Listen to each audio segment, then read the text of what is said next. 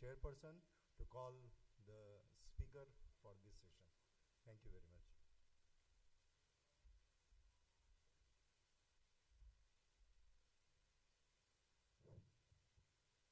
Good morning. Today's first session speaker is Dr. Shilpi Verma. She is Chief Clinical Nutritionist, Bellevue Multi-Speciality Hospital, Mumbai. Dr. Shilpi Verma.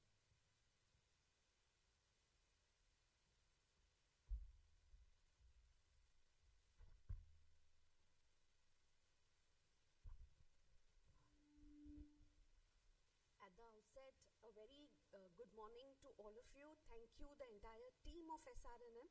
Thank you for the chairpersons to chair my session.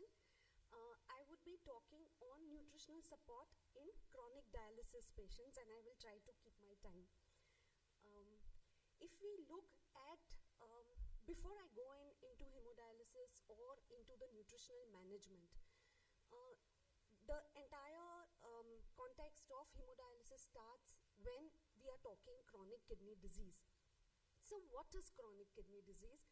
It is defined as an abnormality of the kidney structure which is malfunctioning for more than 3 months and classified on basis of glomerular filtration status as well as persistent albuminuria, and a filtration rate of less than 59 is something that we diagnose as chronic kidney disease. Now, before we talk about what nutritional management we need to do, one needs to understand that metabolic complication starts to increase as the kidney function starts to decrease. And if we look at progressive reduction in the glomerular filtration rate, we are talking that less than 30, we are talking hyperkalemia, we are talking hyperphosphatemia. But what I want to stress is that even at a filtration rate of around 80 or 90, we are talking protein catabolism.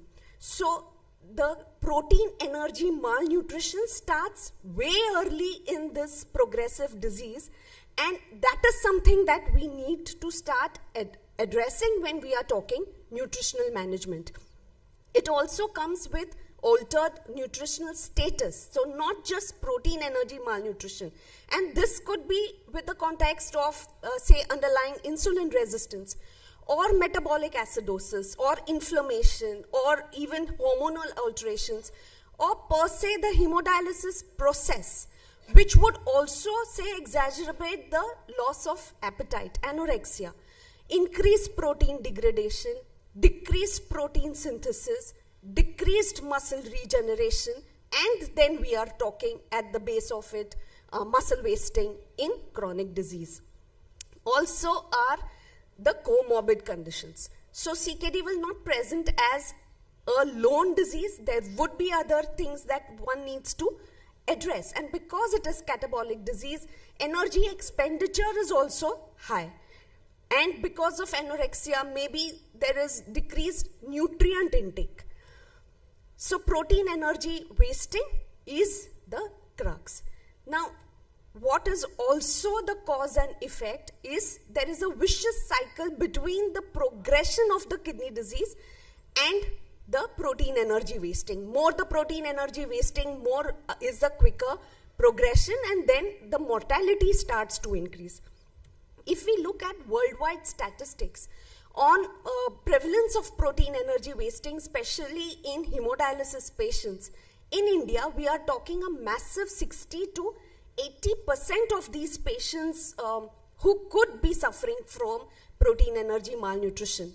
So, yes, chronic kidney disease is a major consideration of public health worldwide, and maybe in India it is increasing because of the increased incidence of both hypertension as well as diabetes mellitus.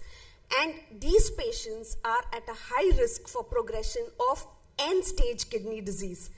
And when we are now talking this end-stage kidney disease, we are talking a decrease in hemoglobin, an increase or decrease in sodium, a decrease in bicarb, increase in potassium, increase in phosphorus, increase in the parathyroid, increase in uric acid, increase in triglycerides, Hence, in the nutritional management, we will have to, along with protein, look at all these parameters, because more than 60 to 70% of these patients who are on end-stage kidney disease would manage the rest of their life with support of hemodialysis. So if we talk of the dialysis treatment, it is for both, for very sick who have suddenly lost their kidney function, or even for chronic patients who are stable but progressing to end-stage kidney disease. And it is a very common method to treat advanced or permanent kidney failure. So if we look at the dietary management, it comes with a context of maintaining the dialytic stability. It comes with a context where you are providing sufficient calories, because as we saw earlier, the energy requirements are high. It comes with providing enough proteins. It comes with management of all fluids, sodium, potassium, phosphorus, so the electrolyte management. And the entire aim when we are treating these patients is to support their compliance with the dietary management, so that the compliance with the dialysis management is prolonged. So, as I said already, malnutrition as well as protein energy wasting. And before we embark our journey on on the calculations that we would do, we need to be thorough with the nutritional assessment. So the nutritional management will be incomplete if the assessment has been compromised. And for that, we need to take a comprehensive assessment right from the dietary intake to biochemical parameters to even body composition to the muscle strength. So we do not use a single marker, but a combination of these markers to understand the stage of nutritional health the patient is in. The assessments definitely include the clinical as well as the biochemical parameters, the physical examination, as well as regular monitoring of the dry weight to highlight any changes of body weight over time. Physical assessment, in our center we do post-dialysis edema-free weight every month. We also keep a check on the body weight. Here I'm talking about the trend in weight. So once we get that, we know whether this patient is having any water retention, or how is this weight in the sense. So a loss of 5% of this non-edematous weight over 3 months, or 10% in over 6 months, we are talking protein energy wasting. We are talking malnutrition as an independent cause of the rest of the morbid condition that is going on. For body composition, we can use the mid-upper arm circumference or the tricep skin fold, or even we use BIA, or depending on the centers, one can use definitely DEXA or MRI. Functional assessment is very important. Here we do use the hand grip dynamometry. And now we also use for assessment the GLIM criteria by the European Society for Parenteral Enteral Nutrition, where to diagnose malnutrition, we are using one phenotypic criteria as well as one etiologic criteria. The phenotypic would come with a non-violational weight loss over 3 months or 6 months, low BMI, reduced muscle mass, and the etiologic is reduced food intake and also the inflammatory condition.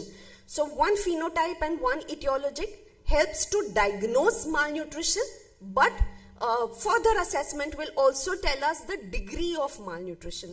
So we have come a long way in our understanding of the assessments and screenings. So right from SGA to the malnutrition inflammation scores to now GLIM, which uses both the etiologic and the phenotypic criteria. So we are using the inflammatory component to diagnose the patient condition as far as health is concerned. If we look at the laboratory parameters, albumin, pre-albumin, a serum albumin of less than 3.8, though it will not be the only marker for the nutritional status, maybe combined with CRP, we know how the inflammatory stage is. but it is still used because if we look at the trend, anything less than 3.8, the mortality risk starts increasing. So that is the time that we start acting at the earliest. Even the low pre-BUN before dialysis is also considered to be associated with increased mortality.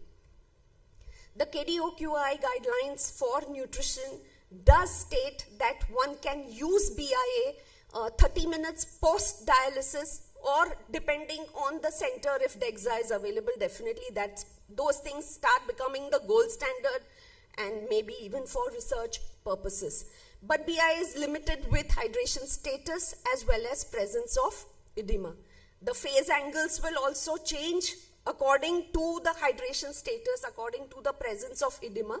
Definitely we will have some score, and when we use BIA sometimes to see again the trend of what you are getting with the phase angle, or the trend of what you are getting with the muscle stirring is, I think that trend starts becoming of more importance. What are the suggested targets for nutritional needs in end-stage kidney disease? For energy, anything between 25 to 35 kilocal per kg per day. Also depending on what weight goals that you have set for the patients. So that's why it would vary. Sometimes even, you would start with a 20. And when we are talking proteins, 1 to 1.2 grams per kg per day in a stable, metabolically stable patient to maintain the nutritional status. And most of these patients have underlying diabetes mellitus. But most of the researchers state that even these patients who have diabetes do well with a 1 to 1.2 gram per kg body weight per day. No adverse effects are seen, especially when they are on hemodialysis and managed well with their blood sugars. So again, stating that in dialysis there will be loss of amino acids, the energy and the protein intakes are less, there is a negative protein balance, and protein energy wasting is definitely associated with increased risk of end-stage kidney disease on dialysis. Hence, those calculations have to be primed. For nutritional interventions, how do you choose? I think it is a step-ladder approach because every patient will be at a different stage. Zamrud ma'am has worked extensively, I think over last 30 years in field of nutrition for these kidney patients.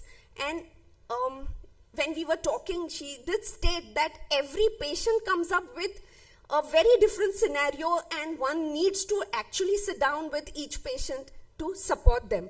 So if stable with a normal albumin or a normal pre-albumin, we could allow a regular diet. These patients just need to be counseled.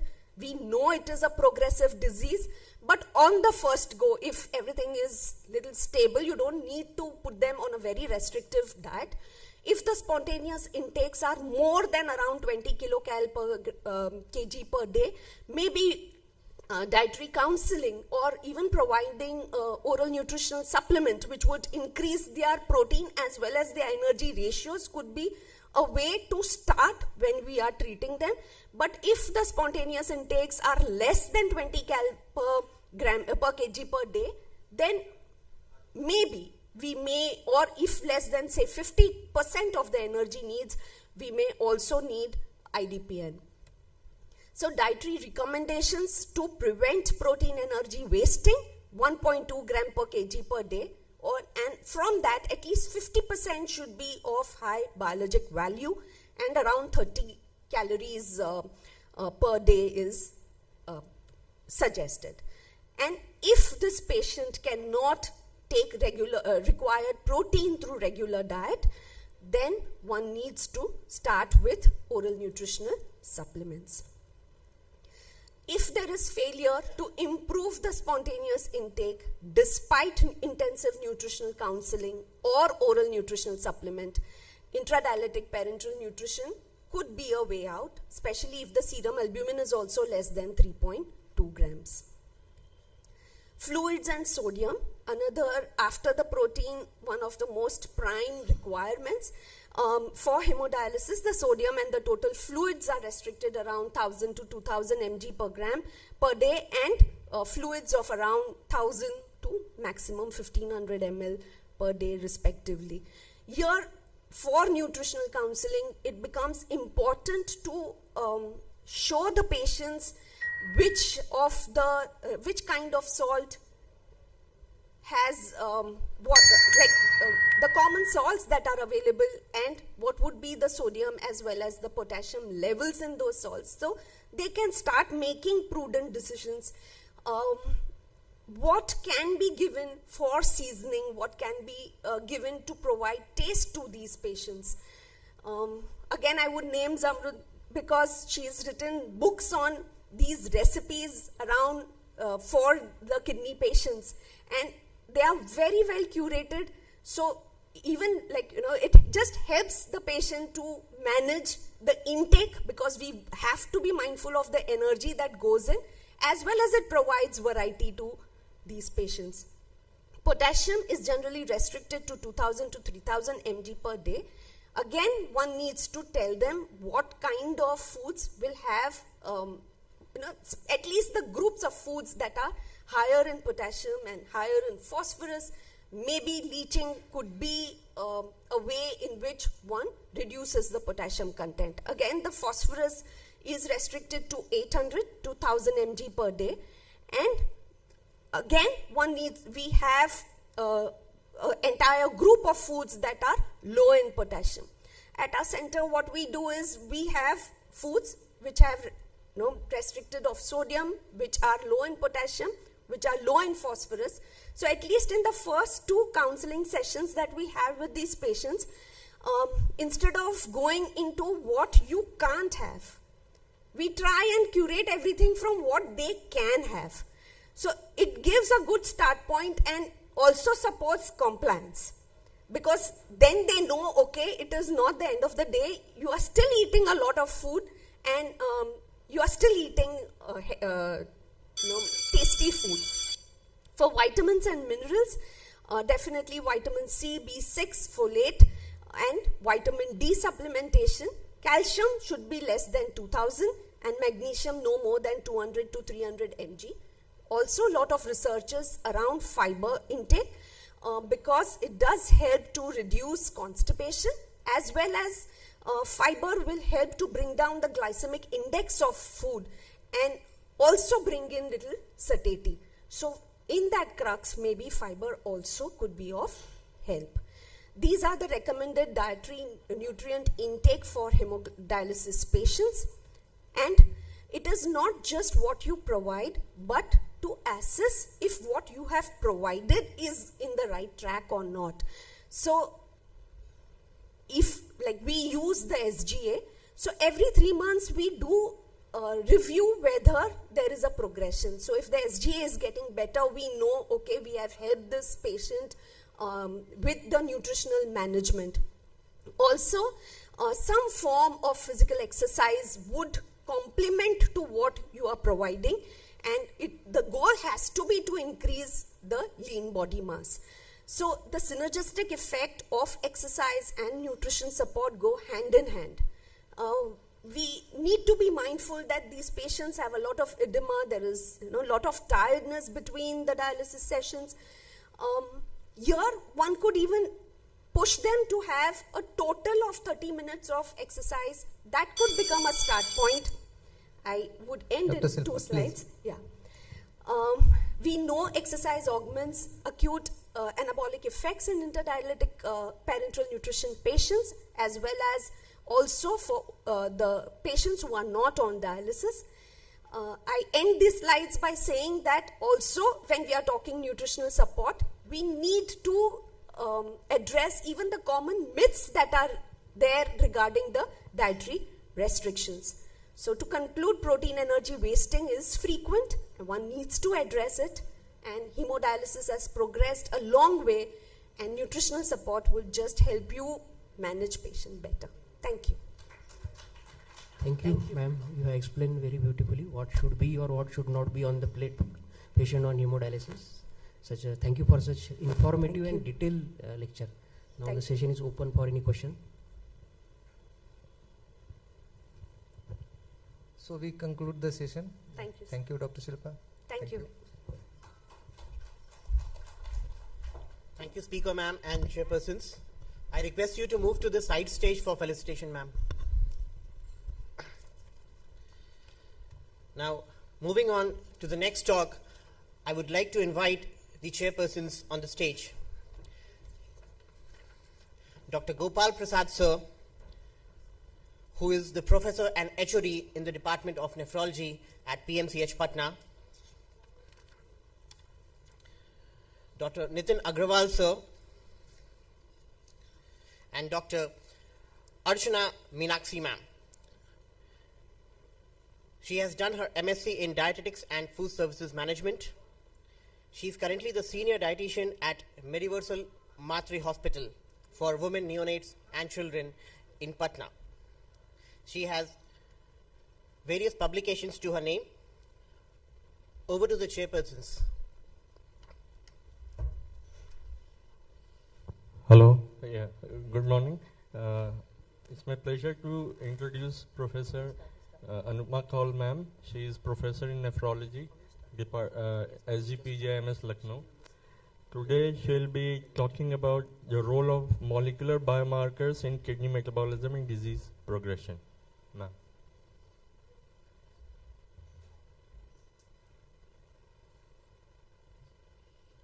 A very good morning to all of you. Let's talk about the dilemmas and challenges of the roles of biomarkers in kidney metabolism and kidney progression. So we know that kidney disease is a global problem and it's a non-communicable disease accounting for almost 12% of the leading cause of death.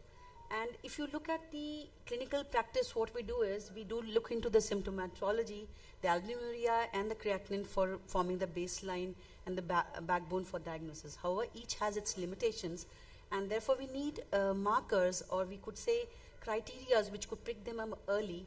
And since many of these biomarkers are lacking sensitivity and specificity, what should be an ideal biomarker is one which is non-invasive, easily available, has high sensitivity and specificity, and actually reflects the true disease much before it progresses to advanced stage.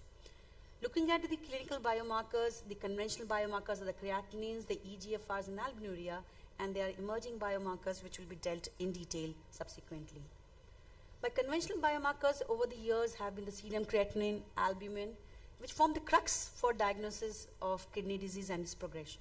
Each has its own limitations, as we know that creatinine does get reflected because of other causes beyond kidney, and it actually reflects the glomerular filtration in a steady state level.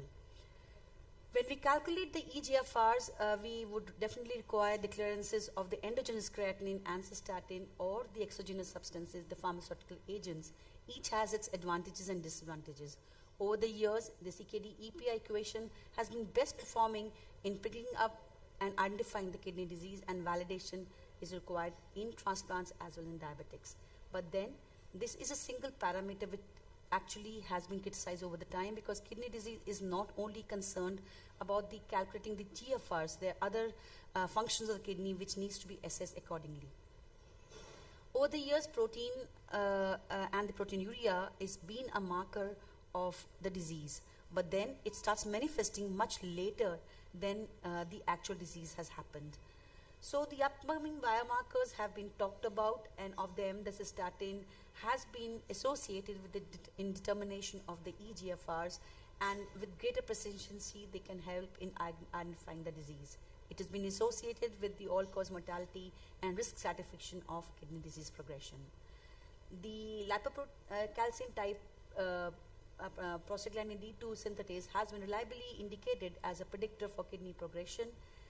The NGAL was the upcoming biomarker talked in AKI, and it has been closely associated with the active player in the kidney disease progression over the years. It has been associated with wide diseases like IgA nephropathy, autosomal dominant polycystic kidney disease, and diabetic nephropathy, and has been a promising marker for identification of CKD of unknown etiology. The KIM1 has been identified as a mechanistic link between the acute and the recurrent injury which progresses to chronic kidney disease. It is a predictor of kidney progression and has been identified as one of the causes for disease progression, both in disease of unknown etiology and in diabetic kidney disease progression. There are various other markers which have been talked about. Each has its implications in inversely associated with the fall in GFR.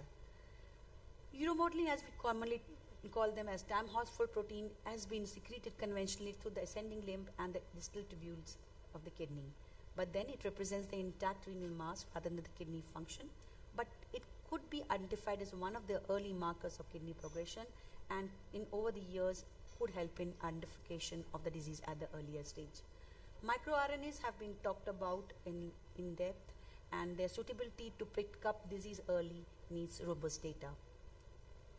So what are the biomarkers over the time specific to the disease which have been talked about? IgA nephropathy, there is so much of data to talk about the role of the galactose deficient IgA1 and galcan specific antibodies, which has been associated with the biomarkers in terms of outcomes and progression. There is so much of talk about the MCTs as well as the urinary beta-2 microglobulin in predicting the outcomes. For long, membranous nephropathy has been closely associated with various phospho-plateau as well as the thrombospondin antibodies as well. And there are other markers over the period of which have evolved in membranous nephropathy. Focal segmental sclerosis was been, we still are in evolution stage because we have not been able to identify the exact biomarker in the in FSGS, though SUPAR is being associated with the disease as such. Lupus nephritis, there is data to suggest that the mRNA, especially CXCR30, has been associated in its prediction to cause disease. Well, ADPKD has evolved over time, and initially we were talking about the role of the MRI, but does it really correlate with the disease progression or response to therapy needs understanding. Over the years, various exosomes have been associated closely to diagnose and monitor the polycystic kidney disease. The glycoprotein DCAF3 has been closely associated in patients in correlating with the Mayo classification and the eGFRs in patients with ADPKD. Well, if you look at the progression of chronic kidney disease, it progresses from the stage of inflammation. Anything which is causing inflammation will subsequently progress to fibrosis and ultimately loss of the organ's activity. What is happening is there is so much of data to talk about the epigenetics and the endocrine disorders which all contribute to the disease progression and falling regenerative capacity of the kidney, and they all contribute to the kidney progression. So where do the inflammatory biomarkers stand today? We all know as the chronic inflammation starts happening, there could be actually help in predicting early picking up these markers. Inflammatory cytokines, chemokines, and the growth factors have been implicated. Each has its own implications in terms of progression and identification of the underlying disease as such. But what is important to understand is, are these biomarkers really going to make a difference in predicting the outcome? And therefore, robust data needs to be understood. Well, there is so much of talk about inflammation. Does it actually work at the level of the organ such? There is so much of literature which is actually suggesting that the in situ inflammation, especially the decrease in the regulatory T cells as well as the B cell population and T cell population does have an outcome prediction, but whether they really manifest in terms of clinical implication also needs understanding.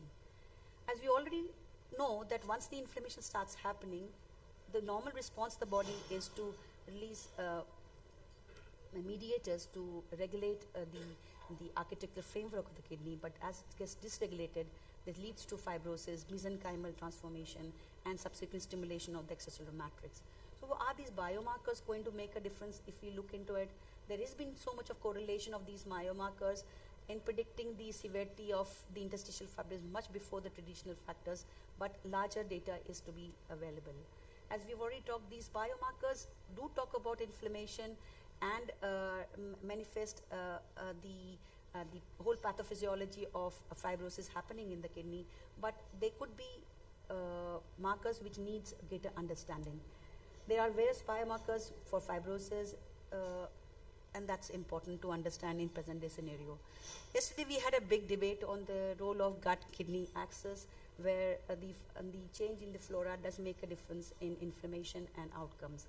There has been data to say that these biomarkers, the indoxyl sulfates and the cresols, have been closely related to degree of inflammation in the gut, and subsequently causing the leaking of these inflammatory biomarkers into the system, and could help in predicting the CKD progression.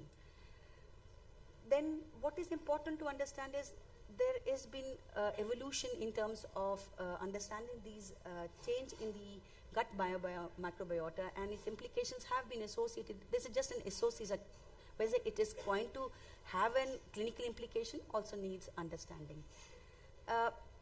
Going beyond the clinical correlation to progression to kidney disease, there are recent markers which actually tell us whether there could be markers which could actually predict the cardiovascular complications, and various biomarkers have come into picture.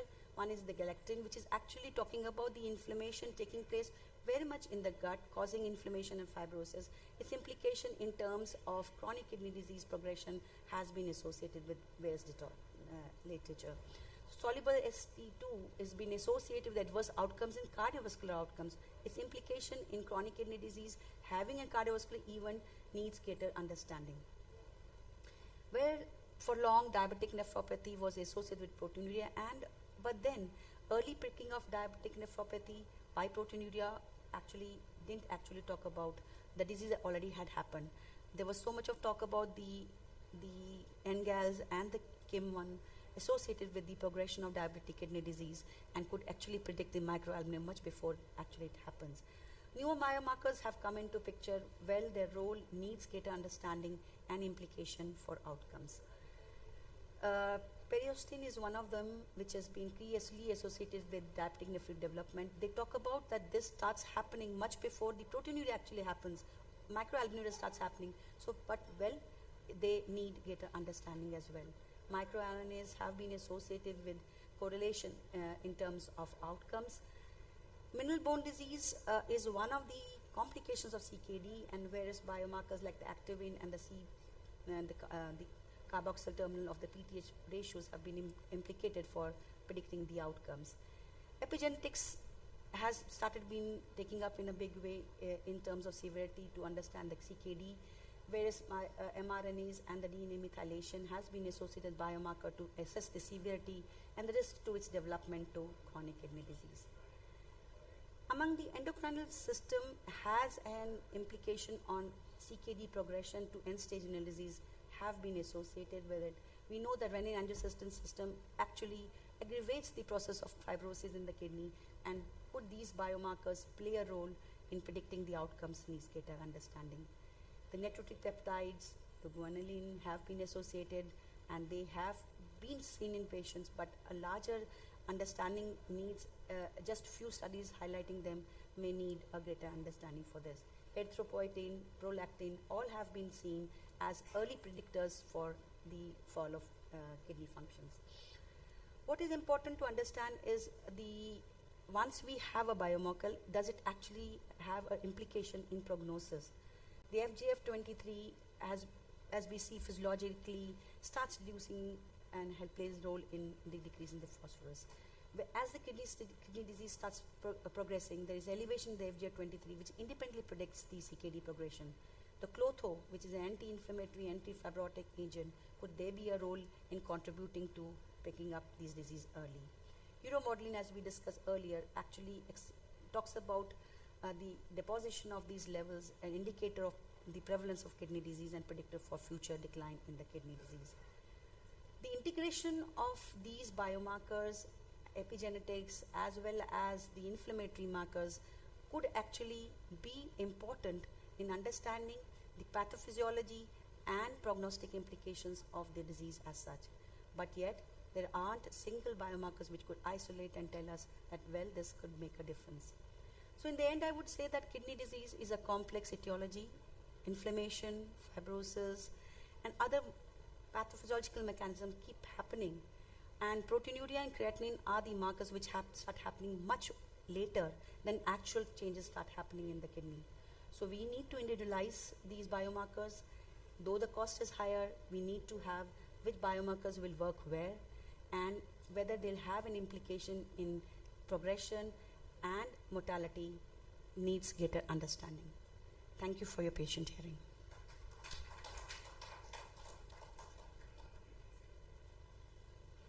Thank you, ma'am, for such an elaborate presentation. Session is open for any questions.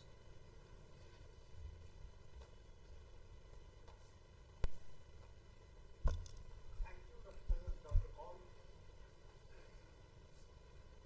Thank you, Dr. Kaul, for your elegant and elaborate presentation on the various biomarkers. Dr. Vijay Achari, Professor and Head Department of Medicine, Patna Medical College. Now, obviously, in day-to-day clinical practice, it is not possible for us to do all these biomarkers. What would you say about the latest KDIGO guidelines that for estimation of eGFR, a combination of cystatin C and serum creatinine, which have been established for more than a decade? So you're absolutely right. These biomarkers for a common public is difficult to do. eGFR estimation does help, especially with cystatin-based mechanisms, does help us predict, but then also it requires, it's an expensive thing which is not done routinely. Serum creatinine starts happening to decline much later. So predicting as a marker for progression could help, but how to pick the disease early may not be a good marker. Yes, I agree with you. So that is why, what about this combination that they have recommended? They are talking about the combination that they are also talking about the MCPs also in combining with the, there is a data to say that this definitely plays a role in predicting them early. And NGAL estimation, I think that is more useful in early detection of AKI rather than CKD because it is now relatively established. Yes, sir, it's quite established in acute kidney injury, but there are these markers which actually do talk about the active process of injury happening in these patients. Probably those patients who haven't had an injury, the worsening of the NGAL levels could predict. In fact, we also looked into the data of NGAL and KIM in progression of diabetics who don't have proteinuria, don't have microalbuminuria, and what does happen to those patient prediction. So they do pick up early in very early course of the disease. Thank you. Anyone? Thank you, ma'am. Thank you so much. Session is closed. Thank you, ma'am, for an excellent deliberation. I request Speaker ma'am to stay back for the... I request the chairpersons to move to the side stage for felicitation. Now, moving on to the next talk, I would like to invite the chairpersons on the stage. Respected Professor Vijay Achari sir, who is currently the head of Department of Medicine at PMCH, Patna. He has over 50 publications to his credit. Dr. Mahendra Atlani sir, who is Professor of Nephrology at AIIMS, Bhopal.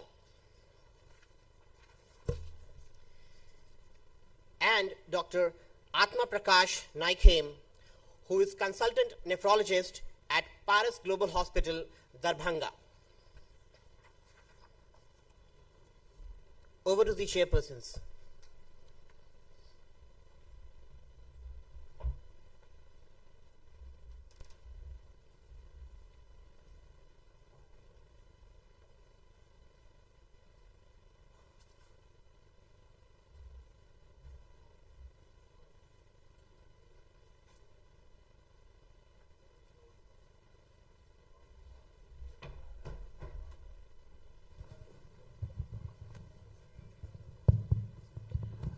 So now I invite Dr. Zamrud Patel for her presentation. She's... Good morning all. Firstly, I would like to thank SRNM team for having me with them. We've been associated during the time from Dr. Anita Saxena, a good friend of mine, and that's the reason I am here in this society.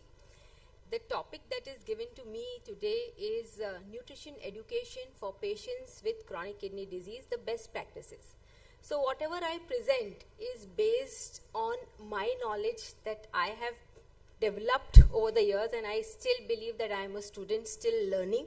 So whatever I present to you is based on the knowledge that I have acquired during all these years of my practice. So nutrition education is very important, because if we provide the right education to the patients, it will help them in slowing the progression of their disease, and of course when we are doing that, we can give them better quality of life and keep good nutritional status, because we know that this disease is a disease that progresses, reaches end stage where renal replacement therapy will be needed, and probably if people reach with good nutritional status, the outcomes are better. So whatever we educate our patients has to be evidence-based, it has to be patient-centric, and it has to be adaptable to the nutritional needs of that particular person. But before I actually dwell on my topic, I would just like to throw a little light on nutrition in chronic kidney disease. Shilpa beautifully presented on hemodialysis. Probably when we talk of nutrition for patients of chronic kidney disease, the most important thing that comes to our mind is to delay the progression of the disease and to give better quality of life to the patients. That's the main aim of the dietary modifications that we do, and probably for that the restriction that we give is protein restriction. But does our population need protein restriction is something that we really need to dwell upon.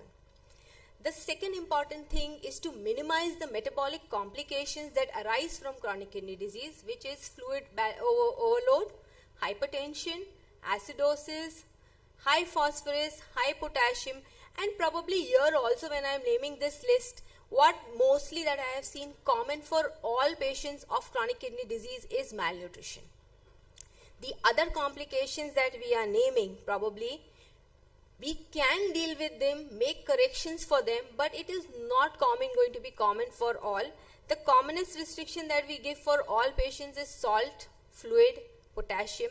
But when we give these restrictions and we try to balance it with the proteins that you need to give them, what we are compromising is the calorie intake. And that is something that you really need to pay attention to. So definitely role of nutrition modification is very important. But you have to pick, choose, select your patients, assess them very well before you give them any dietary prescription. That's very important. Because most of the people who come to you do not have a good appetite. They are not eating well. So you really, that is the challenge that you face, and there is the role of nutrition education. So when I'll be discussing today is role of this nutrition, what are the modifications, how do we do them, and how do we educate our patients and how we plan their education.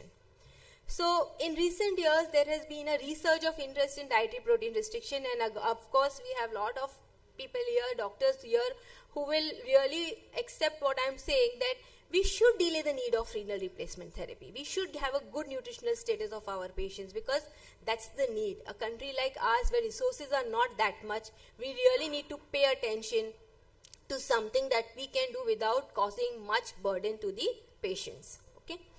And actually protein restriction is not a challenge, I say, for our population. Why? Because we are not restricting only proteins. I will show you the work that we have done, and I will prove that our patients are not eating. The challenge that the patient faces is the increased risk for malnutrition is because of the salt restriction, because of the fluid restriction, because of the potassium restriction that we give them. Protein is not our Indian challenge.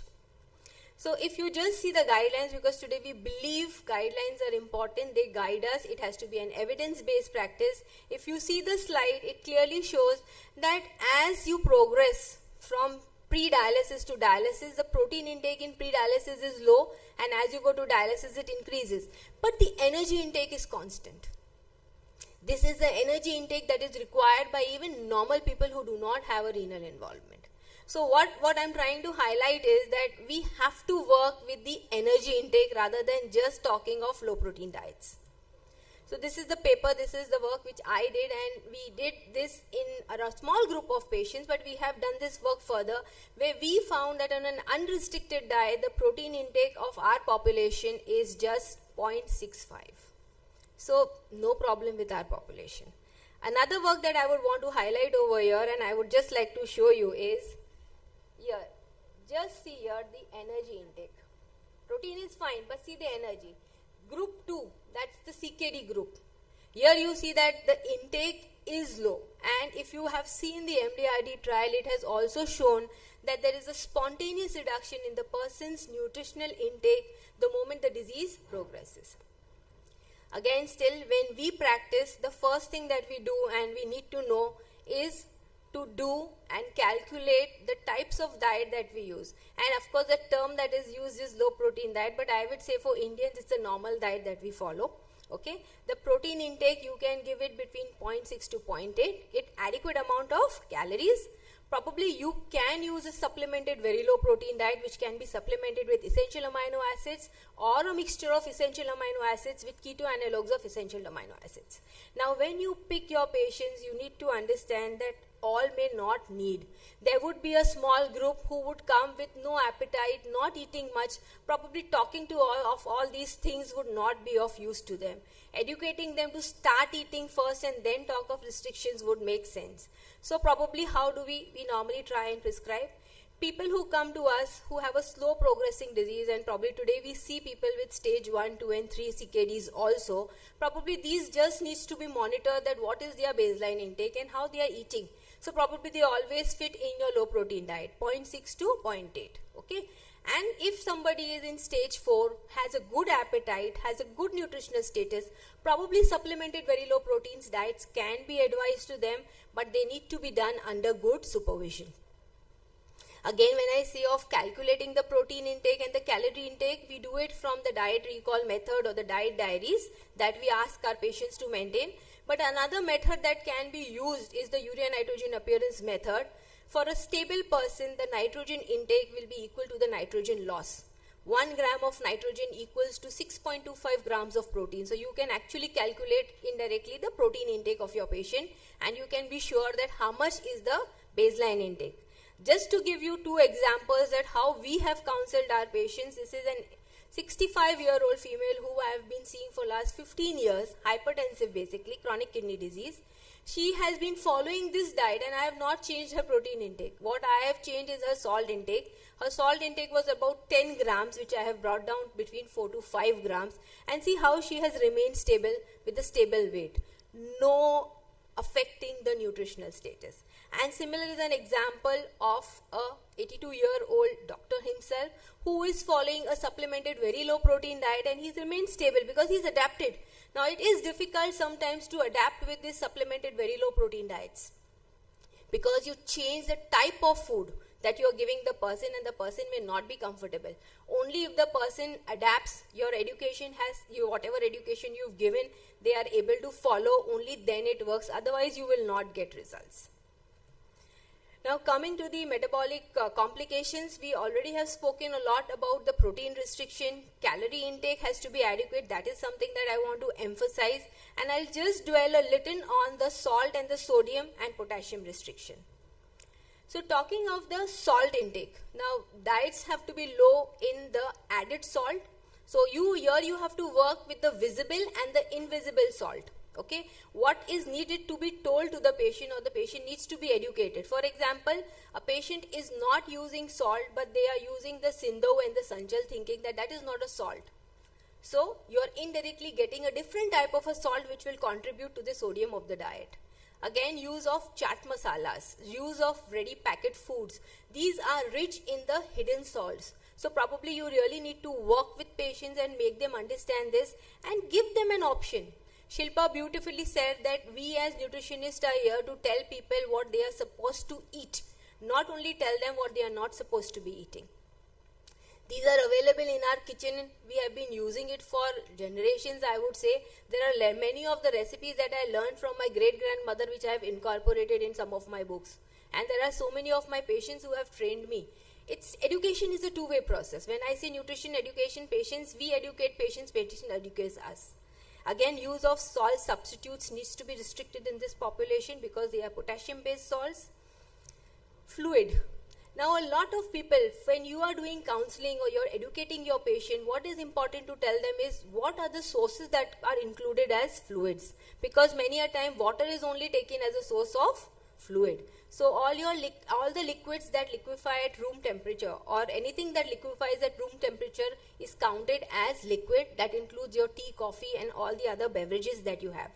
For potassium, Shilpa has already emphasized upon how you can do leaching. You can use the low potassium fruits and you can make the life of your patient happy by incorporating all the fruits and vegetables in the person's diet rather than giving them a big list of all the no's, because most of the fruits and vegetables will be high in potassium. So this is when I'm talking about the nutrition that you need to talk to patients and how you need to educate them for chronic kidney disease. These are the important nutrients that you need to do. Now, how have we been doing it practically? I would like to show you. So what we do as an educational program is every week on Wednesday, we have an online workshop where doctors, dietitians are present with patients and their caregivers, and we discuss the basic diets with them or even the medical management is done every Wednesday online. So people can join from wherever they are. Then we have translated that and made a practical approach by actually doing the diet workshop and the cooking competition. Whatever we have been training our patients, we take into account and see whether they have understood that or how we practice it. So one thing before I go, the nutritional care process as a nutritionist I need to follow. I need to understand what my patient needs. Based on my assessment, based on whatever tools I use for assessment, it is a combination of tools. I decide the nutritional care plan that is needed for the patient, and then I start my education for the patients. So how we've been doing it? We've been doing a lot of lectures. Based on our lectures and trainings we give the patients and their caregivers, we have started doing a cooking competition where these people participate. Nutritionists evaluate these recipes and see whether how much this education is affected. We also provide gifts to our patients who have done very well. This is one part where we are working with the patients and their caregivers. The second part is we have MSc program in renal nutrition where our renal nutrition students are there. You can see they have been developing a lot of recipes. See, when you are trying to make changes, you need to provide people what they actually have to do. So we've been providing them recipes, that's my team, and we have students who have also come out with skits. And these skits are routinely done in different platforms like these and other school and college meetings where our students are performing the skits and creating awareness about how you can do these modifications and how you can actually make it very practical. Now I just want to highlight over here, this is my patient caregiver. This patient was on a supplemented very low protein diet, and believe me, this lady has developed wonderful recipes for her husband, and in fact she demonstrated them for the benefit of our patients. So this is how we work for patient education. Here again, we did a full workshop for children because children love to eat pizzas, pastas, burgers. The charts that are available, we made all this possible because of the help of our nutrition students. We developed full-fledged recipes for children, and we've got this all material which is readily available, which anybody can use for their patients. These are some of the recipes. This chart recipe is something that I always tell all the patients. Replace your salt shaker with the chaat masala that we are giving you, and you can use it easily. Again, we've developed recipes with nutritional supplements. Another important thing that we have done is we've tried to ask patients to get their serving equipments. So if you see over here, we ask them to get their vatis rather than quantifying in our vatis and giving it, and actually we make it actual what portions they are supposed to eat. We also do it for the non-vegetarian food because I may write 100 grams, how much is 100? So actually we ask them to get the meat, we show them how much is the edible portion, and we've done these workshops for them. We've done a workshop to train patients how to read labels. This is just one label to show that how you interpret potassium. Now after doing so much, there are many people who are not able to do it themselves because they do not have caregivers. So we also have a facility where we provide this food of snacks to our patients. And a new thing that we have done is we've started making games. So people want to play games in the family. So this is your snakes and ladders that we have made, and we give it to the patients, and they can do it at home, and actually they can benefit. Everybody benefits from the nutritional information which is there on their games. So just to summarize, nutrition. Yes, sir, I'm concluding. So just to summarize, nutrition education is very important, and one size does not fit all, so you have to have an individualized prescription for your patients. Thank you for your patient listening. Thank you, Dr. Patel.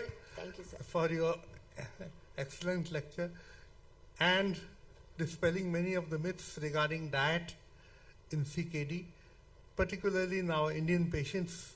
Rightly, you have said that we don't need protein restriction because most of our people have already protein restricted diets. And could you tell us some practical methods how you can restrict the potassium, because that needs to be controlled in a patient with CKD? Sir, in simple things, you have low potassium fruits which are available. Actually, I had the slide also. We have low potassium fruits, which is apple, papaya, pear, and pineapple, which has low potassium. When I say low potassium, they give less than 100 milligrams of potassium per 100 gram edible portion.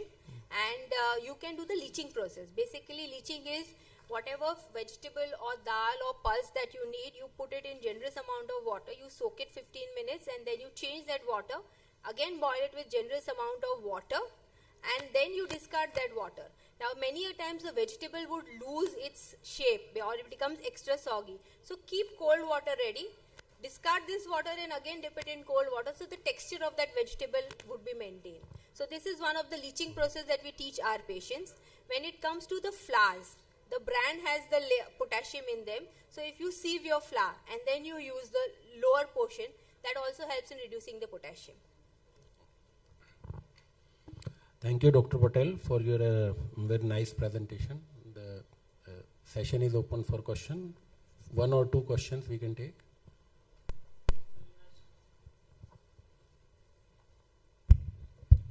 Thank you, very nice lecture. Actually, I am gastroenterologist, so in sometimes we see chronic liver disease along with chronic kidney disease stage 1 or 2. Yes. And where in CLD we have to give the higher protein. Correct.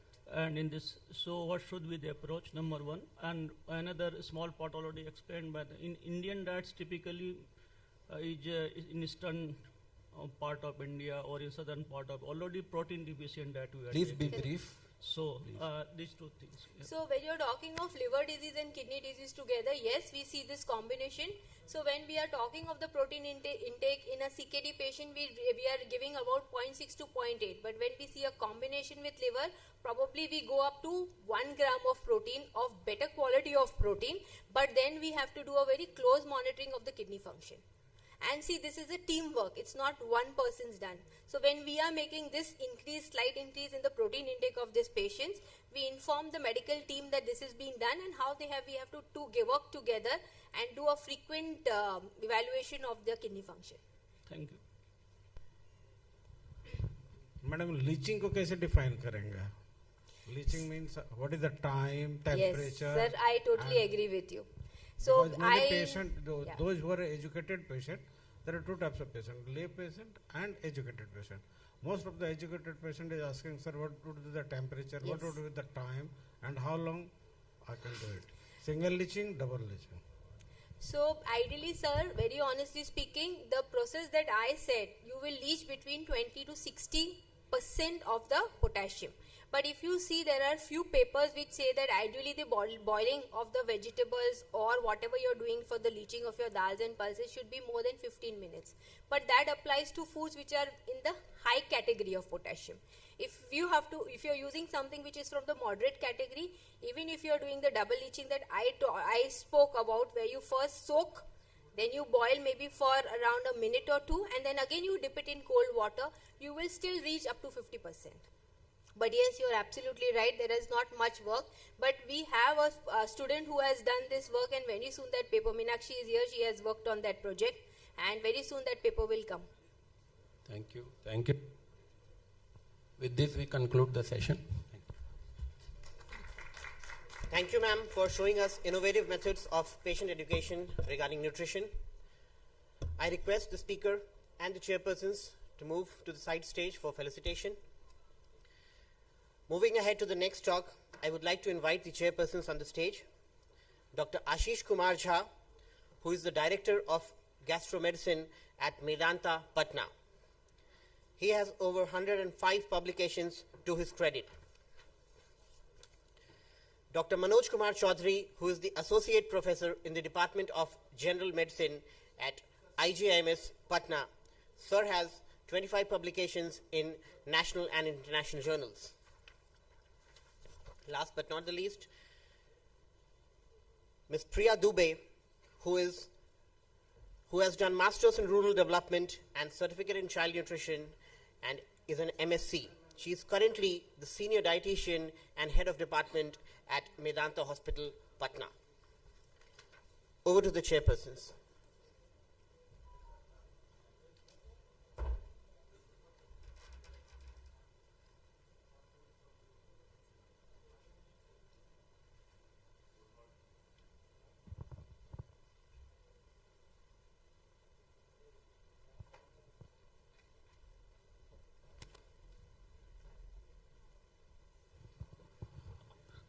Good morning to all of you. First, I would like to thank the organizing committee for giving the opportunity to chair this session. As we know, renal nutrition is corner treatment on prevention of the kidney disease. And the next speaker is Dr. Pyali Sarkar, who is currently working in consultant nephrologist and transplant physician, HOD nephrology, Cherok Hospital, Kolkata. Please, ma'am.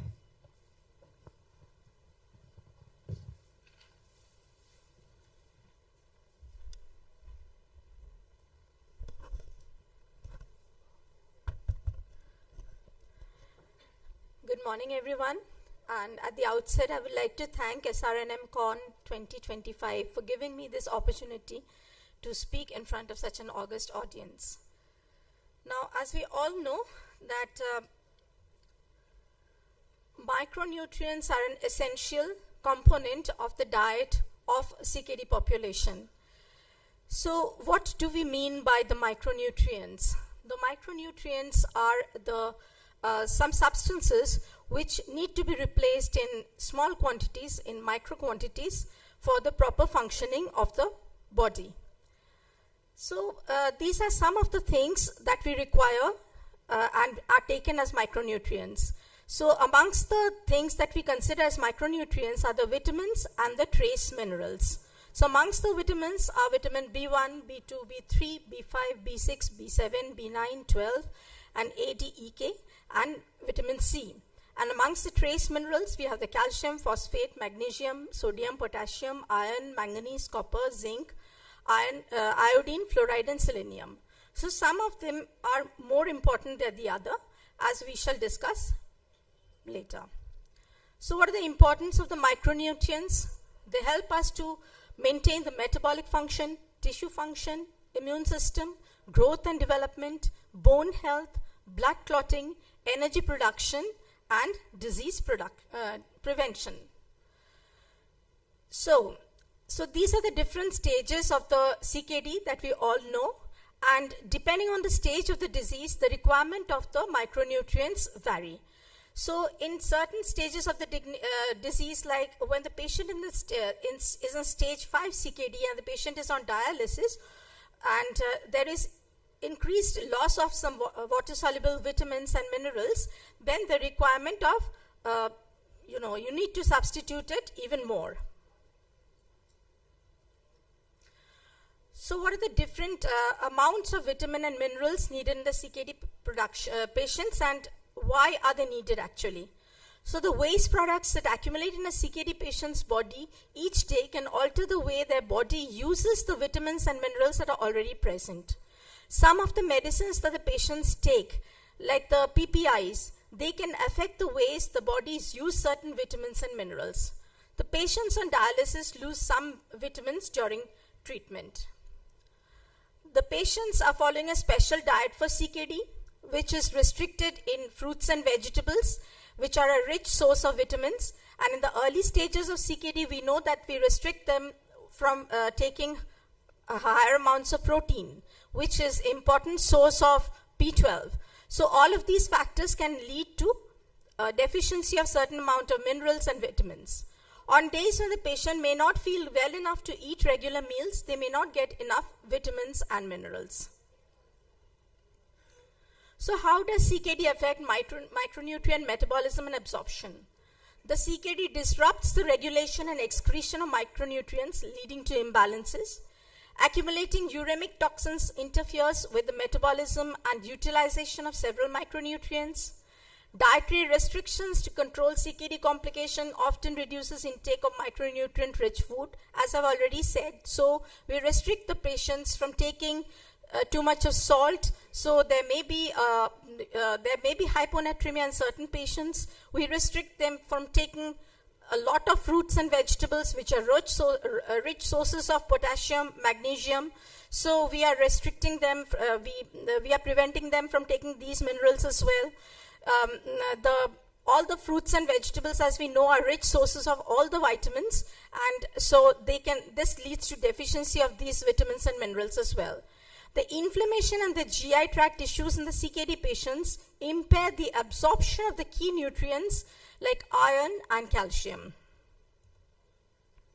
So dialysis, as we all know, can cause significant losses of water-soluble vitamins, including vitamin C and folate. Metabolic acidosis in CKD affects the activation and metabolism of the vitamin D, worsening bone health. And common CKD medications and comorbid conditions such as diabetes, which causes gastroparesis, further impact micronutrient balance. So what are the consequences of the micronutrient imbalances? If we take it lightly, then it may cause anemia, bone disease, inflammation and oxidative stresses.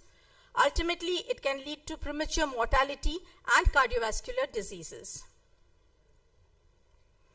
The factors contributing to micronutrient imbalances in CKD, as we have already spoken, dietary restrictions because of the inflammation, reduced absorption, metabolic acidosis, inflammation, dialysis losses, the comorbidities like diabetes, medications due to older age or in children because of the acid in the gut. It may lead to impaired absorption and metabolic changes. Now, what are the dietary recommendations for CKD patients? So these are roughly the dietary recommendations for intake on a daily basis. That's calcium 1300 milligram per day, phosphorus around 700 milligram, sodium 2 grams, potassium 3.4 grams, iron 8 milligram, zinc 8 milligram, vitamin A, and so forth. So these are some other recommendations for the vitamins like vitamin E, B1, B2, niacin, folate, vitamin B6 and vitamin C, of course. And this is the impact of the different forms of dialysis and in the different stages of CKD. Now, we should discuss about the micronutrient deficiencies in the CKD. In a few of the micronutrients, like ascorbic acid. Significant losses of ascorbic acid occurs during dialysis with intradialytic reductions ranging from 28% to as high as 60%. Vitamin C is also prone to oxidation during hemodialysis, further diminishing its availability. Despite these losses, supplementing guidelines may remain cautious, potentially failing patients to meet patients' needs. A major concern with high-dose supplementation and hyperoxalemia, since oxalate, a metabolite of vitamin C, can accumulate in tissues. Dialysis patients often have oxalate levels 2 to 7 times higher than normal, increasing the risk of complications. However, improved renal replacement therapies are helping to mitigate the risk of oxalate-related toxicity. Now, thiamine. Thiamine blood levels in CKD patients are often normal or elevated. Elevated oxythiamine, a thiamine metabolite found in ESRD, may contribute to functional thiamine deficiency. Thiamine deficiency in CKD may present without low plasma thiamine, complicating diagnosis. Classical thiamine deficiency symptoms like cardiomyopathy and Wernicke's encephalopathy can appear in dialysis patients. Wernicke's encephalopathy in CKD patients may present atypically, often with isolated disturbances in consciousness. Several reported cases highlight the importance of considering thiamine deficiency in unexplained encephalopathy during dialysis. So we need to be extra cautious in patients who regularly take alcohol as well. Micronutrient deficiencies in CKD. So pyridoxine B6. Pyridoxine levels may drop significantly after dialysis, with some studies showing up to 35% reduction. Due to its protein-bound nature, B6 losses during dialysis are generally considered moderate. B6 deficiency is common in CKD patients who do not receive supplementation. Reported deficiency rates in unsupplemented CKD patients range from 34 to 78%. Supplementation with 50 mg of pyridoxine post-dialysis prevents deficiency effectively. Monitoring and supplementation of B6 is important for preventing neurological and metabolic complications.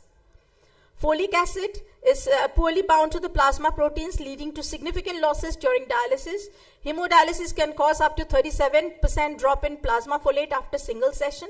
Supplementation with 1 mg per day of folic acid is generally effective in preventing deficiency in dialysis patients. Higher doses such as 2 mg per day can significantly elevate plasma folate, especially in PD patients. Folic acid has been used to reduce homocysteine level in end-stage renal disease, but cardiovascular benefits remain unproven. High-dose folate may pose risk if vitamin B12 deficiency is not addressed concurrently. As we all know that folate, vitamin B12 along with iron help in production of RBC. The micronutrient, zinc level in skin and hair are often reduced in CKD patients, while levels in other tissues may remain normal or elevated. Plasma zinc concentrations are typically low in hemodialysis patients. Zinc supplementation is often used to address poor appetite, neuropathy, immune dysfunction, sexual health in CKD. The clinical benefits of low-dose zinc supplementation in dialysis patients remains inconsistent and often ineffective. Increased urinary losses of zinc may contribute to persist deficiency despite supplementation. The zinc requirements in CKD patients are not clearly defined, complicating nutritional management. Selenium deficiency is common in general population due to its low dietary content. In CKD, selenium deficiency worsens due to malabsorption and loss during CKD. Selenium deficiency can lead to Kishan disease characterized by congestive cardiomyopathy. The risk of selenium deficiency is heightened in CKD patients, particularly those undergoing dialysis. Despite increased risk, there are no established guidelines for routine selenium supplementation and in CKD. So another important component is manganese. So manganese helps in maintaining the health of endothelium and the smooth muscles of the vessels. So manganese is helpful in reducing hypertension. It is also helpful in controlling our blood sugar. So manganese is also an important micronutrient in our diet. The potassium is an element that is necessary for body to keep a normal water balance between the cell and the body fluid. All food contains some potassium, some contain larger amounts. Normal kidney functions will remove potassium through urination. Kidneys that are not functioning properly cannot remove potassium in the urine, so it builds up in the blood. This can be very dangerous and it can reduce the heart rate. High potassium can cause irregular heartbeats and can even cause heart to stop if the potassium levels get high. So the potassium sources, we all are familiar with the potassium sources. All the citrus fruits and most of the fruits and vegetables that we consume on a day-to-day basis are rich in potassium. Not to talk of coconut and banana and the mangoes that we all love to eat. The citrus fruits are all rich sources of potassium. The dietary goal is usually 2 to 3 grams per day, and therefore we have to restrict a lot of fruits and vegetables from the diet of our CKD patients. Phosphorus is a mineral that healthy kidneys get rid of in the urine. When the patients have CKD, phosphorus can build up in their blood, when making their bones thin, weak, and more likely to break. It can cause itchy skin, bone, and joint pain. Most people with CKD need to eat food with less phosphorus than they're used to eating. So how will we restrict our phosphorus? So we need to restrict the meat and the dietary, the processed food, the dairy products from our diet. So high serum phosphate causes bone decalcification, soft tissue calcification, and hyperparathyroidism. The recommended daily allowance is 800 to 1000 milligrams per day. Dialysis removes some of the phosphorus, and the binders remove 50% of the dietary phosphorus. Sodium or sodium chloride is an element that is used by all living creatures to regulate water content in the body. Usually sodium restriction comes in the form of no added salt or processed food, I would like to add. This is necessary because a greater intake of sodium will result in poorly controlled blood pressure and excessive thirst, which can lead to difficulty adhering to the fluid restrictions in the diet. So water-soluble supplementation is generally recommended for dialysis patients not receiving nutrition supplement support. Vitamin A, B12 and E are typically not supplemented as dietary intake, usually meets daily requirement. Nephrologists should actively assess supplement use in CKD patients and caution against unsafe practices like excess intake of vitamin A, potassium, or copper. And nephrologists should offer tailored recommendations for specific micronutrients like vitamin D supplementation, zinc supplementation, and phosphate binders. So apart from this slide, I would just like to discuss about the few things that we usually do in order, so that the patients can benefit from the diet that they take. So as we all know that we usually restrict the patient's intake of... Okay, we'll leave it for another day. Thank you.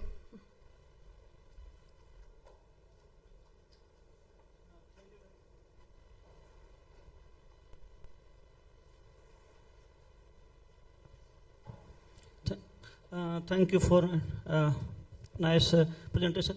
Among the trace element, actually zinc and selenium, these are more talk about because it have some effect on prognosis of CKD. So any preparations available for the this zinc and selenium or for trace for the CKD patients in routine clinical practice? Yeah, I mean, so usually the multivitamins that we prescribe to them usually contains a small amount of zinc and selenium that I've seen from the composition. And usually we do not overdo it because it may also lead to zinc and selenium toxicity. So they are required in micro amounts, and we prescribe them with the multivitamins, and I think that usually does it. And one more question. During the continuous hemodialysis, as in liver disease, we see this vernix encephalopathy.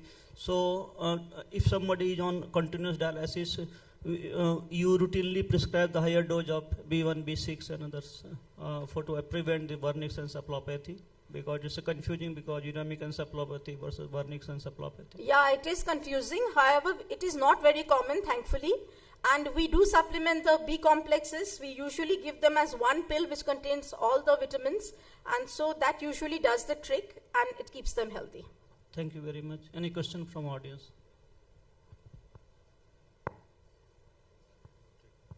Thank you, ma'am. Now session is closed for next session. Thank you. Thank you, everyone. Thank you, ma'am. I request the speaker and the chairpersons to move to the side stage for felicitation. Moving ahead, for the next talk, I would like to invite the chairpersons, Dr. Manas Ranjan Behera, who is currently the additional professor in the Department of Nephrology at the famed SGPGI, Lucknow. He has over 50 original articles and 3 book chapters to his name. I would also like to invite MS Zeba Naz, who is currently practicing as a dietitian at AIIMS Patna. She has done her MSc in clinical nutrition and dietetics.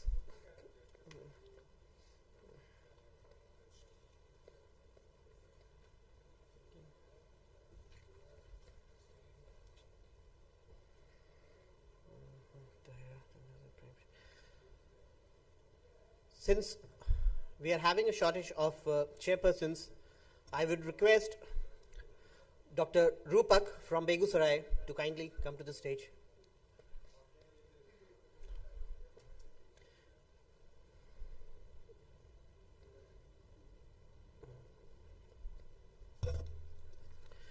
Sir has worked as a senior resident in the Department of Nephrology at IGMS Patna and he's currently practicing as a consultant nephrologist in Begusarai.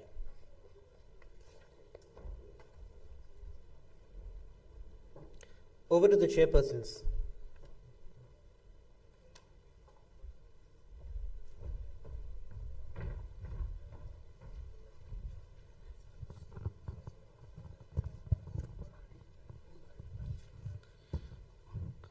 For this session, I invite Dr. Sanjay Kumar Misra for role of antioxidant in production of kidney. Dr. Sanjay Kumar Misra, consultant nephrologist, Aditya Birla Memorial Hospital, Pune, and currently working in Aditya Birla Memorial Hospital, Pune. Thank you, sir.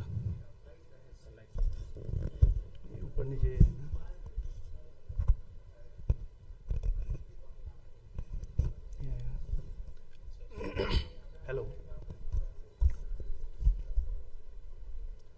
Good morning. Thank you, SRNM organizer committee, for inviting me in my hometown. As you know, I am basically from Madhubani district in Bihar. Previously, I was in Paras HMRI hospital. And now I am in Aditya Birla Memorial Hospital, working as the chief dietitian and head of the department, nutrition and dietetics. So today we are going to discuss regarding the role of antioxidant in protection of kidney diseases. So we all know that when we are talking regarding the antioxidants, we can't forget the free radicals. So antioxidants are compounds that can neutralize free radicals, preventing or reducing the damage they cause. They can scavenge free radicals, thus reducing oxidative stress and protecting kidney cells from damage. Antioxidants play a crucial role in protecting kidneys by neutralizing harmful free radicals, reducing oxidative stress, and potentially mitigating kidney damage and disease progression. In simple language, we may say that the antioxidant protect the healthy atoms, and free radicals are destroying the healthy atoms. Just in the language of Tom and Jerry, just we can say the Tom is an antioxidant which wants to prevent oxidation of free radicals, and Jerry is the free radicals which attack and destroy the body cells. And our body just act as the cheese, is trapped by free radicals. So this one is the language of Tom and Jerry. In another language, if you are going to describe the free radicals, so free radicals are like rovers which are deficient in energy. Free radicals attack and snatch an electron from other cells to satisfy themselves, thus damaging cell membrane. And the lots of causes of the increasing the free radicals, we all know that the ultraviolet rays, lots of pollution, stress, maybe your professional stress, physical stress, personal stress, familiar stress, or any other kind of stress, and poor diet.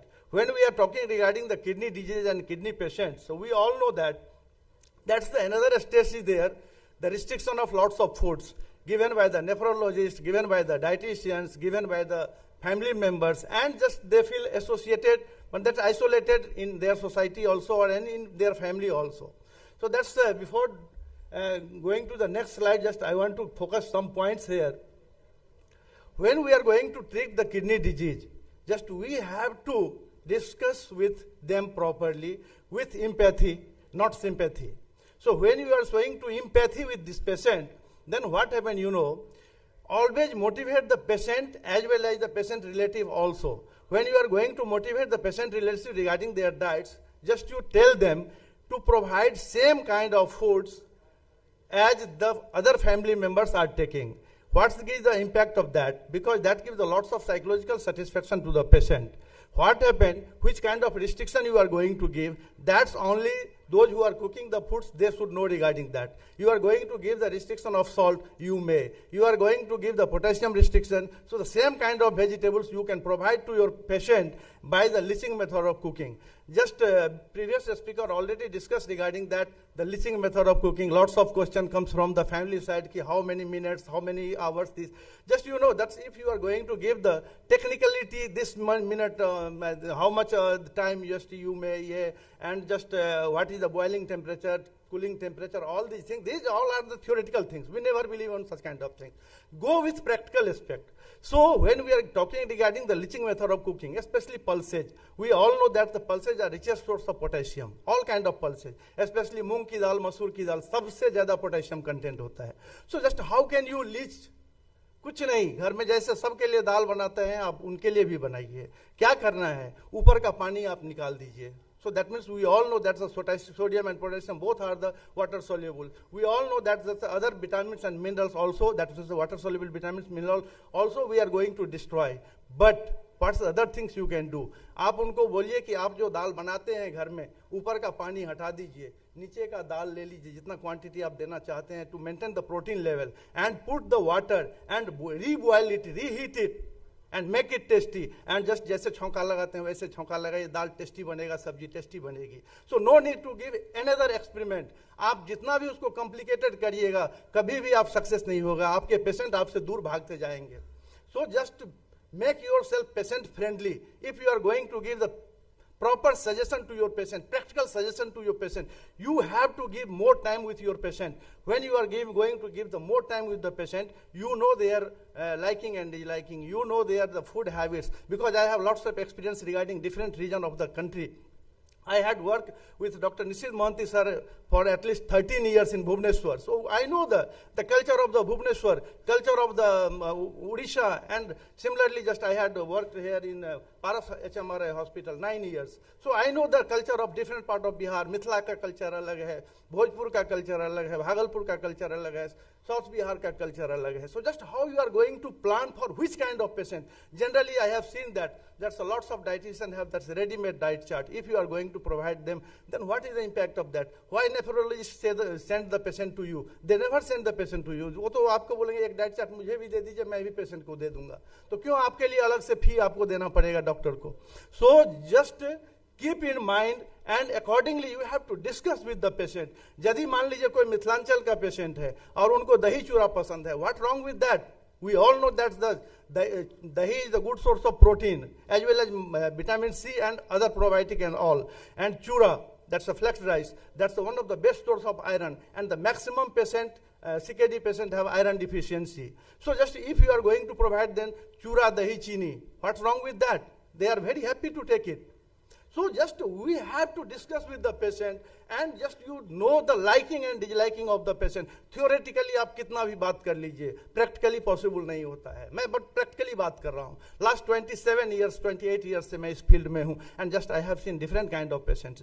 Theoretically something different, practically something different. So just we have to discuss with our patient and just morally just give the higher moral, that means your motivation can increase their mortality, than their moral. And with that, आप उनको 2-3 चीज और suggest करिए कि just 2-3 doctor से दूर रहें. एक गूगल डॉक्टर, दूसरा यूट्यूब डॉक्टर, और तीसरा जो है आपका फ्रेंड्स एंड नियर बाय जो भी है उस डॉक्टर से आप दूर रहिए. Just only follow your nephrologist advice and follow your dietitian's advice. And all dietitians, those who are present here, just I am requesting them, ऐसा फेथ क्रिएट करो अपने पेशेंट में कि पेशेंट केवल और केवल आपका नाम याद रखे, दूसरे का नाम याद नहीं रखे. पेशेंट से काउंसलिंग करने के बाद हम जब भेजते हैं पेशेंट को कहीं पे भी, in Pune, that's a very new thing for me. Their language, just I don't know on that time that's a Marathi language. But when we discuss with the patient in that Hindi is very common there also. So just we discuss with the patient, and after discussing all these things, their liking, disliking, their food habits and all these things, then after that just I told all these things. Forget regarding your Google doctor, you forget regarding your YouTube doctor, forget regarding your nephrologist also. Those who have given the dietary advice for you, उन nephrologist का भी dietary advice मत मानिएगा. बाबा नाम केवल संजय मिश्रा का नाम याद रखिएगा. Definitely they follow it and definitely will give the better impact of that. So the protection of, next come to the topic. So that's the, how can you protect? So you have to increase the immunonutrition, antioxidant to protect the free radicals. So we all know that's the type of antioxidant and their mechanism. So endogenous antioxidant, the body naturally produces antioxidants such as glutathione, peroxidase, catalase, and superoxidase dismutase. Endogenous antioxidants, these are obtained through diet or supplementation such as vitamin C and vitamin E and carotenoids. So what are the mechanism of action? So we all know that the free radical scavenging antioxidants neutralize free radicals, preventing them from damaging cells. Reducing oxidative stress. By reducing free radicals, antioxidants help to reduce oxidative stress in the kidney, improving kidney functions. Some antioxidants may improve kidney functions by reducing inflammation and promoting cell repairs. So, oxidative stress. Oxidative stress occurs when there are an excess of reactive oxygen species or a deficiency in the body's ability to neutralize them. Oxidative stress and imbalance between reactive oxygen species and antioxidant defenses play a significant role in the development and progression of kidney disease, particularly chronic kidney disease. It can lead to cellular damage, inflammation, and fibrosis, ultimately impairing kidney functions. Chronic kidney disease and acute kidney injury are often associated with increased oxidative stress, potentially contributing to kidney damage and dysfunctions. Free radicals can damage cell, tissues, and DNA, leading to inflammation and impaired kidney functions. So, that's the impact of cellular damage also. So, reactive oxygen species can damage cellular components like DNA, proteins, and lipid, leading to cell dysfunctions and death. Inflammation, oxidative stress trigger inflammatory responses, further damaging kidney tissues. Fibrosis, chronic kidney oxidative stress can lead to the accumulation of extracellular matrix proteins, causing fibrosis in the kidney, which impair their functions. Progression of CKD, oxidative stress is implicated in the progression of CKD, contributing to the decline in kidney functions. And cardiovascular complications. Oxidative stress is also linked to cardiovascular disease, a major cause of majority in CKD patients. So, just how oxidative stress correlated with kidney and give the impact of that, just in this slide you can see. And the hyperglycemia is also one of the major cause to increase oxidative stress. And it directly or indirectly you may say that decreases the eGFR and causes of kidney disease and ESRD. Other factors, that's the uremia, inflammations, mitochondrial dysfunction, and antioxidant deficiency in CKD can impair the body's ability to produce and utilize antioxidants. And dietary factors, certain dietary factors like high phosphate intake can contribute to oxidative stress. So generally, high phosphates, when you are talking regarding the high phosphate, so always keep in mind HFSS, high fat, high sugar, and high salt rich foods give that with lots of phosphorus contribution. So all kind of processed foods are directly or indirectly involved with that. So functions of antioxidants, we all know that. So carotenes, so alpha carotenes, beta carotenes, gamma carotenes with lycopenes. So all these are one of the best antioxidant, and we can provide to our patient, and it helps a lot for the kidney protection. So we all know that the best food sources are yellow, orange fruits and vegetables like carrot, beetroot, red bell peppers, mango, papaya, pumpkin, tomato, etc. and green leafy vegetables like spinach, bathua, fenugreek leaves, wheat greens, turnip green, amaranth, etc. So after seeing that, just you may confuse regarding that. These all are the rich in potassium. Then how can we provide to our patients? So always we keep in mind, always not that your patient have hyperglycemia. So just you have to close watch on that and educate properly to your patient when you will have deficiency of potassium, or that means in the normal level of potassium. In that case, you may prescribe. So just your closeness, your close watch will give the lots of positive impact on your patients. Vitamin C. So it is a hydrophilic antioxidant that neutralizes hydrogen peroxides. It's maintain healthy collagen in skin, repairing damaged tissue, healthy teeth, and boost immune system. It's act as a free radicals fighter, helps in many illness linked to oxidation, arthritis, heart disease, kidney disease, and cancer.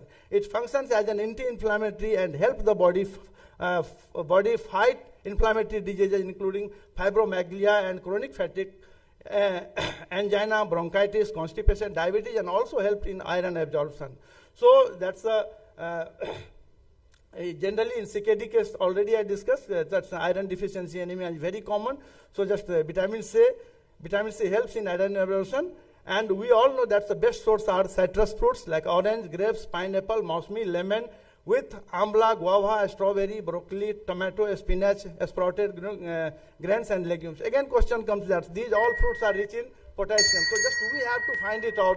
We have to find it out just which foods are less in potassium but rich in vitamin C. So already Dr. Jamrul says regarding that just 5 fruits are rich in vitamin C, but least source of potassium, that's the apple, guava, pears, papaya, and pineapple. So just you may provide to your patient. And just first of all, you have to see how much potassium you are going to give your patient as per their body weight and all. And accordingly, you have to give.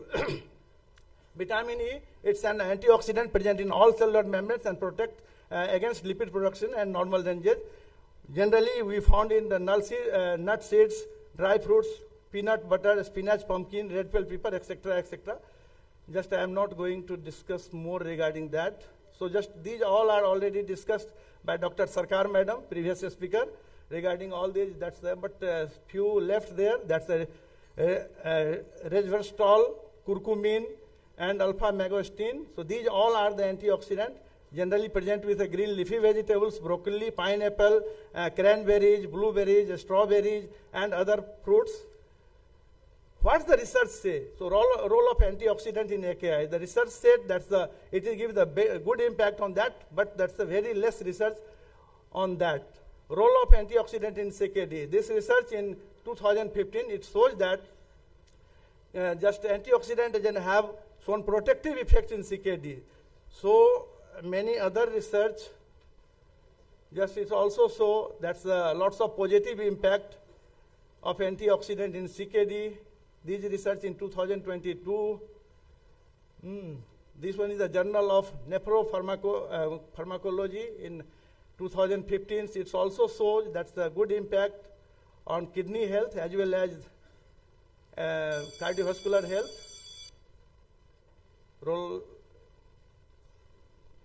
So, just conclude it.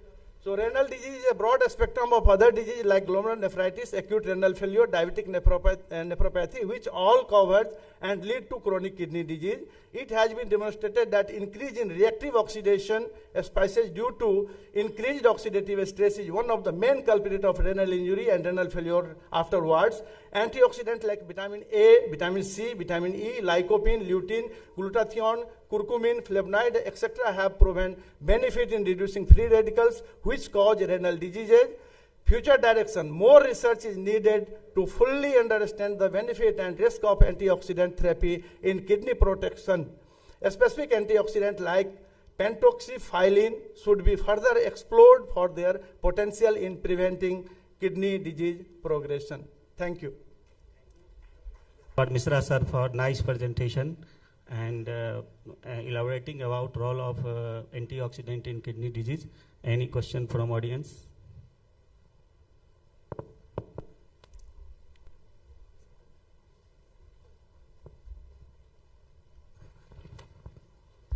Hello. This is not a question. Actually, it is a supplementation what he has mentioned. That regarding the potassium, actually, when patient go to the doctor, they advise to restrict everything, all fruits, vegetable, everything, and that sometimes they are also potassium deficient also. So the present thing is that if you are giving 1000 milligram of potassium in your food, that increases only 0.2 milliequivalent in the reflected in the blood. So that is why we can give liberally. If patient is having potassium is normal, having good urine output, we can give a good potassium rich diet. Only 1000 milligram increases only 0.2 milliequivalent. So you can imagine. So somebody is your potassium is 4, then we can give up to 3000, 4000 your milligram of potassium that person. Thank you, sir. Generally, just we are providing 0.8 milli equivalent per kg of ideal body weight. So when you are going to calculate it, suppose for 60 kg body weight of patients, so 60 into 0.8. So that comes around 48 milli equivalent. So for calculation point of view, आप 50 पकड़ लीजिए इसको. So 1 milli equivalent is equal to 39 milligram of potassium. So 50 into 39. सो यदि इसको 40 पकड़ लेते हैं, calculator की जरूरत नहीं पड़ेगी, सो approx 2000 milligram potassium we may give to the patient if patient is in maintaining normally. And sir, as sir told, so if the output is more, in that case we may increase it, and output is very low, in that case we may decrease it. Am I right, sir? Thank you. Thank you, sir. Thank you, sir, for such a very knowledgeable session. I want to ask a few questions. My question is, what should be the daily recommendation intake of antioxidant? And can be prescribed antioxidant supplementation in post-transplant patient?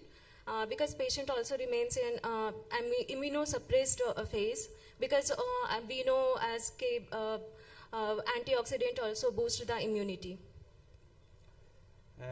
That's a lots of research shows that after transplantation, antioxidants play a vital role, but you can give the supplementation. You can't control it through diet.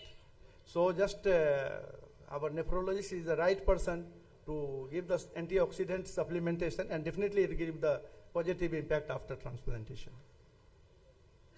Thank you. Thank you, sir. Thank you.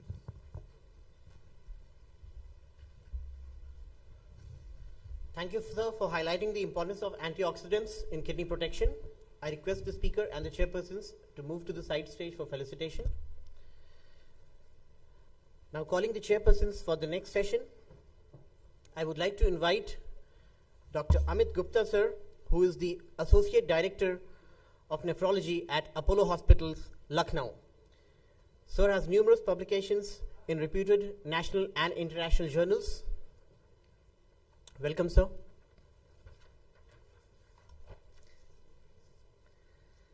Dr. Prem Shankar Patel, sir, who is currently the Assistant Professor in the Department of Nephrology at IJMS Patna. He's having over 20 publications in national and international journals. And Dr. Ravikant Kumar, who is currently the Additional Professor in the Department of Gastromedicine at IJMS Patna. Sir has 30 publications in national and international journals. Welcome, sir. Over to the chairpersons.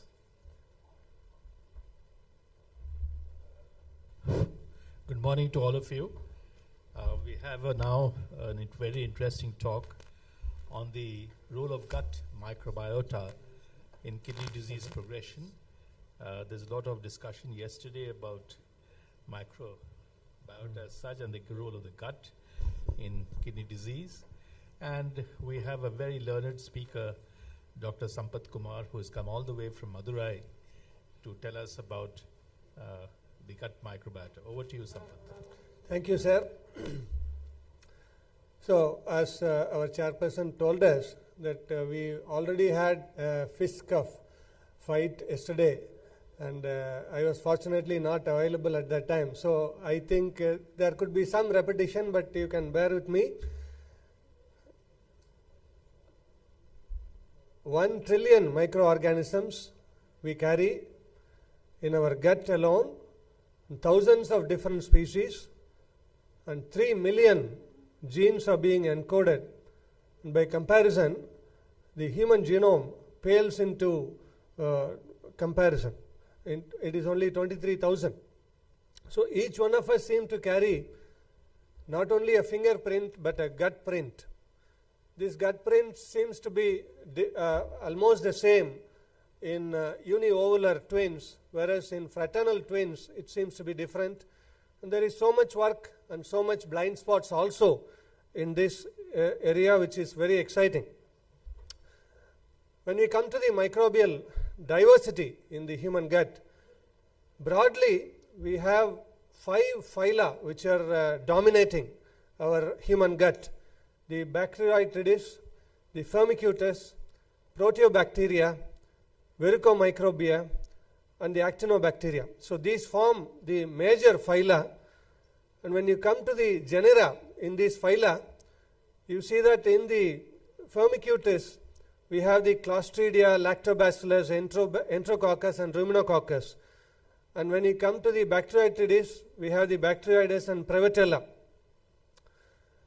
So as you come down from the oral mucosa there is so much of variation in the gut microbiota, and there are also so much needs to be done, especially as it comes to the small intestine. We do have a lot of data coming from the stool analysis, mainly which is coming from the colonic bacteria, high diversity, density, etc. But the small intestinal bacterial population is still work needs to be done more on that. And basically we can divide all of us into 3 types. Enterotype 1, which is dominated by bacteroides species, commonly found in individuals consuming diet rich in animal proteins and fats. So the Western diet, all of them seem to have this enterotype 1, whereas enterotype 2 belongs to the Parenteral species prevalent among those with plant-based diets, and the 3 which is enriched with ruminococcus and faecal bacteria associated with the carbohydrate-rich diets. So I think as Indians, we are gravitating towards from enterotype 2 to enterotype 1, which is not a good sign. So microbiota, when we look at the good deeds of these, you can see that they give us good vitamins, amino acids, nutritionally breakdown and metabolism, control of the pathogens, especially the lipopolysaccharides, cannot get entry as quickly as in a dysbiotic gut. A lot of short chain fatty acids are being generated from the carbohydrates which are not being easily digestible, non-digestible carbohydrates. So in essence, the intestinal integrity is very well maintained, and you also have a good immune system which are guarding the sign spots.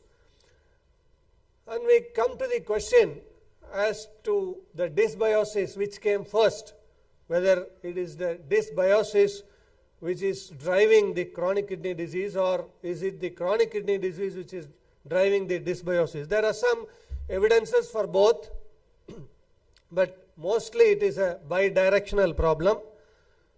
When we have patients with a lowering of the GFR, the increased urea seems to get into the gut, and this is being converted to ammonia by the urease producing bacteria, and this again predisposes towards the proteolytic and these end products of the indoxyl sulfate, cresol, and the gut barrier disruption also produces a leaky gut and inflammation, and all hell breaks loose. So you can see that there is a lot of changes in the microbiota as we go from a normal gut to an abnormal gut. So there is a lot of increase in the Clostridium, decrease in the bifidobacteria and lactobacillia, and also in duodenum and the jejunum. Transition has been well identified in various data, and the one author which recurrently comes in is the Italian author Vazzeri, who has done a lot of work on the leaky gut hypothesis, and you can see that in pre-CKD hemodialysis and PD, there seems to be some signature changes in the gut bacteria. And correlation with the CKD also, it seems to be extremely complicated. So many bacterial species are positively correlated with creatinine and urea, and some of them are negatively correlated, like Prevotella, which are negatively correlated with the urea. So you have the signs of where to go, to how to repopulate these bacteria into the gut. And there are multiple factors which have again been discussed in threadbare.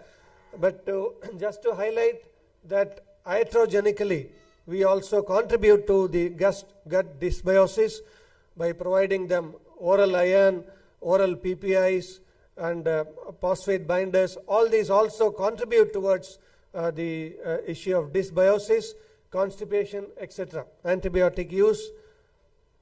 So I feel that the gut microbiome and the the dysbiosis is a multi-hit process where genetically predisposed environmental and socio-cultural aspects also kick in as the first hit.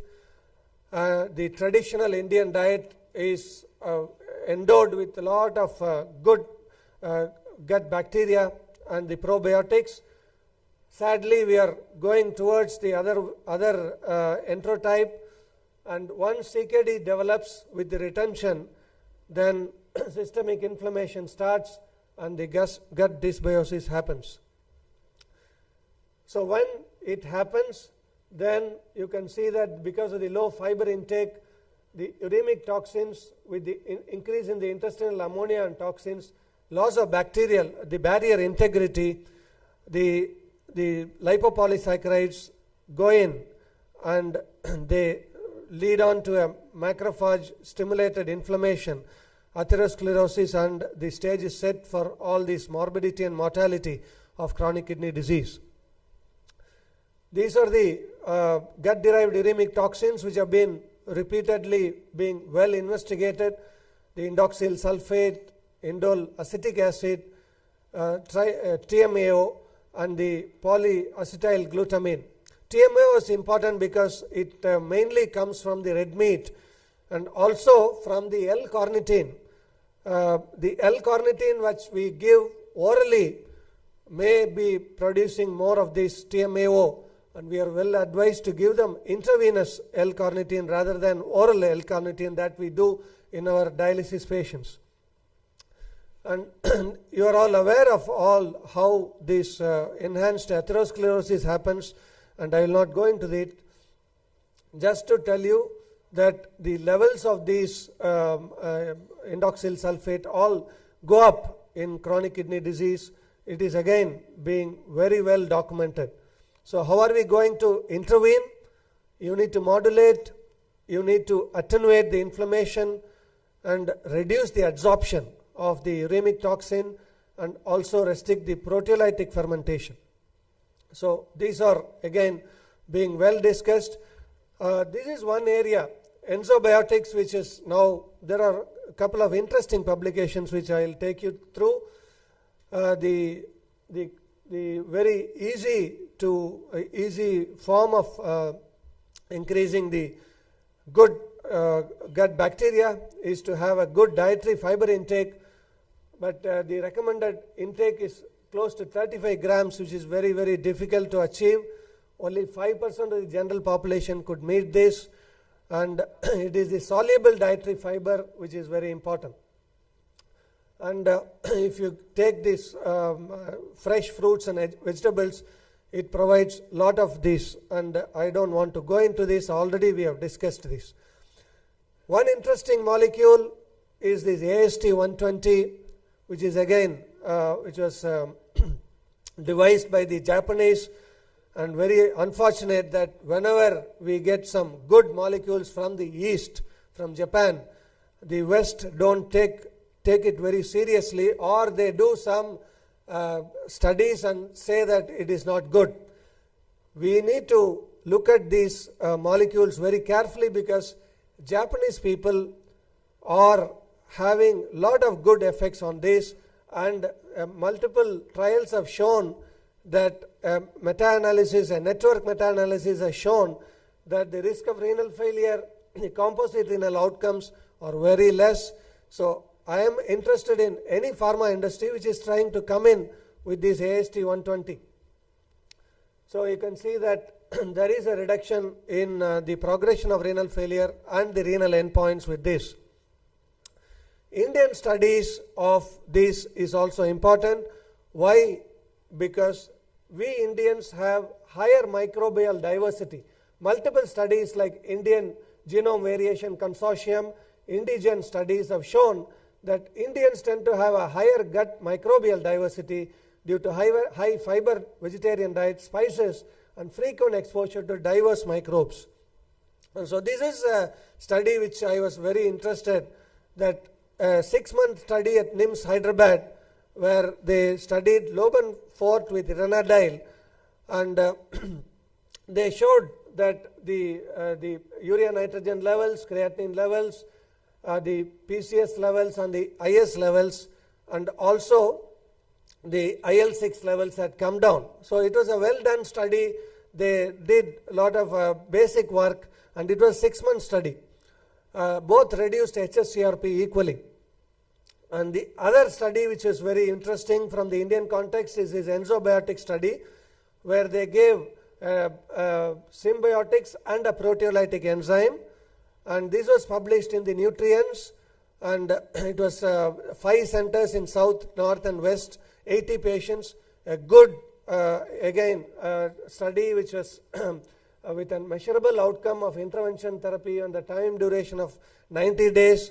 34 variables were discussed, and they found again that there was a reduction in the PCS and IS levels, and the quality of life in these patients also significantly improved.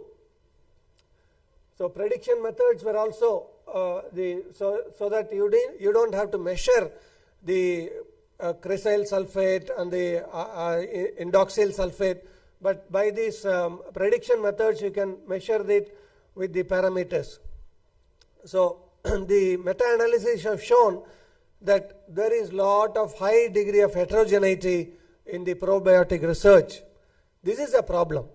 So multiple imponderables are there. How are you going to equate this circle with this triangle with this rectangle? It is impossible.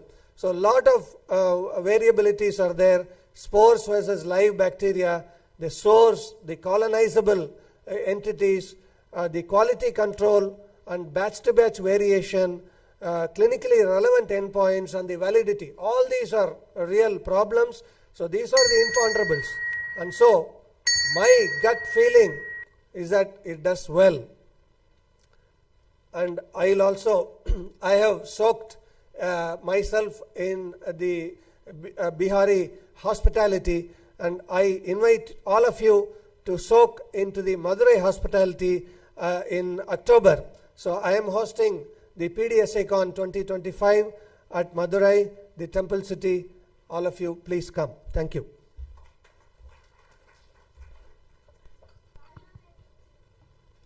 Thank you, sir. Nice and elaborative presentation. Definitely dysbiosis and CKD is bidirectionally related. Yeah. And up to some extent it is also iatrogenic, because we nephrologists also give multiple drugs that also affects the microbiota colony of the guts. Yeah. So it seems that the restoration of dysbiosis would definitely benefit in retardation of CKD progression as well as in reduction of the uremic symptoms as well in advanced CKD. So I would ask the audience any comments and questions to sir.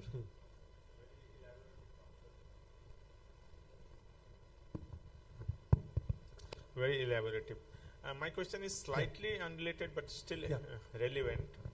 The effect of antibiotic on gut microbiota in normal population and CKD population. How does it affect this gut microbiota? And is there any role of supplementation of probiotic or prebiotic post-antibiotic or during antibiotic therapy? Yeah, it's an interesting question. When I was dwelling into this topic, it looks as though the so-called symbionts and the pathobionts can be beneficially altered in short course antibiotics, and by giving that and countering it with probiotics seems to help. Yeah. Can you suggest some dietary measures which can be given to our CKD patient, which will improve your microbiota? Because yesterday there was a big debate. Because of this, all the drugs are costly, and many of our population cannot afford it. So can you suggest some dietary measures, Indian dietary measures, for example, curd, that was a probiotic. So is there any study or anything, and any dietary dietary modification you suggest those people cannot afford this Lobun Fort or Renal? No, whenever the patients ask me about the same question, the dietary advice that you give, I ask what is the diet that they are taking. When we find that the Indian diet has got rich probiotic supply already, and I always tell them to have good quantity of curd, and I also tell them that in pre-CKD patients not to restrict fruits and vegetables, and I again tell them that these probiotics can be very costly and the viability of these also are sometimes questionable. In fact, one of the pharma industry, the top management guy had told me that they tested their own the probiotic capsules when it was not kept in cold chain, and they found that almost there was no viable bacteria. So the cold chain maintenance is extremely important for this, and so we go for the natural probiotics that we already are taking it in rich quantities in the traditional. I have to underline the traditional. If you are going away from that, as our younger generation are going, even my son, he hates to take fruits and vegetables. He doesn't like it. So this is the generation that we are going to face in our future. Yeah, great talk, Sampath. Please. Yeah. At present, sir, any patient population of CKD which are more potential or likely candidate for microbiota supplementation? I don't get it. What is it? At present, all patients of CKD have different etiology. Yeah. And different yes. Different perspective. Yeah. So any patient population or any specific CKD patient parameter which is more likely to benefit from probiotic or microbiota supplementation? I am not. Yeah, I understand. I understand your question, but I have not given it a thought. But from your question, I feel that patients with polycystic kidney disease who may have some degree of diverticulosis and then bacterial overgrowth, they may have a better quality if you give them probiotics. This is what I can think of. And now we have a fecal microbiota capsule oral. Yeah. So how do you see it in future for patient of CKD? I don't know. I have not thought about it. It has yes.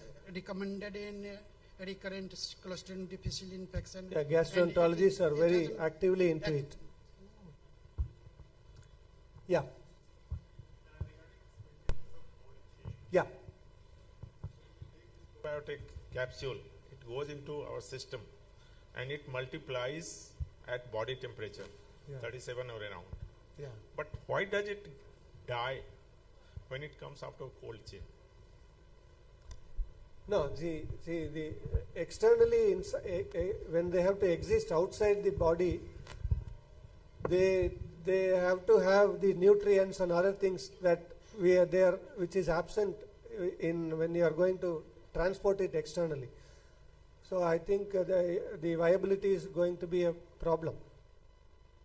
They are not provided nutrients to multiply. So thank you, Sampath. Yeah. That was a wonderful talk. And of course, this is an area that is now coming up. We have nays and A's on both sides. I mean, people believing and not believing. Yeah. It's an expensive molecule.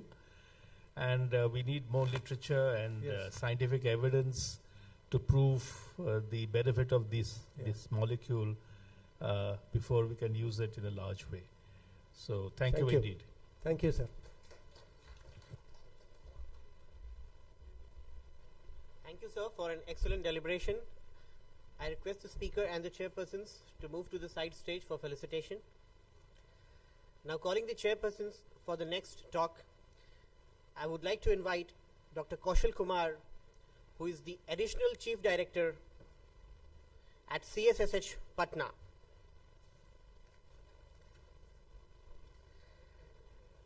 Dr. Shalini Sinha, who is currently in the Department of Nephrology at IJIMS Patna.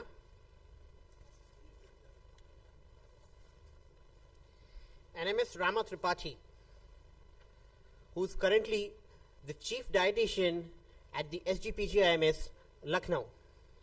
She has research publications in various national and international journals and regularly writes books for CBSE board students.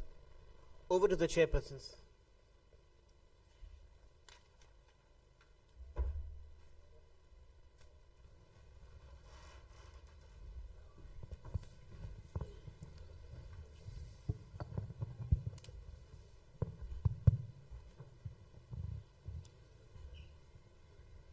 So aging, first of all, good morning to everyone and all. Aging has got a significant impact on the structure and function of the kidneys. To speak on this, we have an eminent speaker, Dr. A.K. Vaidya from Ranchi. He'll be talking on what is the scientific base for that and how we can prevent the morbidities associated with aging. Over to you, sir. Thank you so much. So coming to the topic, it's not operating. Okay.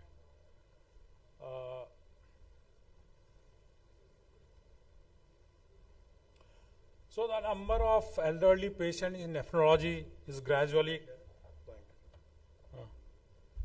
is increasing consistently, and it is imposing substantial burden on the society and the financial burden to the society. Kidney is one of the organs most affected by aging, and aging of kidney itself accelerates systemic aging and is an important risk factor for progressive aging of other organs like brain and heart. And hence we need to consider biological age and chronological age separately. Kidney function is a crucial predictor of longevity, and aging per se does not cause kidney injury, but it predisposes the older people to different kind of renal disease. So interventions that target kidney aging needs proper understanding. The incidence of AKI and severe AKI and dialysis dependent AKI, CKD, diabetic nephropathy, and some glomerular disease like membranous nephropathy and crescentic nephritis are more in elderly people. These are the different modifiable and non-modifiable risk factors for kidney aging. A decrease in the number of glomeruli and the decrease in the number of podocyte and increase in the mesangial matrix and glomerular sclerosis are the classical finding of glomerular changes in aging kidney. And IFTA, vascular rarification, and mitochondrial dysfunction leading to proteinuria and decreased kidney function are the different alterations in aging kidney. So the glomerular sclerosis, IFTA, and vascular rarification, they have got independent pathogenesis like podocyte hypertrophy and detachment from the GBM that leads to glomerular sclerosis, and cellular senescence is the most important factor leading to IFTA, whereas the pericyte separation and disbalance between pro and anti-angiogenic factors lead to vascular rarification. So regarding the molecular mechanism in aging kidney, we know that the number of podocyte and the number of parietal epithelial cells that is decreased in the glomerulus. But if you see the active parietal epithelial cells, that is the parietal epithelial cells which is positive of CD44, they are more in number. That means there's transformation of parietal epithelial cells, and these transformed parietal epithelial cells is unable to maintain the integrity of GBM. So the overexpression of GSK3 or PD1 and NLRP3 and decreased expression of SIRT1 in podocyte leads to podocyte pathology. We know that CKD is a disease of premature aging, so there is difference between biological age and chronological age. And this age gap is a true indicator of premature aging. Accelerated kidney aging leads to frailty by leading due to several diseases like cardiovascular disease, cognitive impairment, and sarcopenia, which is the integral part of frailty.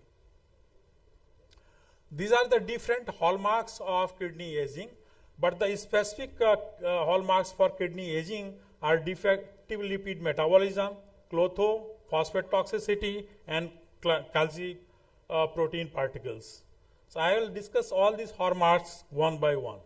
So first one is genomic instability, telomeric attrition, and epigenetic alterations. These all three are known as primary hallmarks, and genomic instability that is associated with an increased risk of DNA damage and mutations which trigger the inflammation leading to cell death in the kidney and CKD progression. And mosaic loss of Y chromosome that is associated with various renal pathology. Telomere shortening is linked to inflammation and high mortality in dialysis patient, and dysregulation of epigenetic mechanism has been implicated in the development and progression of CKD, like altered DNA methylation which occurs in cells from patients of kidney disease. So the basic pathology is in the non-coding RNA that leads to DNA methylation and various response leading to aging kidney.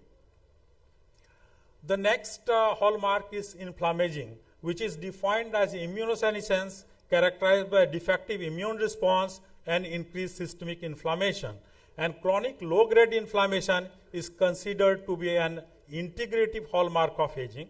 Anti-inflammatory mediators like NRF2 protects against AKI and progression to CKD.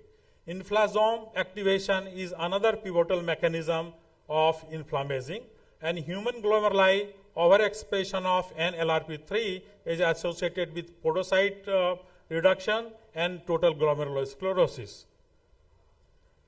So decline in systemic and renal clotho levels may be considered a novel hallmark of kidney aging. Although clotho has not been associated with clinical outcome, phosphate may accelerate kidney aging in humans, and calciprotein particles, they cause direct injury to the proximal tubular epithelial cells. Hypomagnesemia that predicts the mortality and CKD progression in diabetic kidney disease, which is the most common electrolyte imbalance in diabetic patients. Hazardous nature of phosphate may be amplified by magnesium deficiency. In US, in one epidemiological study, it has been shown that the high plasma level of TMAO that was associated with a higher risk of incident CKD and greater rate of kidney function decline. So the role of high phosphate and TMAO in red meat and food additives may be an underestimated contributor of kidney aging and should be considered as therapeutic options. I'll skip this slide. Though this slide shows the autophagy dysfunction in aging population. So the basic autophagy level that is increased in elderly persons, but stress there is stress maladaptations. During stress conditions, the autophagy usually increases, but in elderly patient, this adaptation is lost. And the main cause of dysregulation of autophagy is lymphocyte dysfunction and failure of maturation of autophagosome. The next hallmarks is cell senescence, which is defined as irreversible cell cycle arrest in response to different stress and characterized by arrested cell growth, resistance to apoptosis, and senescence associated secretory phenotype. These cells are not dead cells. These cells are basically alive, and they are doing some metabolic functions, but these cells cannot divide. So cellular senescence is a central causative process of aging, and it is supposed to be an antagonistic hallmark of kidney aging.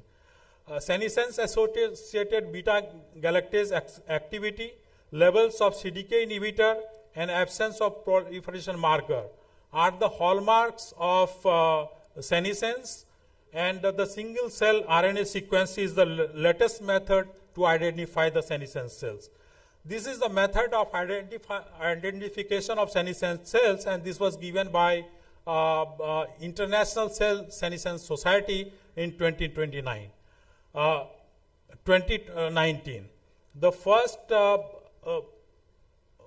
step is the tissue staining for assay beta gal and Ki67. Second step is the staining for P21 and P16, and which is followed by RT-PCR and immunoassay. So there are four main triggers of senescence. One is development, second is regeneration and repair, third is cancer, and the fourth is aging. And they stimulate the P53 and P21 pathway and also the P16 pathway.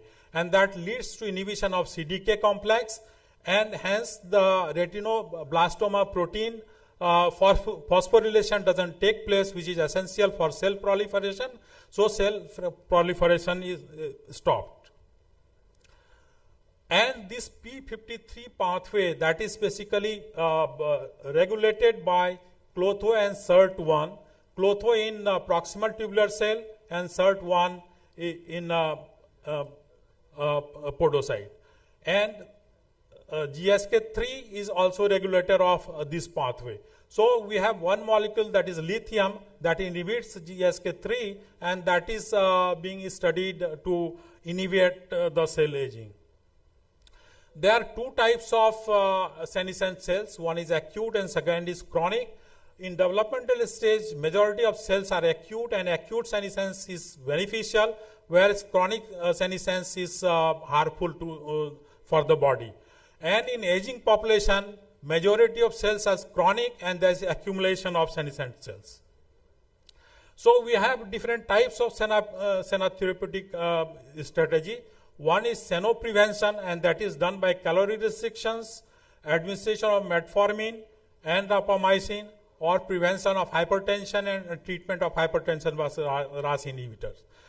Second is senolytic therapy, that this therapy kills the senolytic senescent cells. And third one is xenomorphics therapy. And the xenomorphics, they inhibit the SAS, and it inhibits the SAS modulation.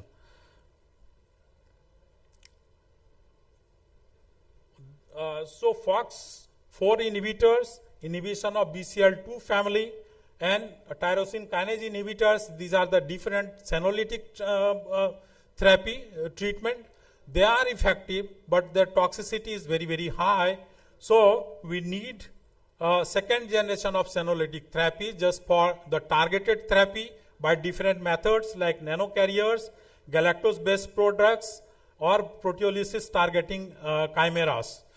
And another one is immune-based clearance by CAR T-cell therapy, or this antibody-based treatment by antibody for CD47 antibodies. What happens, certain cell surface marker like CD47 or urokinase type plasminogen activator receptor, they are overexpressed in senescent cells as compared to the normal cells. So this kind of therapy can specifically target the senescent cells. After the promising result in preclinical trial, dasatinib and quercetin, they are being studied in phase 1 and phase 2 clinical trial in patients of CKD in human beings. Apart from the senolytic therapies, the next is mesenchymal stem cell therapy, and this might be a promising drug because it inhibits all the pathways of aging. So older patients with older graft, they do worse. But aging allograft kidney has got better performance in younger patients, and older living recipient is associated with lesser recovery of EGFR. So all these findings in transplant patient may advance our understanding in renal aging. So this is the prevention of kidney aging. Mediterranean diet, which has got anti-inflammatory effects due to impact on gut microbiome composition and associated with low acid production. The Ornish diet, which is plant-based diet, low-fat diet, increase the telomerase activity. Low phosphate diet improves clotho deficiency, and so meat, dairy, or processed food rich in phosphate should be avoided. Keto acid analog with low protein diet maintains FGF23 and serum clotho level. Calorie restriction and exercise, they prevent the formation of senescent cells. Meals rich in vegetables and fruits, they increase the length of telomere. And resveratrol is an anti-aging agent. This is found especially in plants, especially in red grapes. RAS inhibitors, pioglitazone, SGLT2 inhibitors, rapamycin, metformin, microdose lithium, and senolytic therapies might be the probable pharmacological treatment of aging kidney. So to conclude, kidney is a metabolically active organ and its function declines with age. CKD is considered to be a disease of premature aging. There is disconnect between biological age of the kidney and chronological age of the individual. The distinction between natural kidney and age-related kidney disease merits further elucidation. Emerging technologies and biomarkers hold promise for improving early detection, diagnosis, and management, and targeting the different pathways of aging may promise for developing therapeutic interventions to prevent, delay, or attenuate age-related kidney disease and promote healthy kidney aging. And novel senolytic therapy may open a new door to maintain kidney health during aging. So thank you very much for patience hearing.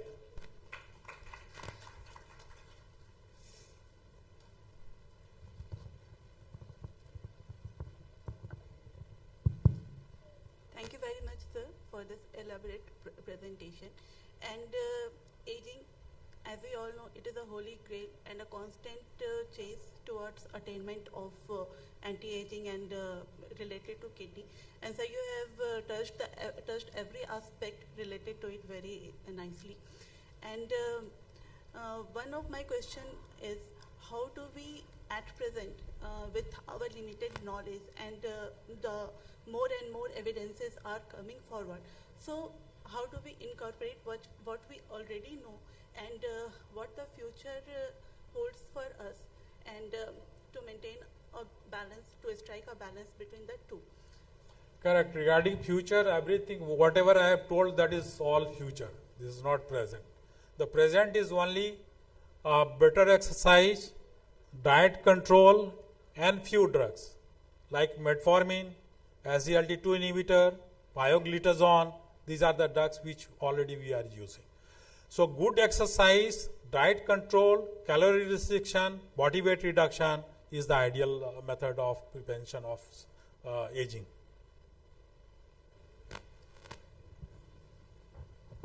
Really very informative talk, sir. I have one query.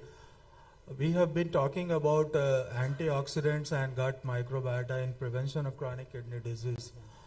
Is there any scientific base of using SGLT2 inhibitors irrespective of any risk factor, which so that kidney aging can be prevented?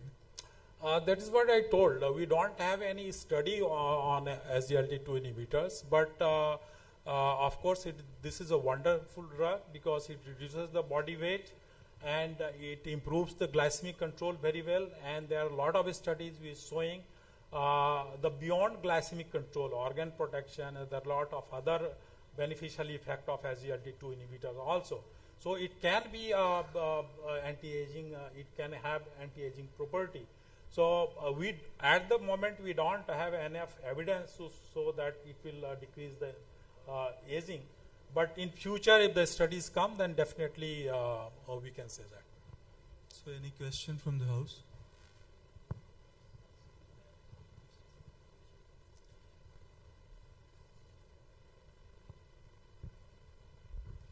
Actually, as age advances, we all know that GFR starts falling from third or fourth decade by 8 to 10 ml per year. But creatinine hardly increases in elderly population. is it simply because of reduction of the muscle mass, or some other factors also contribute to it? Probably that is one reason, but if you calculate like if the normal GFR is suppose 90, okay, and GFR starts declining at the age of 30, so after 40 years, suppose 4 decades, there will be decline in GFR by 40 ml.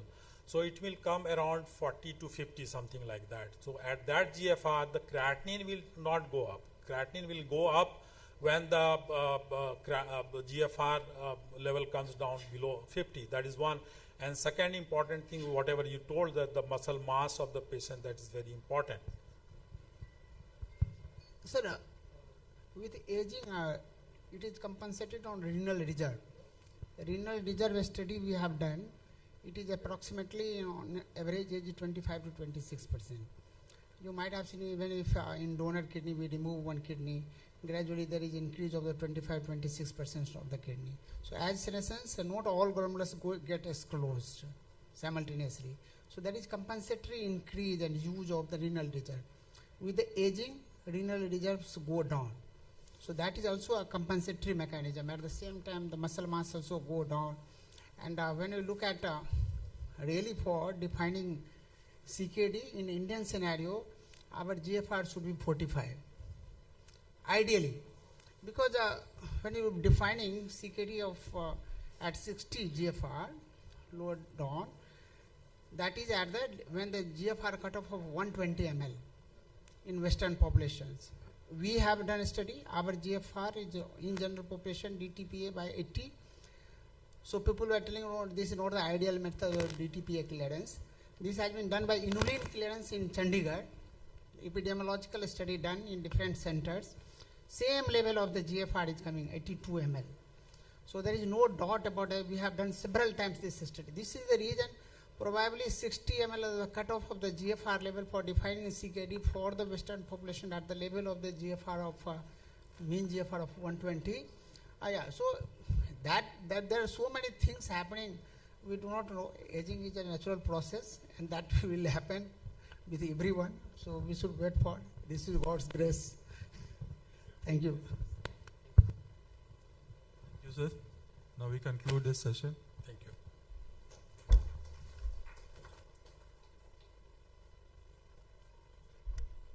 Thank you, sir, for an excellent talk. I request the speaker and the chairpersons to move to the side stage for felicitation. So with this talk, we have come to the end of the theme of molecular and metabolic perspectives in kidney nutrition. Now moving ahead to the next theme, that is emerging trends and innovations in renal nutrition. I would like to call on stage the chairpersons for the next talk. Professor Dr. U.S. Rai, sir, who is a practicing senior consultant nephrologist in Patna, and he was the head of Department of Nephrology at IGMS Patna, having 34 years of experience.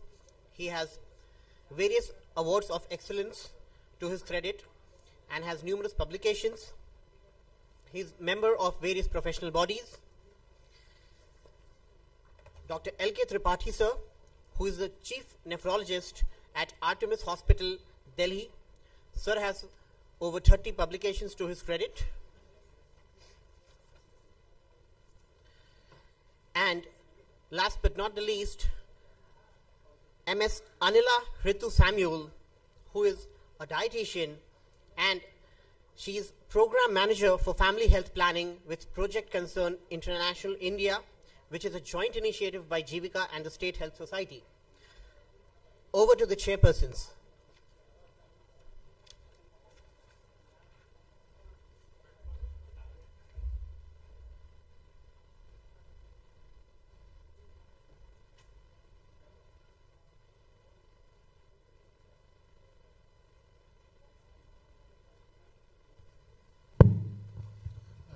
Good morning to everyone.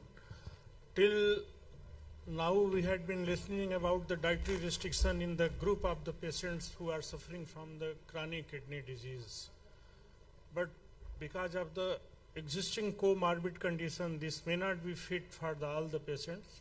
So based on the different comorbid conditions, socioeconomic status, genotypic and phenotypic features. Now the concept of individualized dietary prescription is coming up. To discuss all this, I invite the very brilliant speaker, Dr. Sandeep Mahajan. Good morning all. Thank you very much, sir.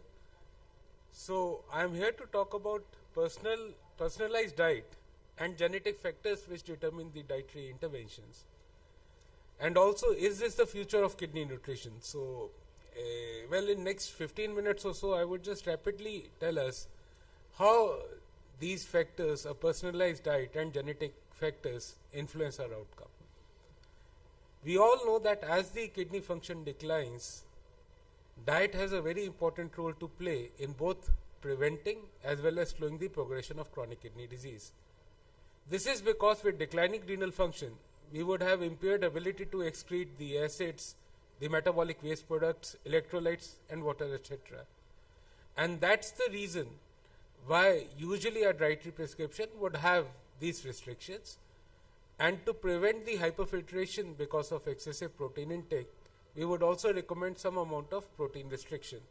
So this is the generic, if I can say, dietary prescription we will have.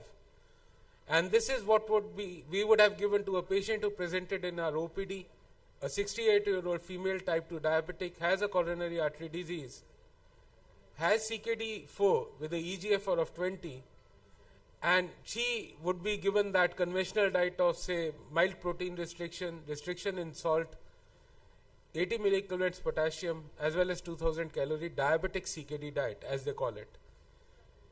So what I would be highlighting is, what do we understand as what is personalized nutrition? What are the unique nutritional challenges and need for personalized nutrition in CKD? What, if any, is the role of genetics and epigenetics in diet therapy? And is it really the future as we are talking today? What are the current nutritional recommendations in CKD, and where is personalized diet there in those recommendations, and what would be the way forward? Well, personalized nutrition is a simple thing to understand. We know that individual responses to diet would vary significantly on various intrinsic as well as extrinsic factors. This would include the oft-repeated terms of genotype, epigenetic modifications, microbe, proteomes, but also very importantly, certain extrinsic factors, which would be social determinants of health, behavior patterns, cultural and religious preferences, which we all know play a very important role. A personalized nutrition is an approach that uses information on individualized characteristics to develop a targeted nutritional advice, products or services. So it basically adapts to the dietary recommendations to individual characteristics, whether they are intrinsic or extrinsic. And a lot of optimism and interest in personalized nutrition is developed because of more amount of omics data we have, as well as artificial intelligence, which can process all this huge or humongous data we have nowadays. What are the unique challenges we have once we prescribe a nutritional therapy and want to personalize that nutritional therapy? Well, in chronic kidney disease, we have to balance so many things. There are so many common comorbidities like diabetes, which would, and prescribing a diabetic chronic kidney disease diet would significantly limit the options for a nutritionally adequate as well as satisfying diet.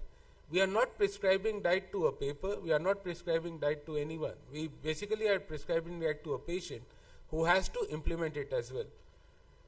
And once we give an impractical dietary advice, the patient would find it very difficult to comprehend and adhere to it, which can lead on to further frustration and non-compliance. So therefore, we have to basically focus on the dietary preferences and overall healthy dietary patterns which the patient might have. The other thing which we have talked about recently in previous lecture as well is the significant amount of muscle wasting or sarcopenia we have in patients with chronic kidney disease. Muscle generation and regeneration is a continuous process which keeps on going on in the body, And once we have chronic kidney disease, the muscle process of regeneration and wasting is altered dramatically to the favor of muscle wasting. This is mediated by various inflammatory molecules, various uremic toxins, and imbalance between the appetite stimulant and depressant, that is leptin and ghrelin. And this muscle wasting in time would lead on to sarcopenia, which we have heard since morning is a very important complication and determinant of outcome in patients with chronic kidney disease. So progressive muscle wasting, muscle weakness, and subsequent sarcopenia. We just had a talk about aging in chronic kidney disease. We all know that average age of our CKD population is now progressively increasing. We have more number of patients who are aged more than 65 years as to what was there previously. And we know that aging is accompanied by reduction in muscle mass and function, increased catabolic and blunted anabolic responses, decreased physical activity, and reduced energy and protein intake. So once we prescribe a diet for chronic kidney disease, we have to take in factors of protein energy wasting, we have to take in factors of sarcopenia, as well as more aged population which we now have. So besides these factors, what is more interesting nowadays is the genetics and the epigenetics in diet therapy. This is what we can call as precision nutrition. We would have a term called as nutrigenetics, which is how the genetic variations influence an individual's response to dietary intake and susceptibility to nutrition-related diseases, and nutrigenomics, which basically focuses on how nutrients affect gene expression, impacting the proteome and the metabolome of the patient. This has been actually studied in general population, and this is the common genetic polymorphism which can influence the dietary outcomes. We can have problems with hyperhomocysteinemia, which can lead on to coronary artery disease because of polymorphism in folate metabolism. And therefore, increasing the intake of vitamin folate is associated with health in these diseases. We can have fat or obesity genes which are needed to maintain healthy body weight, and this, if we can encourage patient to have more physical activity, can decrease obesity. We can have dysregulation of fat metabolism, and therefore these patients can benefit from a more regimented weight reduction as well as low fat diet. We can have ApoE mutations or polymorphism which can lead on to hypercholesteremia and therefore similar dietary modifications, and dyslipidemias can also be counted. So these are the important genetic phenotypes which have been interlinked or which have been associated with nutritional and lifestyle interventions. However, once we talk about chronic kidney disease, though we have multiple genetic polymorphisms, they are still uncertain and poorly studied. We have UMOD and the SRNMCON family genes which are associated with CKD progression, and also which have shown increased response to dietary intervention, particularly sodium and protein restriction. We can have variation of a CYP gene, which is basically cytochrome P450 genotypes, which are associated with hypertension and chronic kidney disease, and again respond well to sodium and potassium management. And ApoL1 variants, which we all know is important in African descents, African American descents, as a cause for proteinuria and faster progression of CKD. It has also been shown to have better dietary sensitivity to sodium and protein metabolism. So we have various genes which are linked not only to increased CKD progression, but better response to sodium and protein restriction. What is the role of epigenetics? We all know that genes are further requiring epigenetics, that is DNA methylation, the histone modifications, and as previously highlighted, non-coding RNA activity, which are actually critical regulators of gene expression and therefore contribute to heterogeneity of dietary responses. Altered DNA methylation patterns, which can lead on to interleukin 6 and TGF beta, can influence individuals' response to dietary and protein restrictions, therefore more anti-inflammatory response in patients who have altered DNA methylation, and histone acylation and deacylation, which actually can promote gene expression or repression, can also be modulated by certain nutrients like butyrate. So they can also change the epigenetics. But is this genetics and epigenetics really the future? Well, Food for Me was a very good randomized multicentric clinical trial in normal population which was undertaken in Europe. And what they did was they had around 1250 patients from 7 European countries who were randomly allotted to 4 dietary advices, which was a conventional or one size fits all, a more personalized, taking into the patient's individualized baseline data and preferences, then having a genotype as well as the phenotype. So these were the 4 groups which were included in the Food for Me data. And what they found was that personalized nutrition, which is the first part, was the most effective one as opposed to the conventional dietary advices, but there was no additional advantage of adding the phenotypic, that was the third intervention, or genotypic intervention, that was the fourth intervention group. So a good personalized diet is probably the most suited even in general population. And if we take into the fact that while we talk about chronic kidney disease, there would be multiple challenges in patients for personalized nutrition. We would have conflicting, as I said, conflicting dietary requirements for various comorbidities which the patient have. We can have different requirements for fat, protein as well as salt. We can have different requirement for the various micronutrients which need to be personalized. And again, the genomic studies in chronic kidney disease are not that well done. We are not trained enough to look deeply into the genetics with nutrition, and that also needs to be addressed. So what are the current nutritional recommendations in chronic kidney disease? We all know them, and just to briefly highlight, the oldest one are the KDOQI guidelines, which talk about a good calorie intake in stable patients, and they do talk about individualization to be done on the basis of age, gender, activity levels, inflammation, and comorbidities, which includes diabetes and obesity. So this second line of this recommendation, unfortunately, we at times overlook. Sodium recommendation, we all know, is universally restricted. The protein restriction depends upon whether you want to give keto analogs a very low protein diet or not. But it's basically 0.6 to 0.8 gram per kg in those with diabetes. And if you are not giving any protein supplements, then around 0.6. KDIGO is slightly different, and that would tell that we have to individualize protein targets based upon the clinical status, age, chronic kidney disease progression. In patients who have a significant chronic kidney disease progression, you prescribe 0.6 to 0.8 grams per kg per day. But in patients who are elderly and with slowly progressing CKD, you can even go up to the extent of 1 to 1.2 grams per kg per day. So obviously KDIGO, which was just released last year, are more personalized dietary recommendations as opposed to the previous ones that were the KDIGOs. There is also a question which we have been talking about is whether we should have a plant-based protein diet or an animal-based protein diet. The recommendations are that we should be suggesting more plant-based protein diet depending upon the patient's preferences and cultural food habits. So this is what the KDIGO came up last year.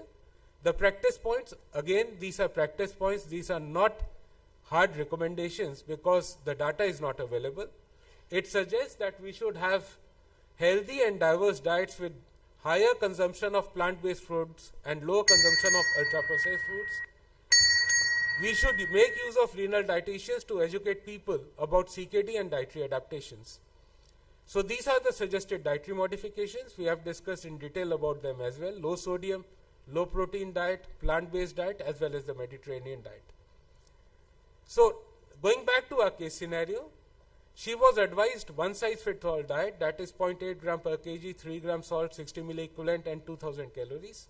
She follows up after 8 weeks. She has lost around 3 kgs The BMI, which was only 23.3 to start with, is now down to 22. She is complaining of generalized weakness and fatigue. And the GFR parameters, though, are stable. There is a steady decline in her serum albumin. So obviously we are not doing good to her. These dietary recommendations are making her weak. She is losing her weight, she is losing her BMI, and also would be an assessment of her muscle mass. So she was referred for a renal dietary services review. What we realized was that she had stopped all her pulses, vegetables and dairy products, and she was on a severe calorie restriction, partly due to our disadvice as well as lot of internet and welfare advice from her relatives. So she was counseled with a fresh dietary recommendations of increasing her calorie intake, increases her protein intake, and emphasis on a plant-based protein and healthy fats. And over next year, she had a stable nutritional status, normal serum albumin, and serum potassium. There was slow decline in GFR from 20 to 16 over a year. So obviously, this elderly female did very well on a more liberated diet, which was more in tune to her dietary preferences rather than a very severe restriction of protein and salt. So what is the way forward? The way forward is a good collaboration with a renal dietitian and patient engagement, a shared decision making, screening using validated tools, and dynamic adjustments depending upon the patient's nature and the disease. So we need to strengthen our renal dietary services. We need to make use of telehealth, which actually improves compliance. And if possible, group medical appointments. As we said, peer support in these patients is very important, both for the patient as well as the caregiver.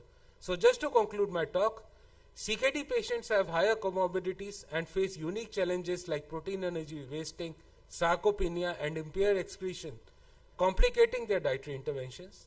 Social factors, beliefs, and lack of peer support and awareness makes patients susceptible to inappropriate dietary patterns, adherences, and outcomes. Personalized nutrition therefore represents a paradigm shift from conventional one-size-fits-all approach to what suits the patient and your needs the best. This not only mitigates the risk, optimize the outcomes, they also improve the quality of life. You obviously need to have a regular screening and assessment, both for the clinical as well as the nutritional profile. And this can be only achieved by strengthening our renal dietary services. Thank you.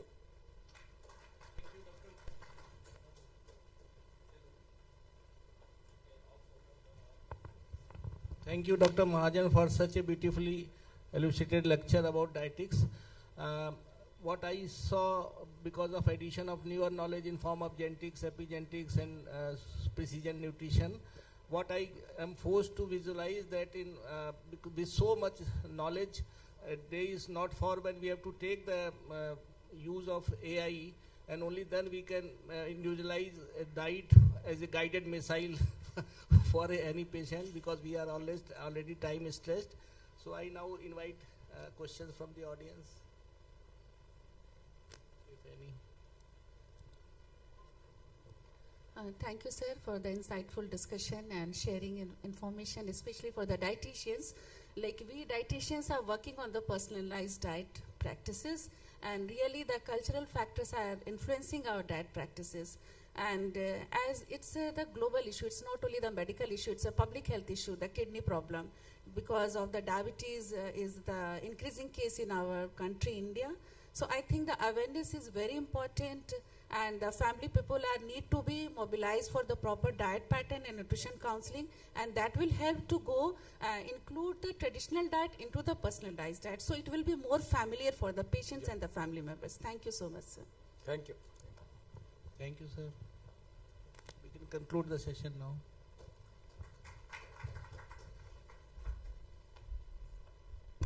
Thank you, sir, for an excellent deliberation. Now I request the speaker and the chairpersons to move to the side stage for felicitation. Calling on the chairpersons for the next talk, I would like to invite Professor Dr. Shivendra Singh, who is the head of Department of Nephrology at BHU, Banaras. Professor Dr. Jyoti Prakash, who is currently the head of Department of General Medicine at AIIMS Patna. He is also the Registrar Academic at AIIMS Patna. He has more than 25 publications in national and international journals. Mr. Amarjeet Kumar, who is currently scientist, CAI and ML expert at CDAC Patna. Over to the chairpersons.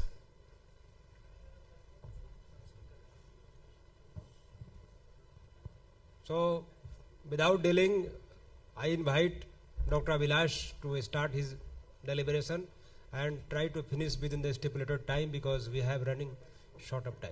Please start. Thank you, chairpersons. Good morning, everybody. Today I'll be discussing a topic of artificial intelligence in renal nutrition. So this is an outline of my talk. A few words about renal nutrition. A lot has been already said about renal nutrition. The application of AI in healthcare and subsequently its role in renal nutrition. Some real world scenario and ethical consideration, and what is the way forward of AI in renal nutrition. What is the future? So as we had already seen that renal nutrition is the application of evidence-based dietary strategies with the aim of preserving kidney function, managing metabolic abnormalities, and thereby improving clinical outcome. It primarily focuses on so many things, but the primary focus is on protein, sodium, potassium, phosphorus, and fluid intake. And what about AI? AI is a simulation of human intelligence by machines, especially computer systems. So what AI does, it gets the data, it creates personalized plans through various algorithms, it creates a prediction model, and help provide decision support, thereby improving outcome. So instead of being a reactive system, it's a proactive system. And AI is being extensively used in healthcare nowadays, from remote monitoring to telehealth, data-driven decisions, and providing personalized care. So it's totally reshaping the patient care and engagement. So basically there are three cornerstones of renal nutrition via AI.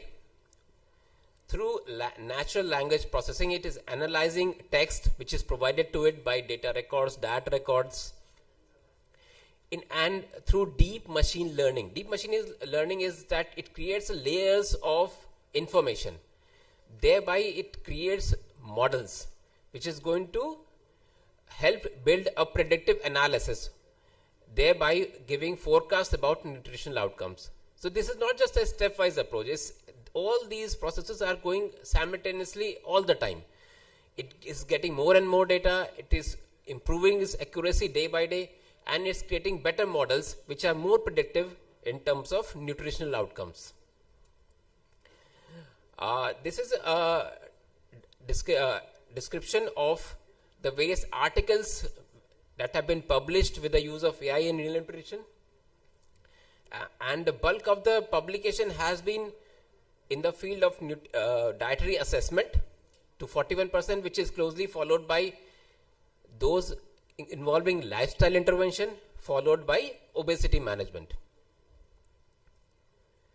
So what are the specific nutritional needs of renal patients? And we had already seen in various lectures, there are various nutrition challenges, adjusting protein intake as per the dialysis schedules. They are going to eat more often, more frequently in the dialysis day versus in the pre-dialysis day. There is fluid restriction to be followed, and you need to have individualized nutrition plans. So simultaneously, there are challenges as well. There are challenges related to adherence. People don't follow your dietary restrictions. They don't follow your dietary recommendations. There is nutrient requirement variability among patients and within patient as such. The meal planning is very complex, and despite all the recommendations, dietary restrictions you advise them, there is often a limited access to the ingredients which are there, which are advised by you. So going to the next session, the case studies. What are the various studies which have been done in this field? The first one is the application of ChatGPT to support nutrition recommendation for dialysis patient. This was a qualitative and quantitative evaluation done by Wang and was published in Journal of Renal Nutrition. So what they did was that they gave domains to the chat GPT in the form of prompts, and these were the domains. They provided demographics, they provided food preferences, they provided lab data, clinical characteristics, and they also provided a constrained budget for a particular patient. So they gave 20 hypothetical patients information to ChatGPT and asking it to evaluate those patients. This is one of the examples of a patient. They provide age, height, BMI, lab parameters, demographic details, and they ask a simple question: can you create a one-day sample menu for hemodialysis patient with recipes and nutrition analysis? So the result which ChatGPT gave was compared to a standard of a standard which was USDA approved software, that was Isha. And this is the red line you see is the standard to which the information provided by ChatGPT was compared, and it was seen that ChatGPT correctly estimated the carbohydrate content and protein content to a fairly good amount, but it underestimated the calorie content, the fat content, the potassium, the phosphorus. All these contents were grossly underestimated to the extent of 30 to 40% by ChatGPT.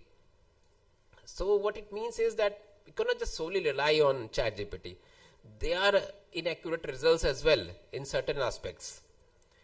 This is another study which evaluated the effectiveness of GPT-based dietary recommendation in managing potassium intake for hemodialysis patient.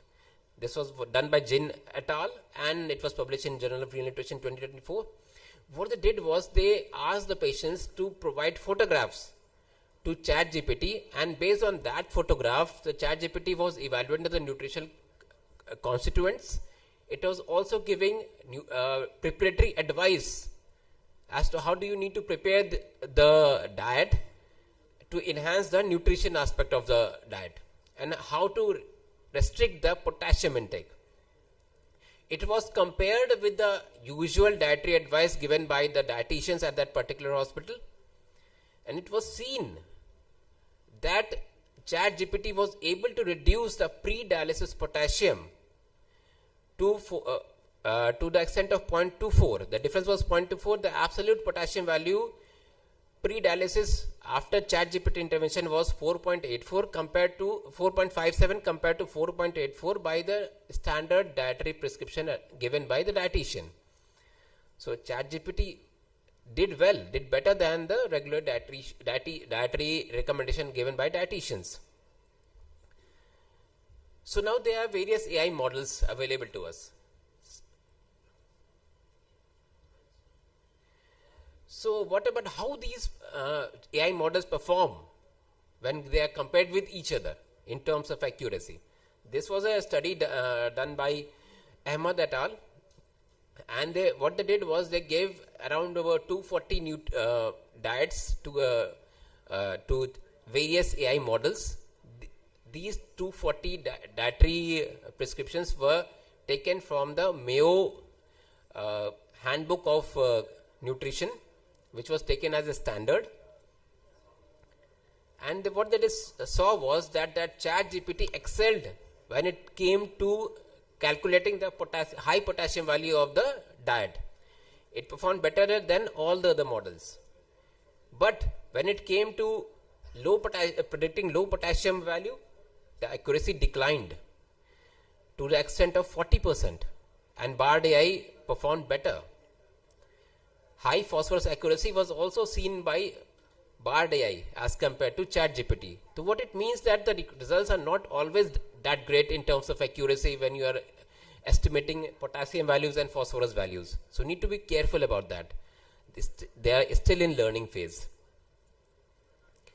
So can we how about creating a diet plan of our own when we are in our clinics? So what I did was I gave this URL command to this ChatGPT, which is preferential. It is specifically made for CKD diet, and I gave this these data to the chat GPT, giving age, BMI, lab values, and I also gave my dietary recommendation, the protein intake, the calorie intake, the salt, and I gave a background of the patient as well, that he is hypertensive and not diabetic, and I asked it to prepare a North Indian diet. This is the diet plan which, the ChatGPT gave to me, and it was pretty comprehensive. It not only included the diet, it also solid food, it included the liquid food as well, it allowed the patient to take dry foods as well, so it was quite comprehensive, and the calorie intake was 2200 kilocalories and protein being 51 gram. Now I gave the same information to our dietitian working in our hospital, and this is what she gave to us. She calculated the malnutrition risk by using MUST, and she said it is a low risk of malnutrition, so I am giving a little lower energy requirement, 1920 kilocal. Protein was exactly the same as ChatGPT, and she gave a lot of options in the breakfast menu, in the evening snacks. The fluid was not mentioned because I didn't ask anything about fluid, but she didn't mention. She may have, had I asked for it, and it was quite close to what ChatGPT gave. So ChatGPT and our dietitian working in the hospitals are actually giving almost similar dietary recommendations. So what about the ethical considerations? With the power of AI, there are ethical considerations. You have security issues, you have complex healthcare regulations which are required. There is inherent bias also which can creep into any AI algorithm. If you give it the wrong data, if you give the unsubstantiated data, not backed by clinical guidelines, it can give you false results. It has been seen that it also gives preference to those patients who are adherent to diet, who are regularly interacting with the AI model. It gives preference to those patients. So the underserving patients are always may be neglected using AI. So what does the future behold? So this is an emerging technology. So what you can do is, if we can follow the blockchain method, which uses a cryptographic method, it creates several points of interaction. So the data remains a little more secure as compared to the other models. We can use wearables which can give you real-time dietary and health tracking. There are chatbots, again, which are regularly interacting with patients, giving education and feedbacks. The advancements are always occurring. You have innovative solutions. There are smarter predictive analytics can be built by feeding regular data. And the research opportunities as well. You have the opportunity to bridge gap in understanding the complex relationship between diet and kidney function. So this is what the future holds. There's a need to improve the AI model precision. You always need to check the accuracy of the results given by ChatGPT, and thereby incorporating the results of ChatGPT in regular clinical practice. There's a need of long-term studies to discuss or evaluate the impact of this intervention through AI on long-term clinical outcomes. This is a model suggested by one of the authors, Wang et al. He suggested that the AI is taking survey-based information from, say, your desktop, your mobile, your wearables, and it uses the recipe data set which it has. It combines the two and creates a personalized dietary profile. Now, it also takes recommendations, nutrient-based recommendations based on dietary restrictions for that particular patient. It combines the two and creates a personalized nutrient-based meal recommendation. This is another model given by Win et al. From Singapore, and what it did was that it took photographs from the market, the ingredients which are available in the market. It took this material, this information, to the recipe data set which AI already had, and with the information from the user, his age, his comorbidities, his requirements, personal requirements, it combined the two and created dishes for that particular patient, the recipes for that particular patient. So this is how in various ways the AI is going to work for you. So are we in a position to say that AI is replacing the healthcare professionals? No. AI at present is best positioned as a supplementary tool to enhance nutritional education and counseling while alleviating the workload of the medical teams. It cannot replace your empathy, your personalized touch, the human touch which the patient requires while he is interacting with the nephrologist or the dietitian. Thanks for patient listening. This is all I have. Thank you, Dr. Abhilash. You have given excellent insight for AI in nutrition, and I think AI is going to penetrate in medical field in a very good way. Wearables and AI will give more precise day-to-day dietary advice to the patient, and it will incorporate fluid intake also, which is the most common query of our CKD patients, especially dialyzed patients. So any studies done on hemodialysis MSD patients also, or these were on CKD patients? One of the study I mentioned was managing potassium levels in dialysis patients, and ChatGPT performed better than the regular dietary recommendations by dietitians. So the reason was possibly that that AI was frequently interacting with the patient. It was taking feedback for every meal by the patient, because every meal was uploaded to the wearable device, given to the ChatGPT, and it was providing recommendations for preparing that particular meal or featuring future meals, the amount of potassium that particular meal contained. So it was giving a real-time feedback continuously as compared to what we do in clinical practice. So that's how it is actually performing much better than the standard dietary practice which we follow in our clinics. So that same principle is likely to hold true for fluid restrictions as well. So if the patient is giving feedbacks to the ChatGPT through his device or whatever it means, and ChatGPT is also giving his feedback that you need to do this, you need to be restrictive on this. So by regular interaction, possibly the fluid management is also going to improve in dialysis patients. Although I couldn't find particular studies regarding fluid management as such, but I think it is going to perform better even in fluid restrictions. Yeah, definitely. And any questions from audience? Dr. Abhilash, here, you are practicing in RML Lucknow. Have you incorporated this intelligence in your current system of OPD or IPD? Unfortunately, no. No.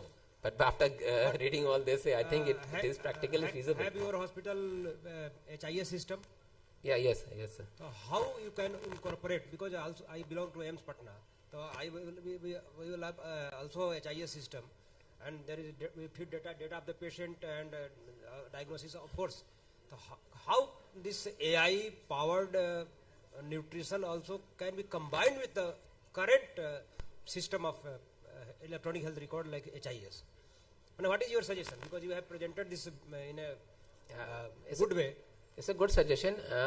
In our RHIS, we don't use RHIS to give prescriptions right now.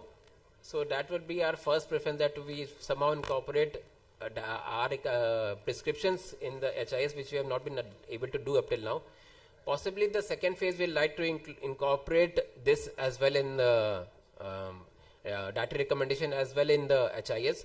But incorporating AI in HIS, because AI is still a little in the early stage, where it's advice, it needs to be scrutinized by the dietitians as well.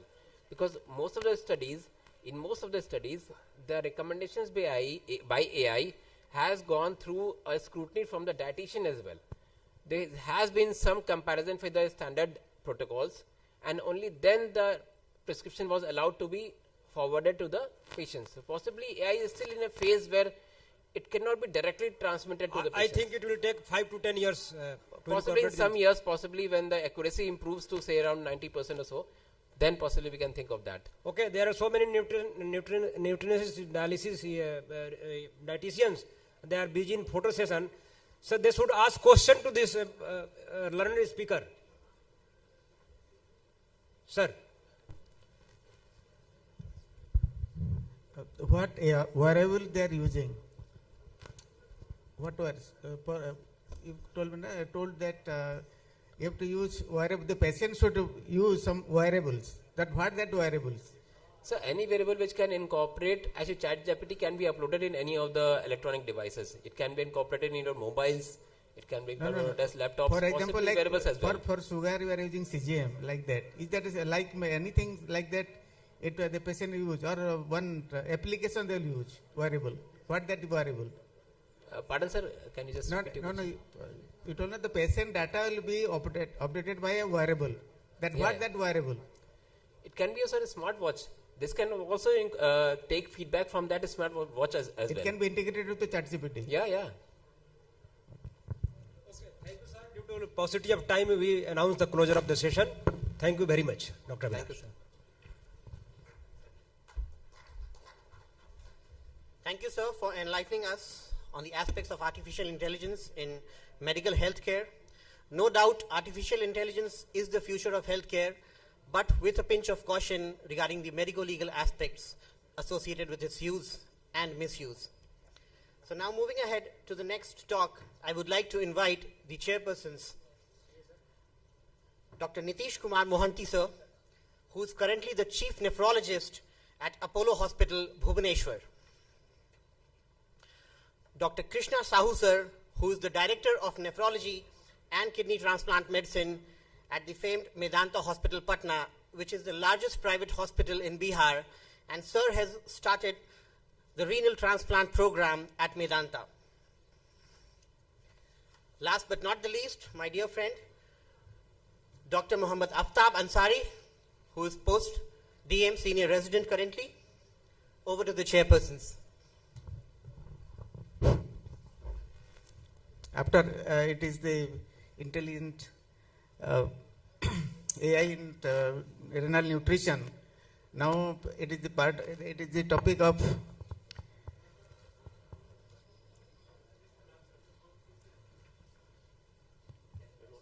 a role of telemedicine in renal nutrition. Actually, most of the India, we lack renal nutritionists. They are trained in renal nutrition. So probably this telemedicine will be a future for majority of the centers in India because we lack trained renal nutritionists. I call upon Dr. Vinit Bhargava to deliberate his talk.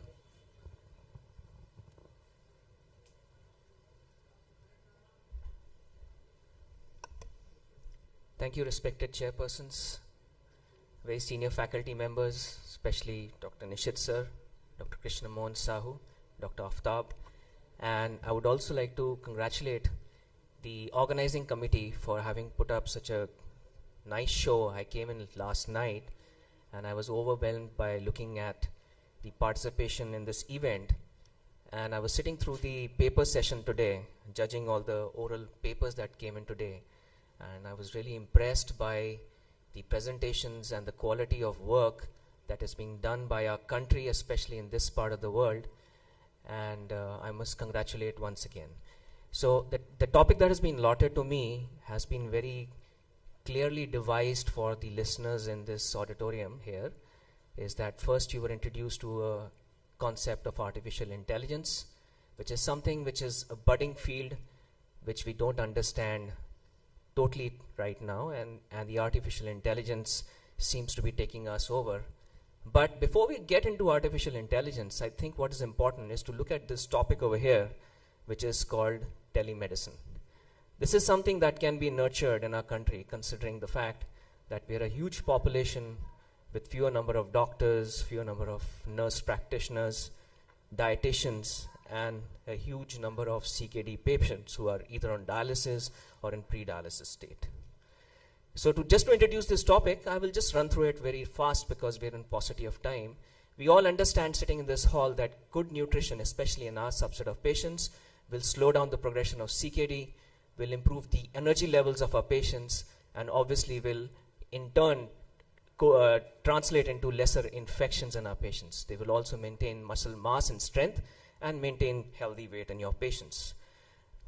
And to introduce this slide to you is just to understand the concept that there have been a lot of guidelines, a lot of recommendations that have been laid down by the KDOKI from different trials, different organizations have put in their heads together giving us the recommendations. But where do these recommendations take us to? Because these recommendations largely stay in our textbooks, in our heads, but they don't really correlate and do not percolate into the minds of our patients because they are devoid of this kind of a knowledge. And the reason for that is that renal nutrition itself for the patients with CKD is such an overwhelming, frustrating, and emotionally demanding concept. It is so difficult to tell your patients not to eat this, to eat that, and in the end they're so confused that they end up eating nothing. So I think we need to have some kind of a parameter which is going to help us connect to our patients or have a system in which our patients get aligned to a system which is very comfortable for them. So here we introduce the concept of telemedicine, which has gained popularity, especially in the post-COVID era. During the COVID era is where it started off, where people used telemedicine as a tool. They used video calling, text messages, and even emails to the departments. And then there were new apps that were created for these patients, then wearable devices, and there are a lot of other web tools. But in total, what it basically refers to is that you're trying to remotely provide clinical services using real-time information. It's going to be a two-way exchange system, and where the patient and the healthcare system, both of them get aligned together using electronic software as well as other visual and audio means. So the types of telemedicine essentially are these three types. So the first type is very simple.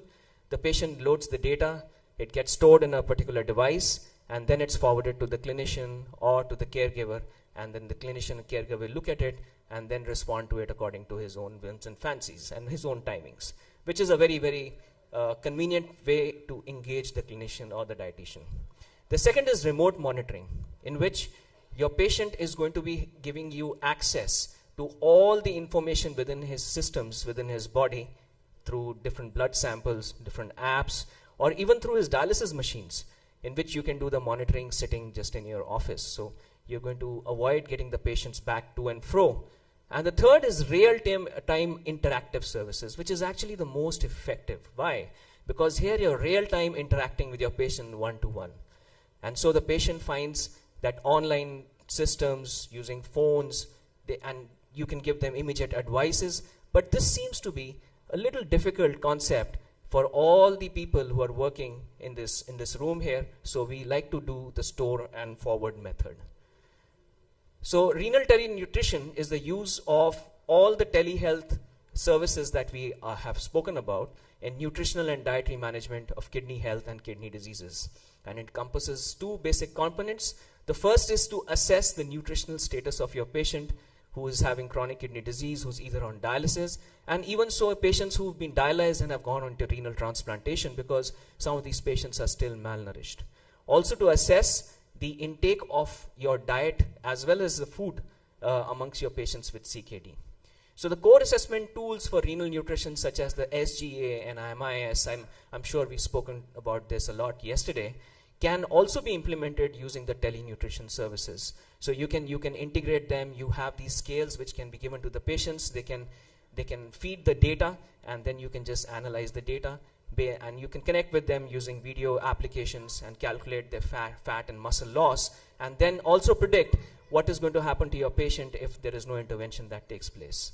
What is the most important concept is to assess the frailty in your patients. So if you have a frailty index, which is a very, very new concept in terms of nutrition, which very accurately pinpoints to the morbidity risk and the mortality risk in your patients, and if you can do that sitting just in your office with compatible tools which are going to calculate the frailty index, then it is a very good advancement in the understanding of your patient. So what you need to do is that if you're using telemedicine, then it's a good idea for the dietitian and the clinician to integrate together, interview your patients, and have at least a 3-day diet record, which would mean that one day before dialysis, on the day of dialysis, and one day after dialysis. So you have a basic data using, and then you can connect with them via phone and have different food frequency questionnaires, assess, and then get back to them.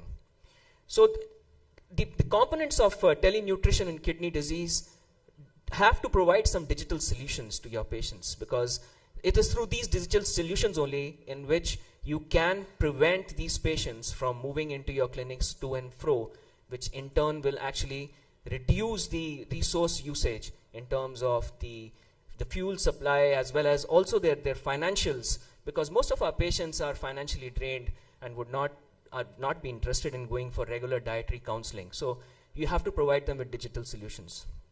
Also, there has to be a system in which a primal center connects using enhanced remote healthcare services and connects them to a particular primal point where they can easily come onto a common platform, which is audio as well as visual.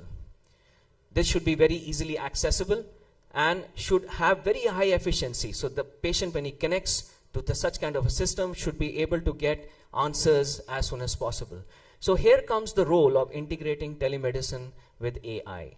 So AI chatbots could be integrated into your system, and to just answer the question of the previous dignitary on the dais about how to get AI systems into the HIS is by having two different servers that speak to each other and integrating two systems together, which is very much possible.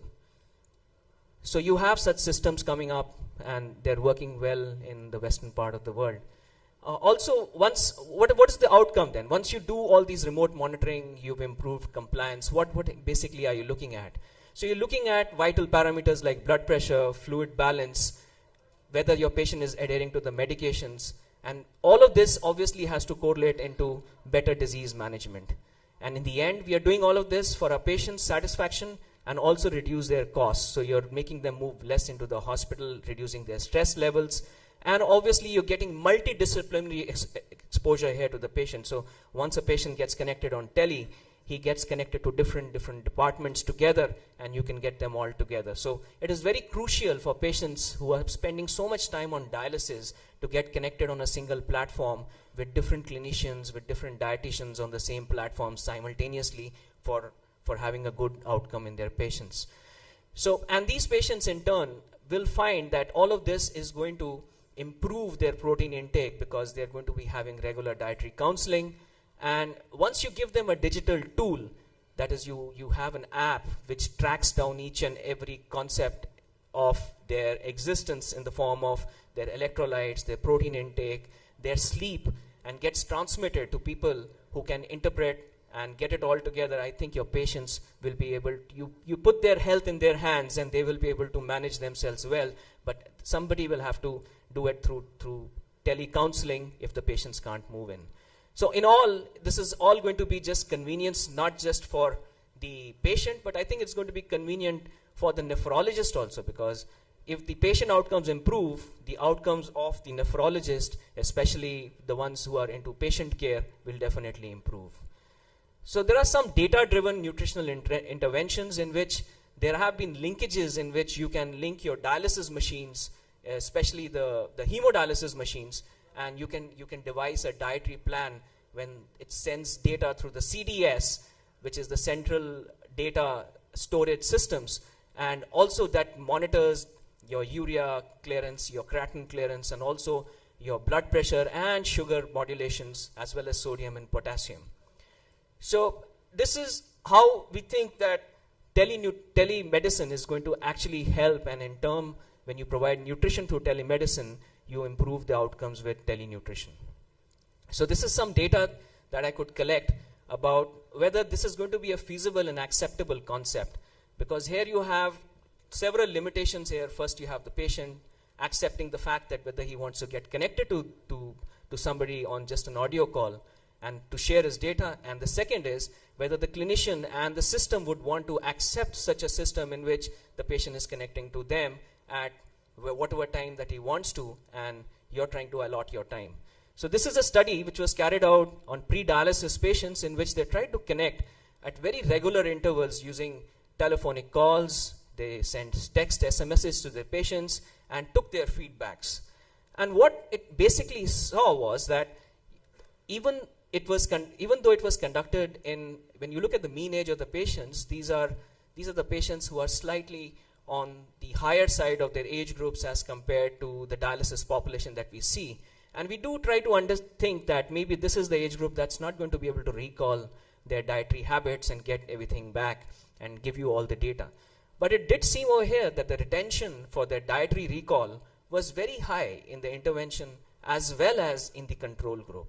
So it seems that this kind of a program should be an acceptable option to patients who are pre-dialysis, or even more so in dialysis patients if we can prove that, and even so in patients who are aged 60 and above. This was carried out, another study was carried out in relatively younger subset of patients. The cohort was an overlap cohort, because if you would see that the study group is is just about the same as the first one, and they looked at even younger patients from 28 to 78 years of age over a 12 weeks period, and they did find that it was very convenient, and the patient said it empowered them, and they could take their own decisions on what dietary modifications were to be done with the kind of consults that were done.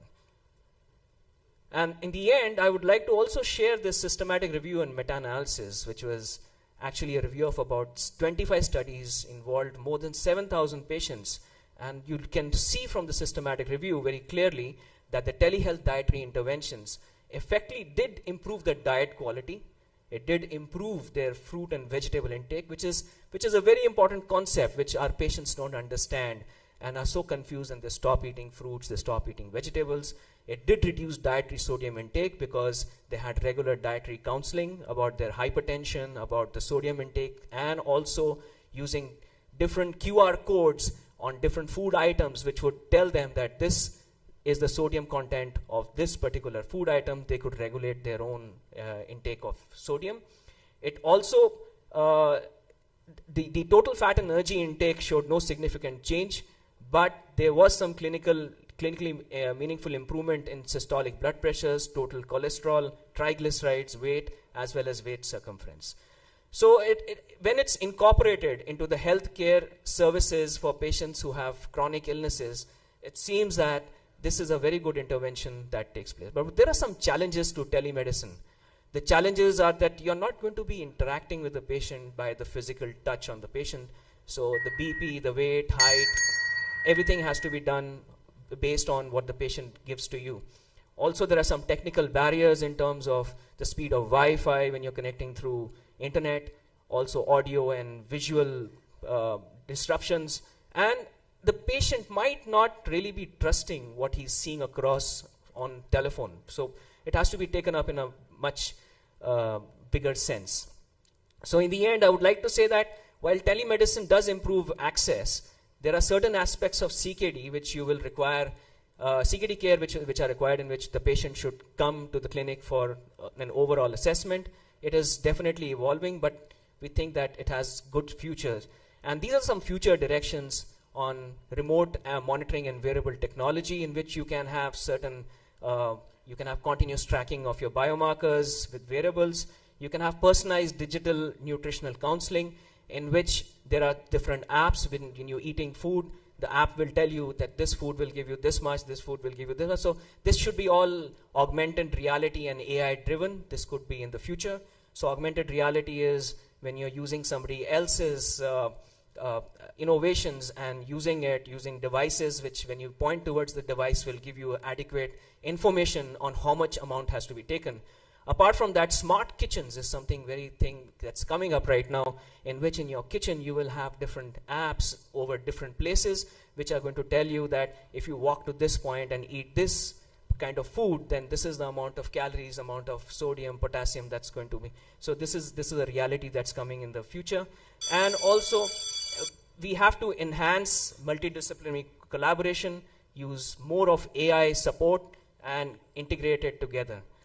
So in the end, I would just like to say thank you, because I've run short of time. And this is my beautiful campus here. We invite you to Sir Gangaram Hospital. We have a very good dietetics department, and we are ready to see you there and and to greet you over there. With this, I'd like to end and invite you all from the Department of Nephrology, Sir Gangaram Hospital.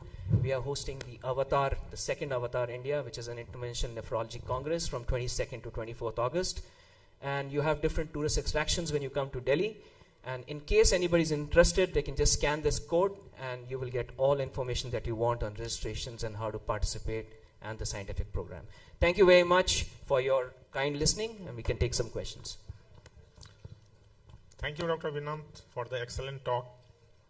You have made this role of telemedicine appear simple, easy, and most importantly, implementable. The session is now open for questions and comments.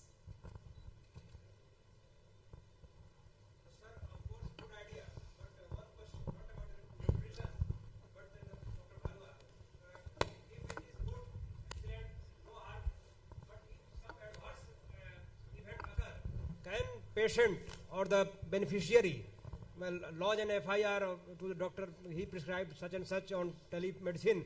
So what is the legal aspect? That is very important thing. We have to think. Yeah, so that's something that I chose not to discuss because I thought we would discuss telemedicine about the good things that it has. There are some legalities which are definitely associated. You've picked it up very well, in which there have been instances in which people have used WhatsApp counseling and have not benefited from WhatsApp counseling, and there have been some legal issues with that too. How to tackle? What is the recommendation of the government of India, or what is the ethical consideration here? I think I'll leave that to the seniors in this hall to guide us on how to tackle this. Beneath actually last 2 to 3 years, actually I'm using telemedicine. Actually that is sponsored by Reddy's Laboratory, free of cost. 80%, more than 80% my patients are on telemedicine because our dietitians are very busy to give it. And what I have seen that their response is good, the patient, because they directly interact. Also, they can reevaluate, or they can ask many questions because they have many issues regarding their like your fluid, your fruits, diet, many things. They have, whether they want to eat tomato or not, there are simple questions are there. So for our regular dietitian, they don't have that time to tell that. So actually last 2 to 3 years, sir, actually I'm using it without any problem, and my patients are happy.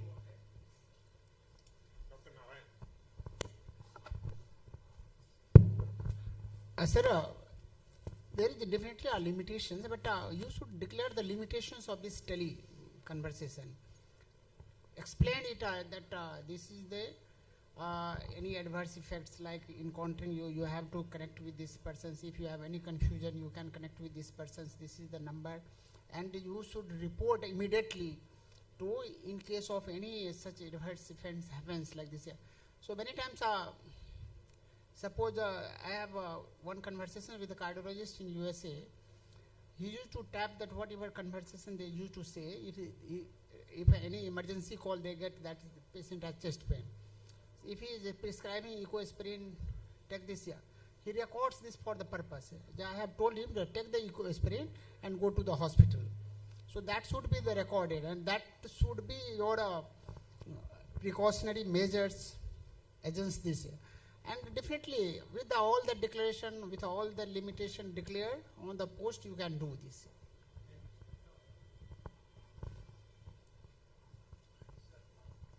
Dr. Mishra.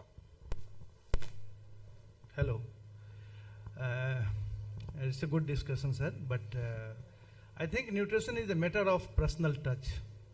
You can't give to the patient by telemedicine or all.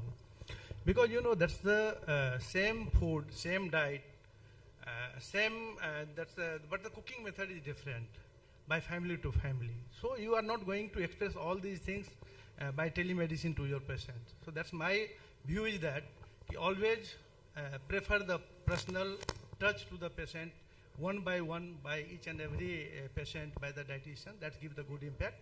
It's a good thing that we may use the technology, but personal touch is always better than this technology. Thank you. Yes, I agree to that. The personal touch is absolutely required, but the role of telemedicine is to connect one-to-one. Okay, we declare the session closed. Thank you.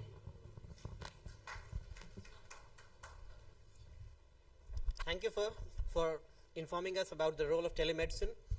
Now, I request the speaker and the chairpersons to move to the side stage for felicitation. Well, Government of India already laid out its guidelines on telemedicine during COVID times, and it is available on the net, so anyone can read it, that what is the legality of telemedicine in India. Now, moving on to the next talk, I invite the chairpersons to the stage. Dr. Praveen Kumar Etta, who is a senior consultant nephrologist at Hyderabad with almost 45 publications in national and international journals. Professor Dr. Sudhir Kumar, who is the professor in the Department of General Medicine at IJMS Patna with more than 30 publications. Dr. Prashant Kumar, who is currently assistant professor in the Department of Medicine at Darbhanga Medical College and Hospital. Over to the chairpersons. So the next topic is related to SGLT2 inhibitor in renal nutrition. We all know the role of SGLT2 inhibitor in slowing the progression of CKD, and in next session we will learn about the role of SGLT2 inhibitor in renal nutrition. Over to you, sir. Thank you very much, and thanks to the organizing committee for inviting me here for this rather odd topic, I would say, because and of course, that thinking back, I thought that of course it has a lot of nutritional implications. Now, just last week, one of my patients told me that, now doc, instead of sweetening my diet, I'm now sweetening my toilet bowl. So he's right, because the SGLT, this is a very unique drug, that the blood sugar reduction is brought about by throwing the glucose in the urine. Now, if you see over the last 40 years, the approach of the nephrologist has completely changed. And I have fortunately or unfortunately overseen most of those 40 years. When I graduated and started my nephrology practice, there was absolutely nothing for us to kind of prescribe, absolutely nothing, just antihypertensives, and we even did not know the importance of glycemic control at that time. And then in the early 90s came the ACE inhibitors, the RAS inhibition, and soon it became the mainstay of treatment of diabetic nephropathy and also the other kinds of nephropathy.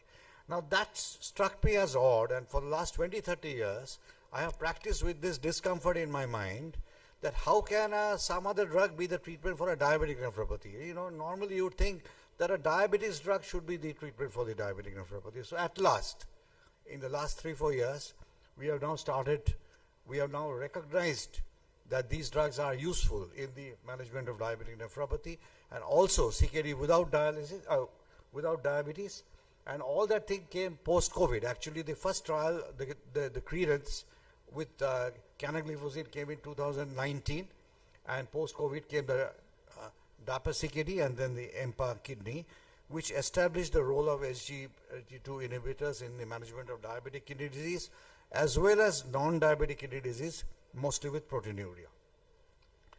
Now, this drug has really come up the ladder like anything. There is no other example, you know, similar to this, that came in the market about 10-11 years back, and within no time, it climbed up the ladder to become the first drug in diabetes, of course, with metformin. Now, it's easier to say that when you are not going to use it. It's easier to say that. You don't use it in patients who have recurrent UTI or a very bad urosepsis in the recent past. The data is up to 20 eGFR with EMPA and up to 25-30 with DAPA. Canagliflozin is already out of the market, so we are dealing with these two. And obviously, when the patient is dry and he is kind of hypertensive, you don't use that. Other than these three, you can use this drug practically anywhere. So which brings us to the point that what is this drug actually doing, how is this working, and what is the nutritional impact here. So you'll see that this the glucose is filtered, and after the glucose filtration, 90% of the glucose is taken up by the SGLT2. So if you inhibit that, the part of the filtered load doesn't get absorbed and it goes down, and in the process you can lose about 100 grams of glucose in individuals with diabetes and about 50 to 60 grams in patients who are not diabetic. So this effect accounts for a very modest at best, anti-hyperglycemia effect to the tune of about 0.7 HbA1c reduction. There is no significant hypoglycemia were noted in the patients without diabetes, and therefore it has also become a mainstay of treatment of anybody with CKD and anybody with cardiac diseases, also even without diabetes. So what is the effect on protein handling? So it's being used for proteinuria. So why, how does that happen? So there's increased delivery of sodium in the macula densa because all that glucose is going out, and it is also taking the sodium. It's a sodium glucose co-transporter, and through the receptor activation, so what is happening? So the kidney senses that a lot of absorbed load is going out. So it kind of switches to cut off the supply, because that is the auto-regulation. So what is brought about by this is the afferent arteriolar constriction. So, this is exactly the opposite of what happens in a angiotensin II, the RAS inhibition, where you have the afferent arteriole and the efferent arteriole. With a RAS inhibition, what you're doing, you're relaxing the efferent arteriole, and here you're constricting the afferent arteriole. So they are exactly opposite things. So they are supposed to work together better. So that's the theory. So the EMPA-REX study first told us, this was in 2015, that the treatment with EMPA resulted in 7% reduction in normoalbuminuria and about 32% reduction in macroalbuminuria, and this was maintained for the entire study period of about 3 years. Similarly, dapagliflozin treated patient also showed about 25% reduction. So this was when people started knowing that, okay, this can be used for all proteinuria conditions, probably even without diabetes. Now, coming to energy, which is today's main focus. A glycosuria of 60 to 80 grams leads to an estimated calorie deficit of 240 to 320 kilocalories daily. When observed over a period of 2 to 3 years, 2 to 3 kilo weight loss occurred in the first month and was maintained throughout the monitored period. And this we are seeing every day, and this is good for the patients. And when we prescribe it to little overweight or obese patients, this is an additional about 3-4 kilos loss we are seeing in the first 2-3 months. And this is kind of seen in about 80-90% of the patients. And most patients are kind of happy. So most of the weight is lost due to fat, due to loss of fat from the visceral and the subcutaneous adipose tissue, as the metabolism switches from glucose to a free fatty acid oxidation. But the weight loss plateaus due to the compensatory increase in the hyperphagic drive. It will not continue beyond about 3-4 kilos. So this metabolic switch needs to be understood. So what is happening there? We are giving an SGLT2 inhibitor, so the glucose is dropping. It's dropping the insulin level. With a low insulin level, the lipolysis will increase because the body will sense that. The SGLT2 inhibitor also increases the glucagon level. So what is important is the glucagon to insulin ratio. If the glucagon to insulin ratio is increased, that switches off the glucose metabolism, the glucolysis, and it increases the fatty acid oxidation, the fatty acid mobilization from the stored fats, and the beta oxidation, which leads to the ketone body formation. So this is physiological. Now, giving an SG, so this is the physiological response to that. And this same thing happens if you are fasting and if you are on a keto diet. But with the SGLT2 inhibitor, the matter is more pronounced because it also increases the glucagon level. So the energy switch and ketosis, what you need to remember, that the incidence of euglycemic ketosis is very low, 1%, but one needs to know this. In diabetic patients, when predisposed with very low calorie intake, restricted fluid consumption, dehydration, and fasting predisposed to ketoacidosis. This is a very soft symptoms, so, and patient may become very sick over a day or two, so it is important to kind of recognize the early symptoms.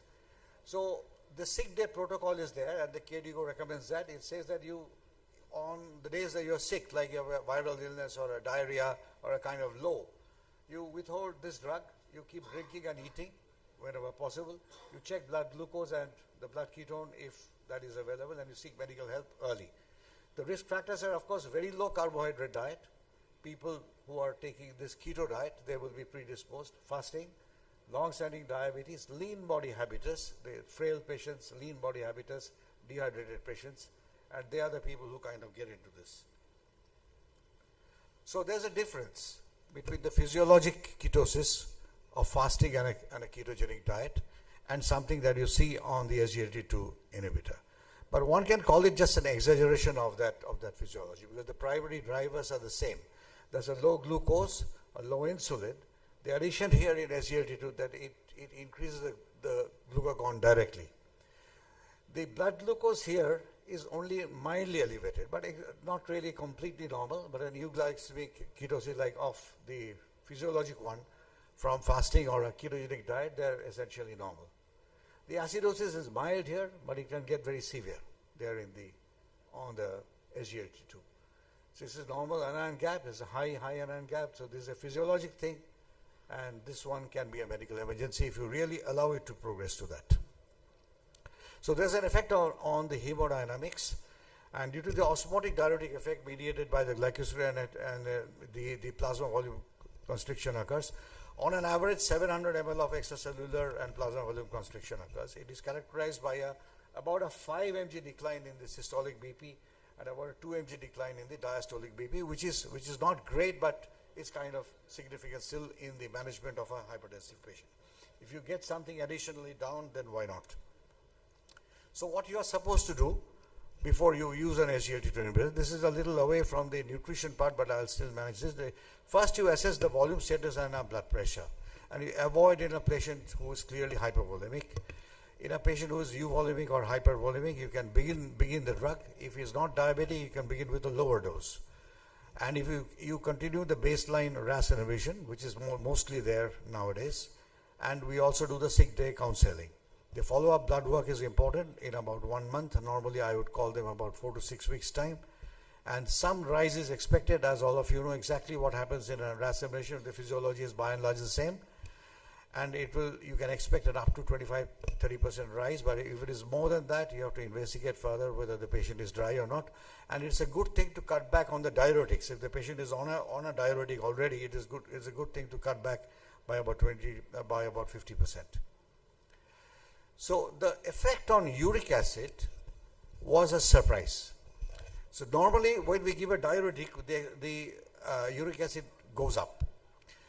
So this is what was expected when the trial was being conducted. But this was proven in all the trials that the uric acid actually falls when you are on SGLT2 inhibitor. So this happens because the inhibition of the SGLT2 in the proximal tubule, they result in a decreased secondary activation of the transporter necessary for the uric acid reabsorption. So uric acid also similarly goes out because that transporter is also kind of secondarily blocked. This results in an increased fractional excretion of uric acid, and normally one would expect a 0.5 mg drop in that. And the number of interventions, by interventions I mean the number of times you have to tell about diet, or you have to give an allopurinol or a febuxostat for reduction of your uric acid. The number of times when you do that will be much less if the patient is on an SGLT2 inhibitor. The effect on potassium, similarly, when it's kind of natural to expect that with this diuretic the potassium will be low, and that was seen, and mainly it was in the Credence trial. Unfortunately, canagliflozin is almost out of the market, but they showed a fairly impressive fall in the potassium, so much so that these patients were obviously on ACE inhibitors already. So the incidence of hyperkalemia management and trying to give the K-exolate and all those things, they drastically came down. So this effect is seen with DAPA and also with EMPA, but it was mostly pronounced with canagliflozin. Now, in the advanced CKD, what happens in advanced CKD?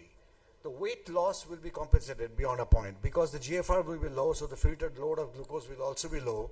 So the daily loss that you're happening when your GFR is good will be falling.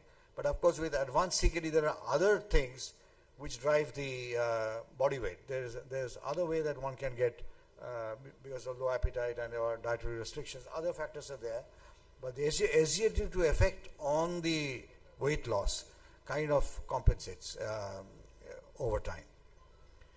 The drop in EGFR, of course, which is the most important thing here. So that is kind of sustained, and we are now using the thing till dialysis. But I'm sure these trials, which are looking at it at low GFRs, will soon come out and will allow us to give this even during dialysis. Also, the benefit is on the heart primarily, just as we do the Rasibris at certain times. Now, my question to everyone here, there's no clear answer to this, and maybe we can discuss this, and this is the main part, maybe being a nutrition conference. So let's say somebody who is overweight, it is okay. He is going to drop weight, which is fine, and we all want that. What do you advise during calorie intake in a patient who's not overweight or who has already lost weight because of SGLT2 inhibitors and now currently in a ideal body weight or maybe slightly lower? And this is also true of patients who are not diabetic, where you are not really worried so much about the calories. There are patients who are overweight. Majority of the population is nowadays overweight, so which is okay. But there are lean patients also, and they are proteinuric. You have to give them an SGLT2 inhibitors. So do you factor for the calorie loss?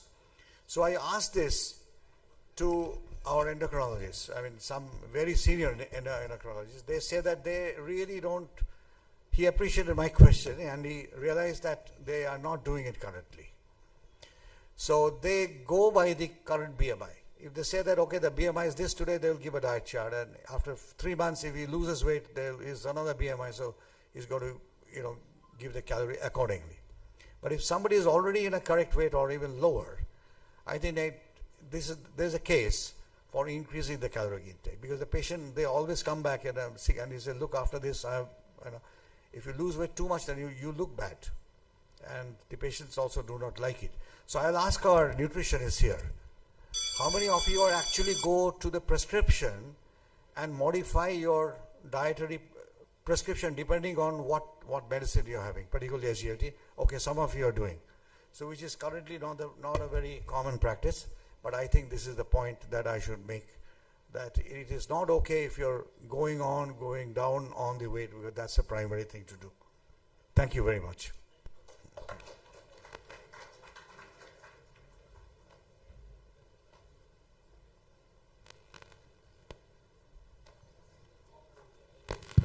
Thank you, sir, for the nice explanation you told about all the pleiotropic benefits of SGLT2 inhibitors in addition to glycemic control, like effects on uric acid, it improves sodium in SADH and potassium effect, everything. So I had restricted only to the nutritional part. There, of course, the main thing is the cardiac and the renal, which I did not bring here. So just a doubt, sir. So do you recommend in SGLT2 inhibitors in non-proteinuric CKD patients, including non-proteinuric diabetic nephropathy? So there is data on EMPA that even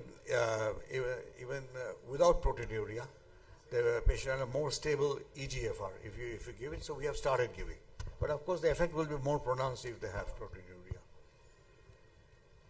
Thank you, sir. Now the session is open for any question.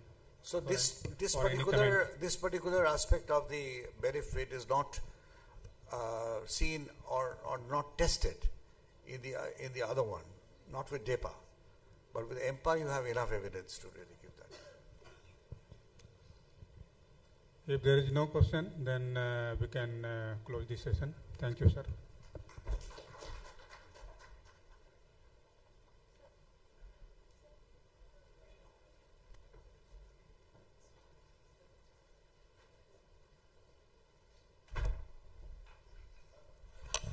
Thank you, sir, for an excellent talk. I request the speakers and the chairpersons to move to the side stage for felicitation. With this, we have come to the end of current theme.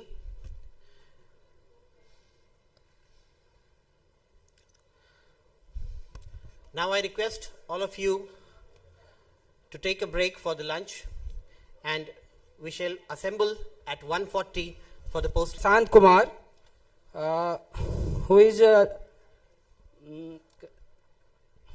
consultant at nephrology department of. अच्छा sorry ये नहीं है.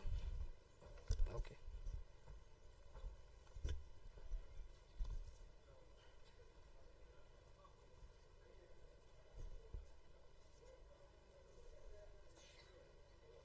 कहाँ है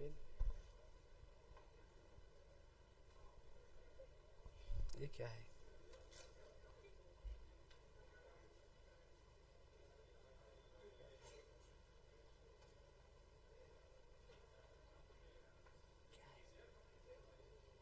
chairperson तो बस खाली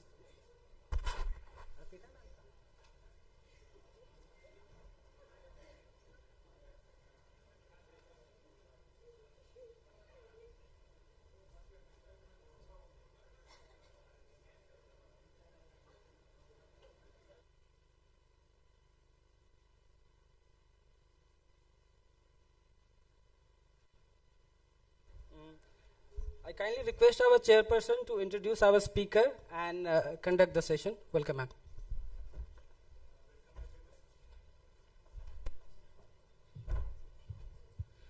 Welcome everyone to this post-lunch session, and the next talk will be presented by Ms. Sunita Sahu, who is the Chief Clinical Dietitian in Apollo Hospital, Bhubaneswar, and she will be talking about the role of dietary fibers in the management of kidney disease.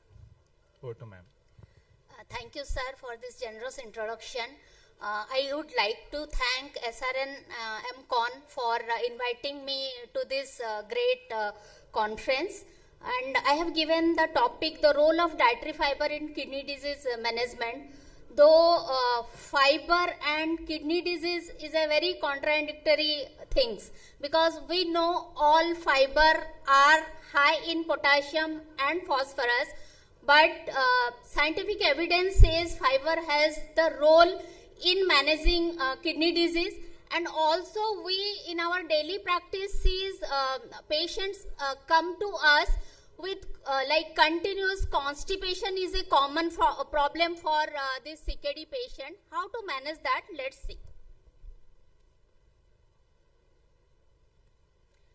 Nutrition plays a pivotal role for the management of patient affected by chronic kidney disease to slow down the disease progression and to correct symptoms. The mainstay of the nutritional approach to renal patient is protein restriction coupled with adequate energy supply to prevent malnutrition, which all we know. Dietary fiber improves gut health and reduces uremic toxins. A proper amount of fiber should be recommended not only in the general population but also in CKD patients to achieve an adequate composition and metabolism of gut microbiota and to reduce the risk connected with obesity, diabetes and dyslipidemia. Fiber and recommendation. The research about the use of dietary fiber and human health is large and heterogeneous. Recommendation of scientific societies for the general population have suggested an adequate intake of fiber for a healthy diet. However, the nutritional nephrology guidelines like KDOQI, KDIGO and IAPEN do not provide specific guidance for CKD patients. The recommendation for general population is ADA, which is 14 gram per 1000 kilocalorie or 25 gram per day for women and 38 gram per day for men. AHA, only rich in fiber diet should be rich in fiber is written there. USA guidelines 40 gram per 1000 kilocalorie and EFSA European guideline which says 25 gram per day is required for healthy diet, but nowhere it is written how much fiber is required for a CKD patient. Let's know what is dietary fiber. Simply, dietary fiber includes plant-based carbohydrates that are not digested in the small intestine, and these are the types of fiber we know: soluble fiber, insoluble fiber, fermentable fiber, non-fermentable fiber and resistant starch. CKD and fiber, how this works. Patients with CKD have increased urea within their systemic fluids, which results in a large flow into the intestine. The urea is converted to ammonia and then to ammonium hydroxide, producing an increase in pH resulting in lumen that is less inhabitable for beneficial bacteria and impair the intestinal barrier. Research has found that CKD-associated gut dysbiosis can decrease intestinal transit likely due to inflammation in the gastrointestinal tract, the increased production of uremic toxin within the gut, and compromised integrity of the intestinal barrier.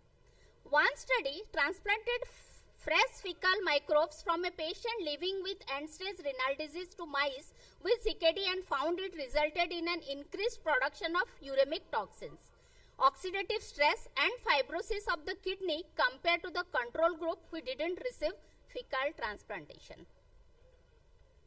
Fiber and CKD progression. Emerging evidence supports the role of dietary fiber in slowing kidney disease progression, improve oxidative stress, systemic inflammation, and potential to reduce decline in GFR rate.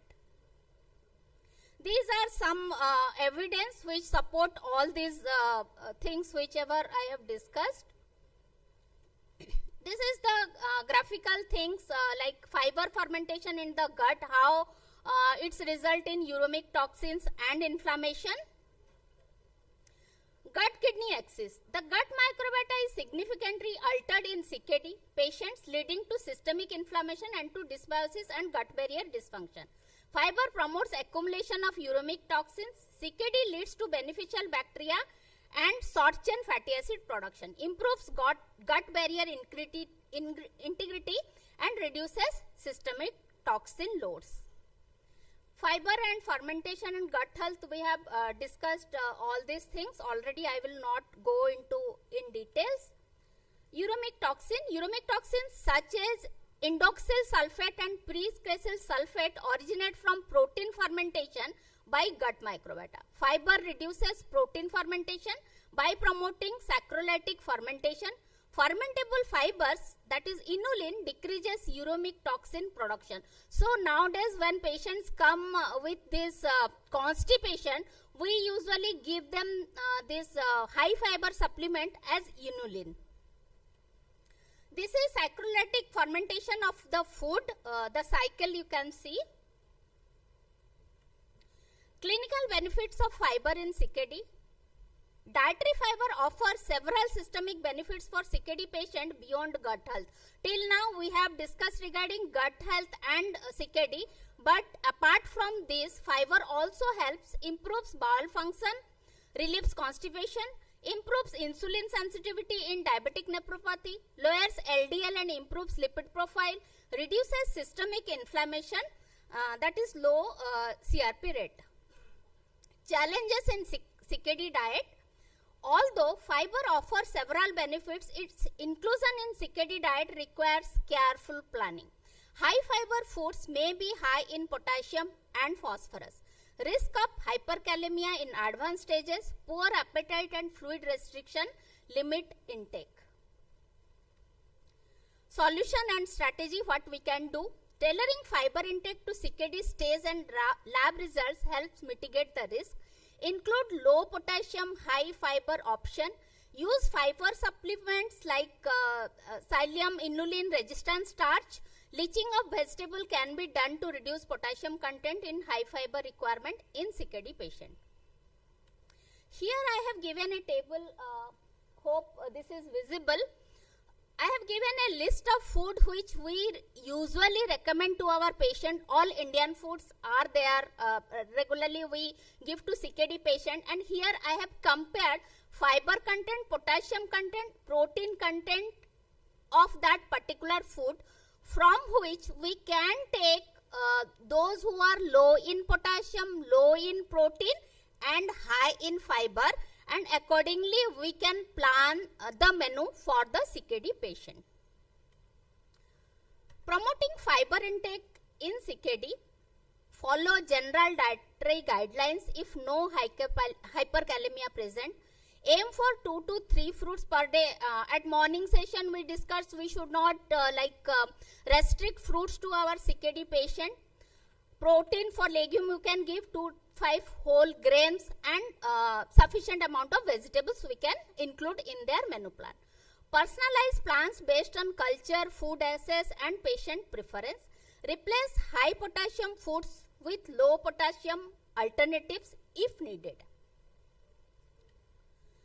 This is a high fiber menu plan for CKD patient.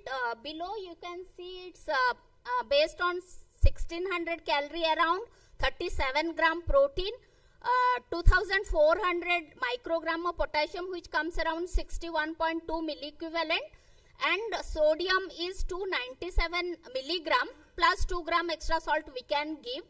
And I have given all these cereal, vegetable, yogurt, fruits, cereal, mixed vegetables, lentils, the raw form, usually calorie exchange list you can see.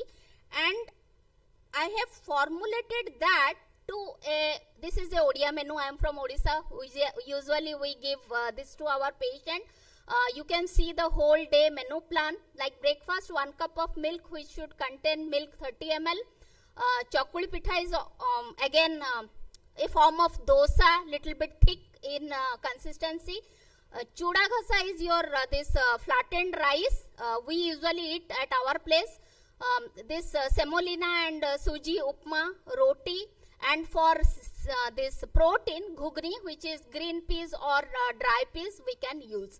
Mid-morning fruits, 100 gram we can give them. And lunch, boiled rice without starch. Dalma is dal with vegetables. That's a favorite of ours.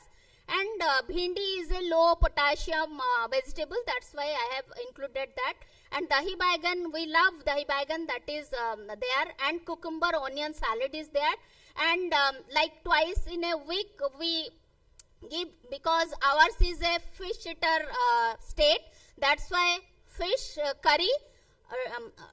Today in lunch whatever we eat, that is fish, macho besara, fish with mustard paste. Usually we also like that, so we give to our patient, but twice in a week. And fish piece size will be 50 gram. Evening tea again, and any cereal based snacks we can give them. And dinner roti or rice, then vegetables, multiple vegetables should be there. And if patient like dahi at dinner, then we can provide dahi 50 gram.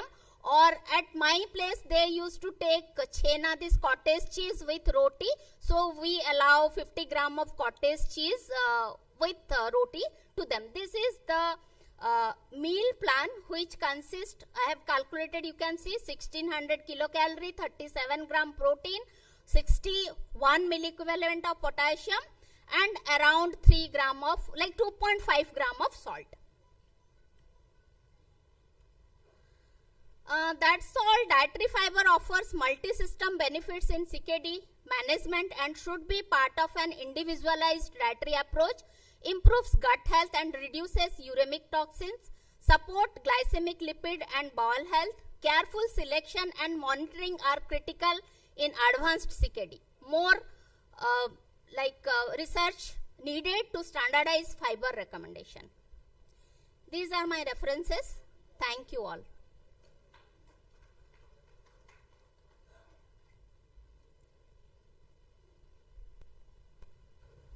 So thank you, Sunita. Nice talk. So, what do you think? Which is your target population?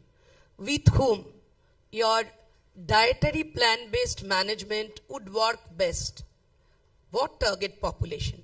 In CKD, we have 3 forms of RRT. We have dialysis, we have transplant, or nowadays we are having conservative management too on the plate.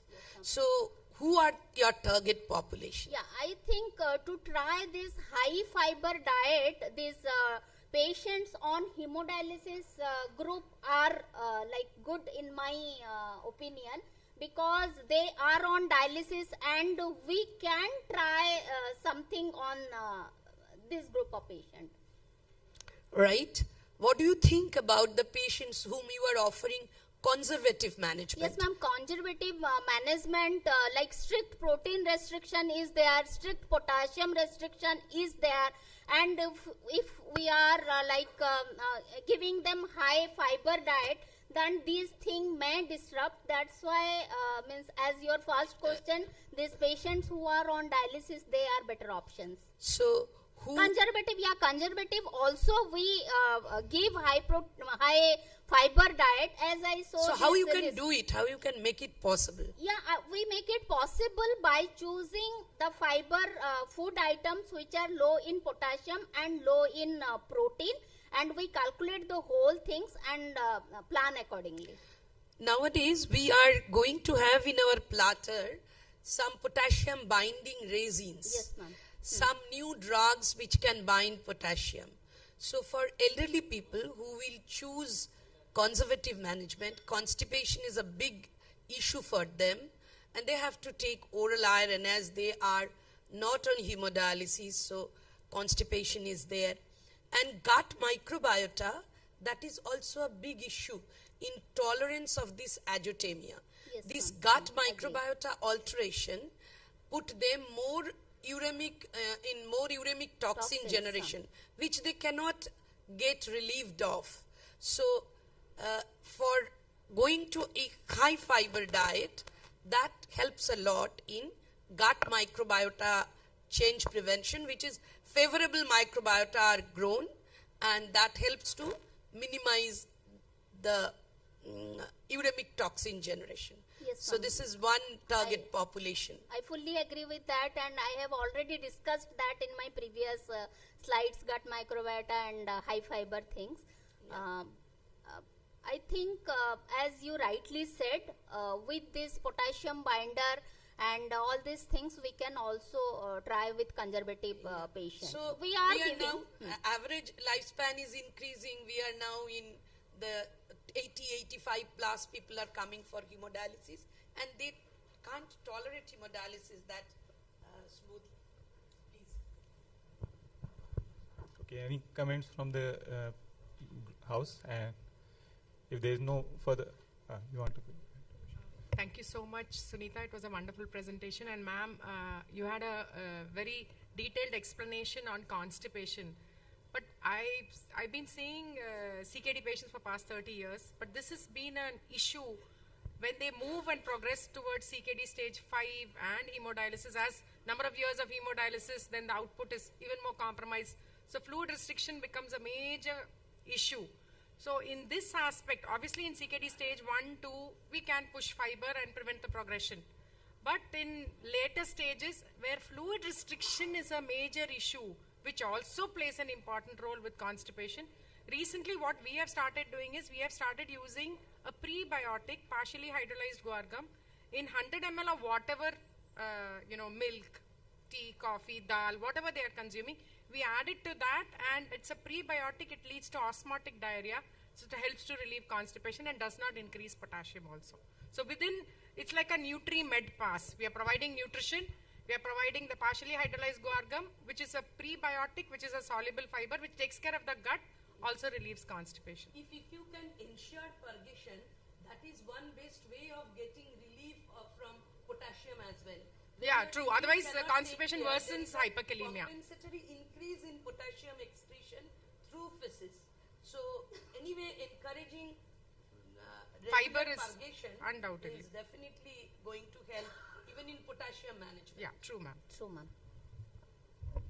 Thank you. Thank you, ma'am. Thank you, Dr. Sunita. And now we will conclude this session. Thank you. That was a nice presentation by Ms. Sunita Sahu. Now I request our chairpersons and speakers to be on the side stage for presentation of mementos.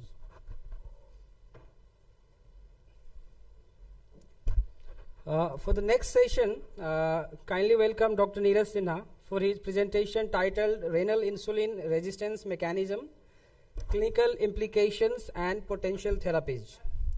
For chairing this session, I would like to call upon Dr. Gopal Prasad. Sir is a professor and HOD of Nephrology Department at PMCH, Patna. Also, kindly welcome Dr. Suryanarayan Mandal. He is a senior consultant nephrologist and transplant physician. And kindly welcome Kanchan Mala. She is a senior dietitian, Medanta Hospital. Patna. I request our chairperson to introduce our speaker and conduct the session, please.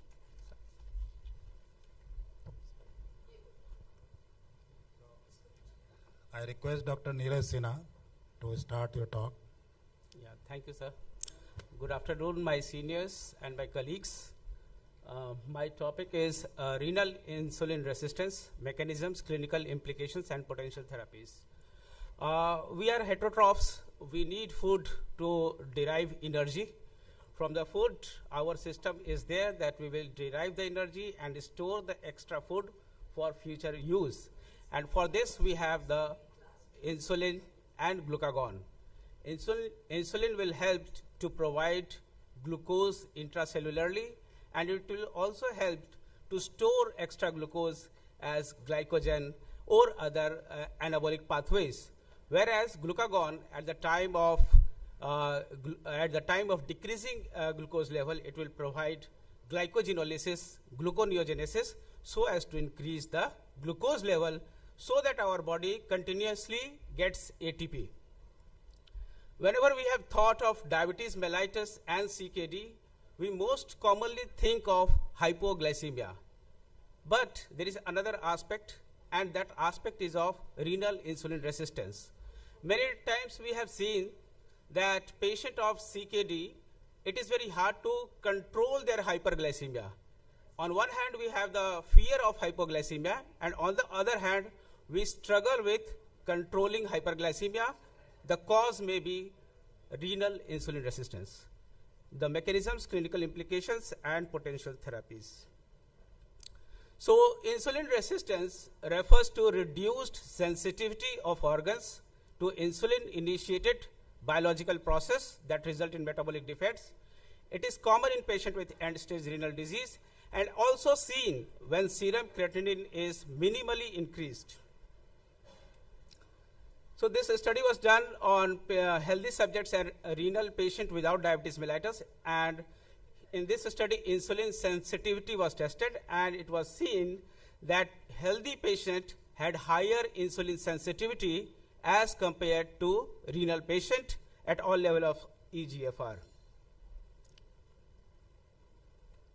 A diminished ability of insulin to stimulate glucose uptake by its target organ as documented by a decreased insulin sensitivity index, seen even in patients whose eGFR values were still within the normal range and in whom anemia, metabolic acidosis, secondary hyperparathyroidism or vitamin D deficiency were not seen.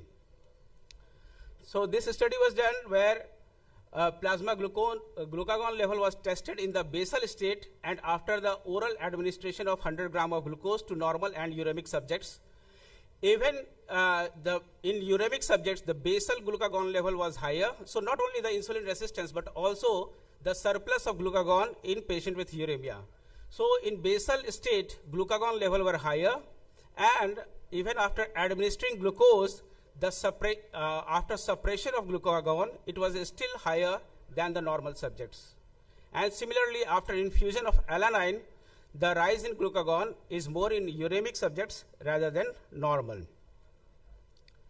Similarly, plasma glucose level and insulin response to ingestion of 100 gram of glucose in normal and uremic subjects.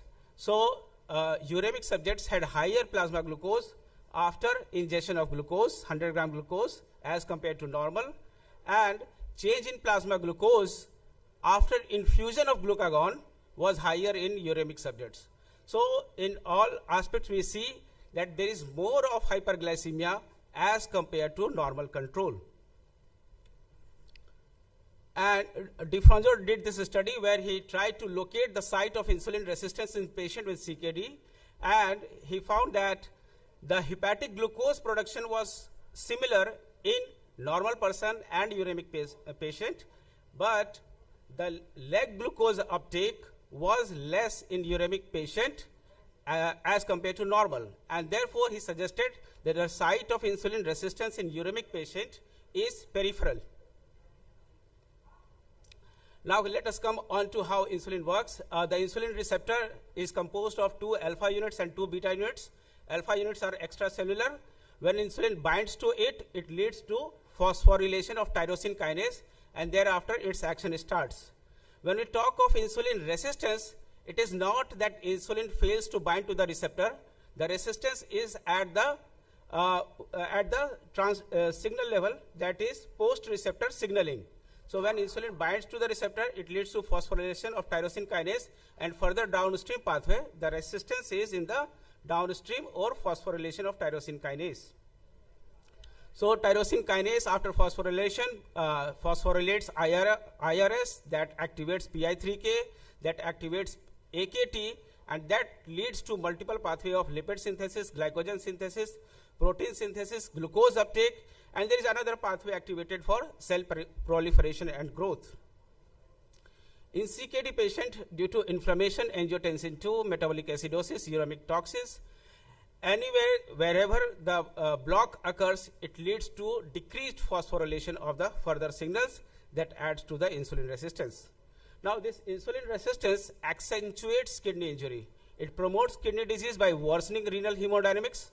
ER stress is there, and this ER stress, endoplasmic reticulum stress, is associated with proteinuria, causing podocytopathy, and this insulin resistant state, which is characterized by high triglyceride level, also is a risk factor for proteinuria development.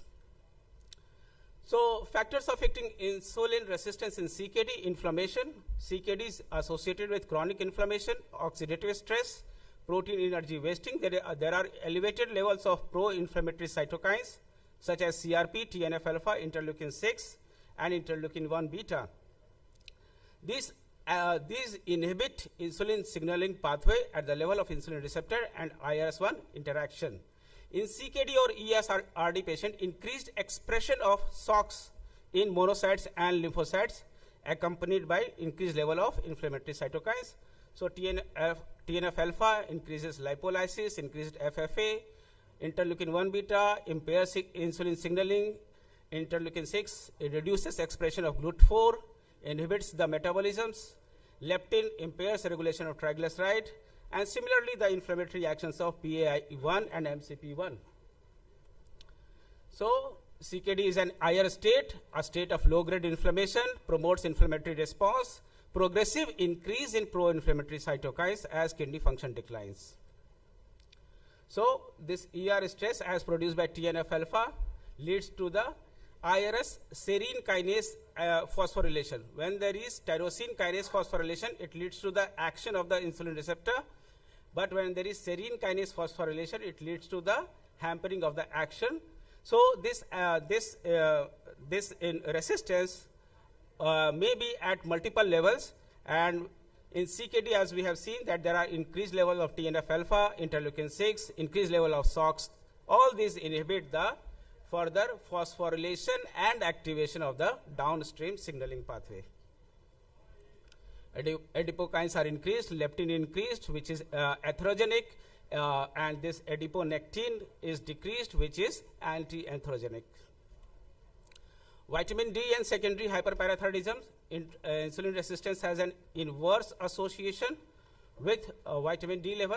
It was seen that even a single dose of 125 vitamin D improves insulin sensitivity, and medical treatment of hyperparathyroidism in patients with CKD led to correction of glucose tolerance and increased insulin secretion.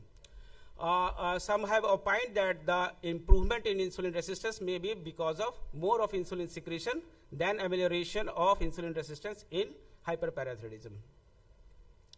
Other clinical condition: uremic toxins induce reactive oxygen species generation and IR, metabolic acidosis associated with inflammation, and other treatment of metabolic acidosis also leads to improvement in insulin sensitivity. ESRD have low oxygen tolerance, and therefore correction of anemia by EPO also improves insulin resistance. This insulin resistance leads to increased secretion of atherogenic triglycerides, VLDL, and small dense LDL. All this in conjunction with decreased action of lipoprotein lipase leads to more of atherosclerosis, and therefore we have so many microvascular and macrovascular complications. Presence of CKD itself impairs the cardiovascular status, and itself is recognized as a risk factor for cardiovascular diseases. Mechanism by which IR promotes CVD, inflammation, dyslipidemia, increased TG, FFE accumulation, ROS overproduction, and endothelial dysfunction and hypertension. And CKD promotes CVD by hypertension, diabetes, dyslipidemia, increased sympathetic activity, albuminuria, and others. Now, treatment of IR in CKD. The goal of IR treatment is to reduce the anemia, to correct the anemia, correct metabolic acidosis, correct the vitamin D deficiency, try to reduce the catabolic state, improve exercise tolerance, and also when we talk about anti-diabetic medications for insulin resistance in CKD, then pioglitazone binds the PPR gamma receptors and thereby increases the insulin sensitivity in peripheral tissues, and it also alters the cardiovascular risk factor. So PPR gamma, after activation, helps in the transcription of insulin sensitizing agents, thereby improving the insulin resistance. However, pioglitazone would be avoided in heart failure. Metformin acts on complex 1 in mitochondria and thereby increases the AMP, and the increase in AMP leads to the decreased gluconeogenesis and glycogenolysis brought about by glucagon action, and thereby improves the resistance and also improves the GLUT4 presentation at the level at the plasma membrane, thereby improving the resistance. However, we will be using metformin up to the eGFR of 30 to 60 modified dose, and also helps in correction of inflammatory status. Imeglimin, which is a derivative from the compound of metformin, it has got multiple actions. It helps in the secretion of insulin at the level of islets by increasing ATP level. At the level peripheral tissue, it inhibits the complex 1 like metformin, but it also helps in reducing the ROS formation that is brought about by the leakage of electrons at the complexes, and thereby it helps in stimulating glucose uptake, reduces the excessive gluconeogenesis, whereas also improving the beta cell insulin secretion and reduces the apoptosis at the beta cell level. So iminoglutinin reduces oxidative stress and is generally not associated with lactic acidosis and can be used at modified dose at even up to eGFR 15. Whenever we talk about diabetes mellitus, always we will have the presence of SGLT2 inhibitors and GLP-1 analog. Although their main action is draining out extra glucose, they have been also found to reduce insulin resistance by browning of the white adipose tissue and macrophage polarization, bringing about the change of macrophage M1 to M2, and thereby reducing the inflammatory markers produced by these macrophages. And similar mechanisms have been found with GLP-1 agonist. So diabetes mellitus in CKD, do not think of only hypoglycemia. We will time and again we will come across where we will struggle with controlling the hyperglycemia. So think of uncorrected factors involved in insulin resistance, choosing the appropriate therapy as the eGFR permits, so that we can overcome the insulin resistance, highly insulin resistant state which is found in CKD patient. Thank you. Thank you, Dr. Neeraj, for nice presentation. I have one question. Suppose you find that insulin resistance is there not only in diabetic or CKD population. So how you measure insulin resistance? Is there any objective way by which you can measure insulin resistance? There are some research methods and there are some practical methods. So research methods is by using euglycemic glucose insulin clamps, but for our practical purposes to use in our clinics, we have the HOMA-IR measurement, which in most patients would be collaborating with corresponding to the research methods. For that, we measure the insulin fasting plasma insulin level and we measure the fasting blood glucose. We multiply these and divide by 405 and we get the ratio of insulin resistance, whether it is more than 1.5 or 2 then it is considered as high HOMA-IR, and that will suggest insulin resistance.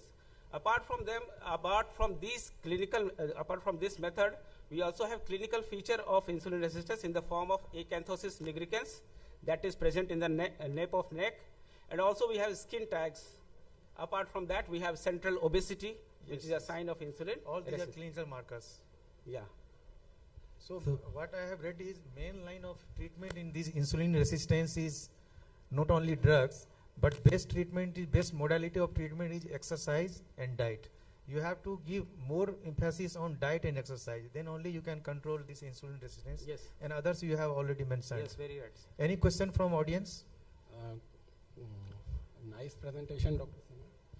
So actually, my one question is related to Dr. Mandal's question. You said that the HOMA-IR method you suggest as a measure of measuring the IR.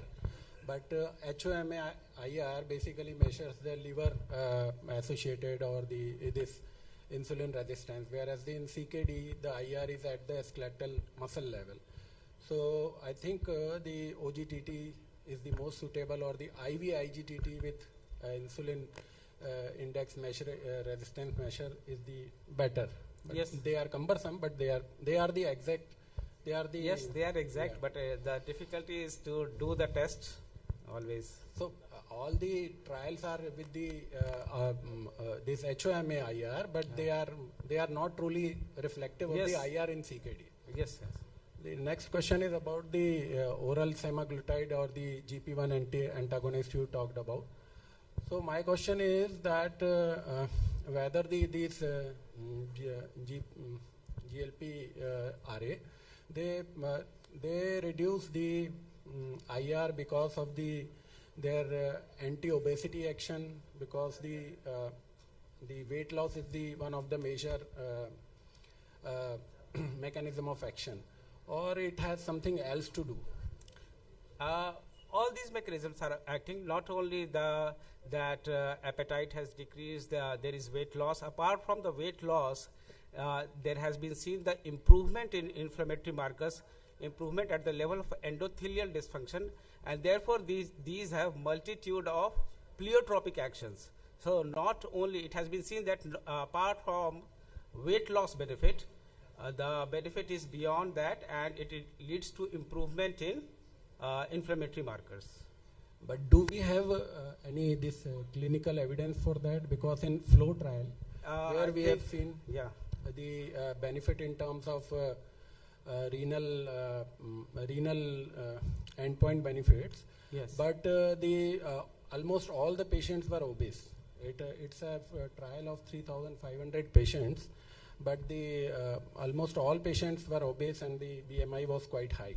So should we take the results in such a manner that can we use these drugs in non-obese CKD patients for the renal benefits also, or yes. just for the obese patients? Yes, because it leads to yes, we have been using not only for weight loss, but also for glycemia correction, and this glycemia correction also leads to improvement in this inflammatory state. And recently I used in a lean CKD patient, and he showed considerable glycemic correction and improvement in status. Of course, being a lean is not a contraindication for GLP-1 agonist. So we can use. Dr. Neeraj, there is one question. Sometimes you get patients bedridden, CKD, dialysis dependent. Glycemic control is very poor, giving high dose of regular or combination of insulin 2 or 3 times per day. Despite that, we do not achieve the glycemic status. What approach should be there? The approach towards where we are not able to correct the glycemic status when eGFR is very low. First of all, we have to look also for any OHA that can be used, and also when we are talking about insulin, we have to increase the insulin dose, but before that we will have to ensure that correct insulin injection technique is being practiced. The site rotation is there, patient is taking the insulin in a right manner, And if we are ensured of the compliance and the technique, then we can go for increasing the dose for insulin if we are not able to use any other OHAs. But otherwise, we will try to utilize the benefits of OHA also, like DPP4 inhibitor linagliptin we can use in such patient. So if there is no more We question. can also use GLP-1 agonist if EGFR is up to 15. No, dialysis dependent. Patient Yeah. is dialysis Yeah, dependent. So if there is no more question, we come to end of the session. Thank you. Thank you, sir.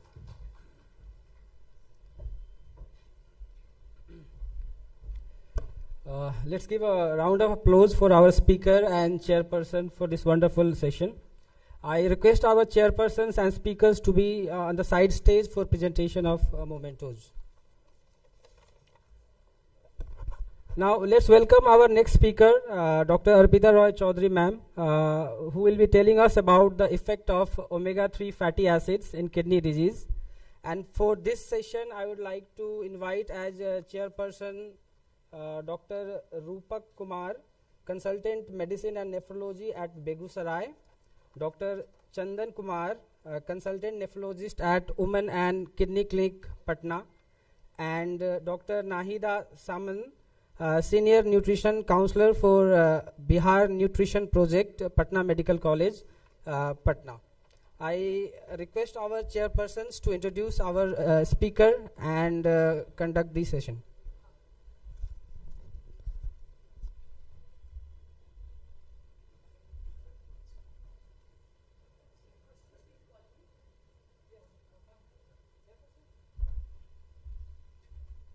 Dr. Rupak Kumar, as chairperson, kindly come on the stage. Dr. Chandan Kumar,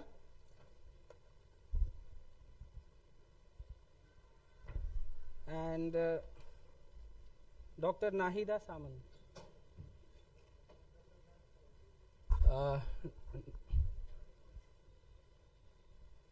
I request Dr. Gyan to kindly chair the session. And I request our chairpersons to introduce our speaker and conduct the session. I request Dr. Manoj Chaudhary to kindly chair the session.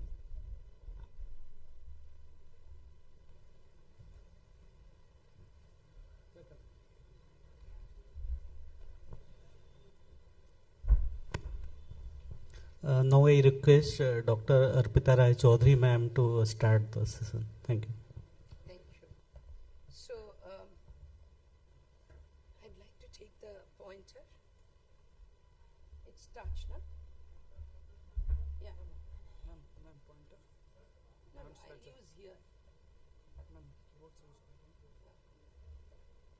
Very good evening. Actually, this talk belongs to my very good friend, Dr. Shobhik Shudal, who couldn't make it to reach here, and on his request, I'll be talking about this. So, this omega-3 fatty acids in kidney disease. When we have first heard this name of this topic, when we were just passed out from MD and we were trying to take the flavor of nephrology, then omega-3 fatty acid was very much in the air, and the topic used to be IgA nephropathy, where for treatment omega-3 fatty acid used to be used, and consecutive trials from Mayo Collaborative Group came out, one for 2 years, then for 8 years, then with high dose versus low dose has come out, and we used to refer it as important treatment for IgA nephropathy.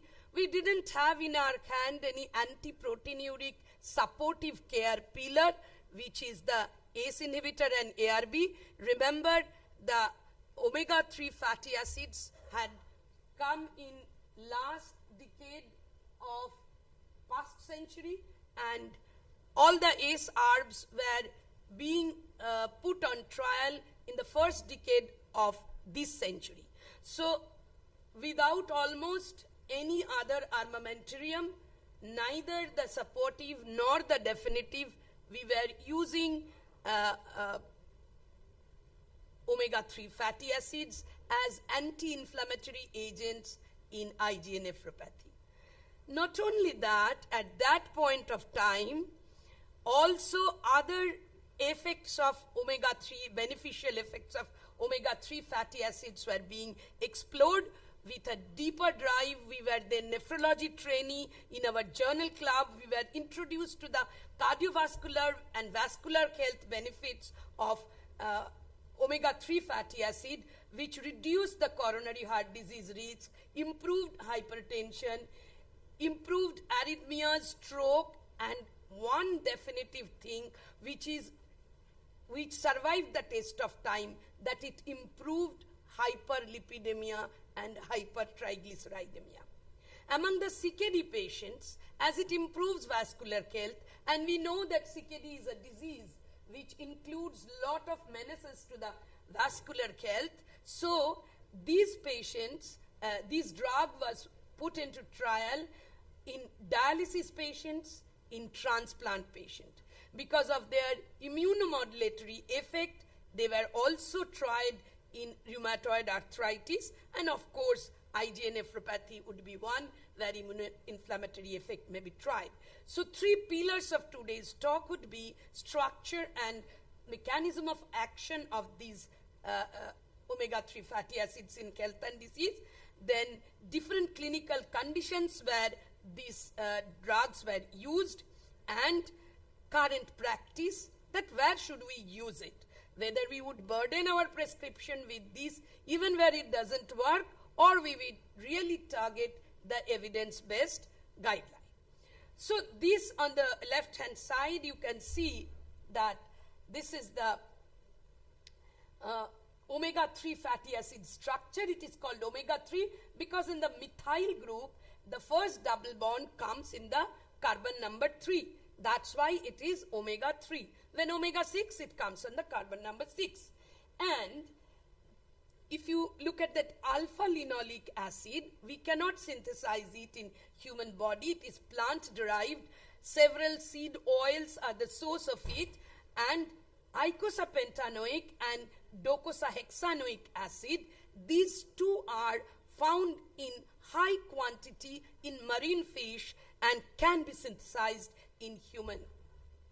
So from the fish, this eicosapentaenoic and docosahexaenoic acid can come, which will take part in the arachidonic acid cycle through cyclooxygenase and lipooxygenase. The vasoconstricting thromboxane A2 and leukotriene B4, B3B4 can be formed, in which there is a twist towards a vasodilatory prostacyclin formation with use of this, so modulating inflammation, reducing oxidative stress, inhibiting the production of pro-inflammatory cytokines come among the main mechanism of action of these drugs. So if we go in little detail of mechanism of action of fatty acids, we will find it has extended its benefit in almost all areas like blood pressure regulation, thrombosis improvement, and plasma TG lipid profile improvement, cardiac rhythm regulation, heart rate regulation, and among others, the regulation of inflammation. Decreased inflammation has been taken benefit in multiple areas, including our areas of interest, that is IgA nephropathy, we had already mentioned, lupus nephritis, also the inflammatory milieu of the CKD patients on ESRD. So regulation of immune function, fatty acid, TG metabolism, bone turnover. Another important thing is insulin sensitivity. It has been put to trial in many diabetic patients where it might improve the insulin sensitivity, how we are coming in. So this is the innate immune cells and the adaptive immune cells where it can work and it can decrease the neutrophil migration, decrease cytokine from pro-inflammatory macrophages and dendritic cell APC presentation. In T cell domain, it can decrease proliferation, decrease cytokine output, improve Treg population, and in B cells, improve protective IgM production. So 4 general mechanisms, they could influence the metabolite and hormone concentrations that in turn can influence cell and tissue behavior. They can influence the oxidative stress improvement sector.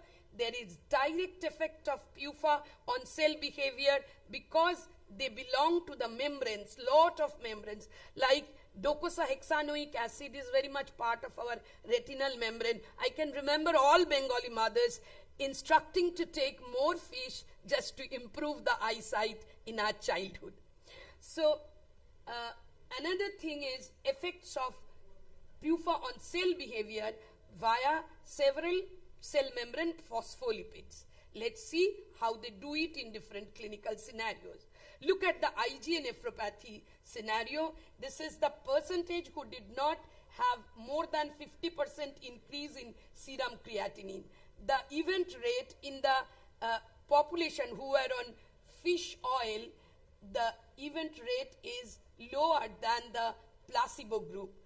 So they have shown a benefit in long-term progression. The study period was 2 years and they were followed up for 8 years. It came from Mayo Collaborative Group, Donadio et al. They published consecutive 3 papers, first one after 2 years, then after 8 years, and then they compared low dose versus high dose. The low dose one was 900 milligram and the high dose one 3 to 4 milligram, 3 to 4 gram per day.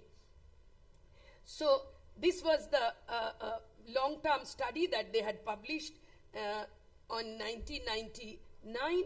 Cumulative percentage of patients of IgA nephropathy who were treated with fish oil versus placebo, whether they would require dialysis or transplantation, that also at the end of 8 years. 2 years they were treated. At the end of 8 years, the event rate was higher in placebo group, that is requirement of dialysis or transplantation was lower in the population taking fish oil, and risk reduction was around 61%.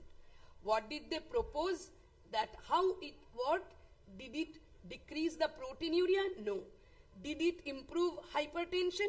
There was a comparable reduction of blood pressure in both groups. So again, they also, like as Dr. Barrett did, that the inflammatory component of the mesangial cell proliferation, cytokine liberation, and changing the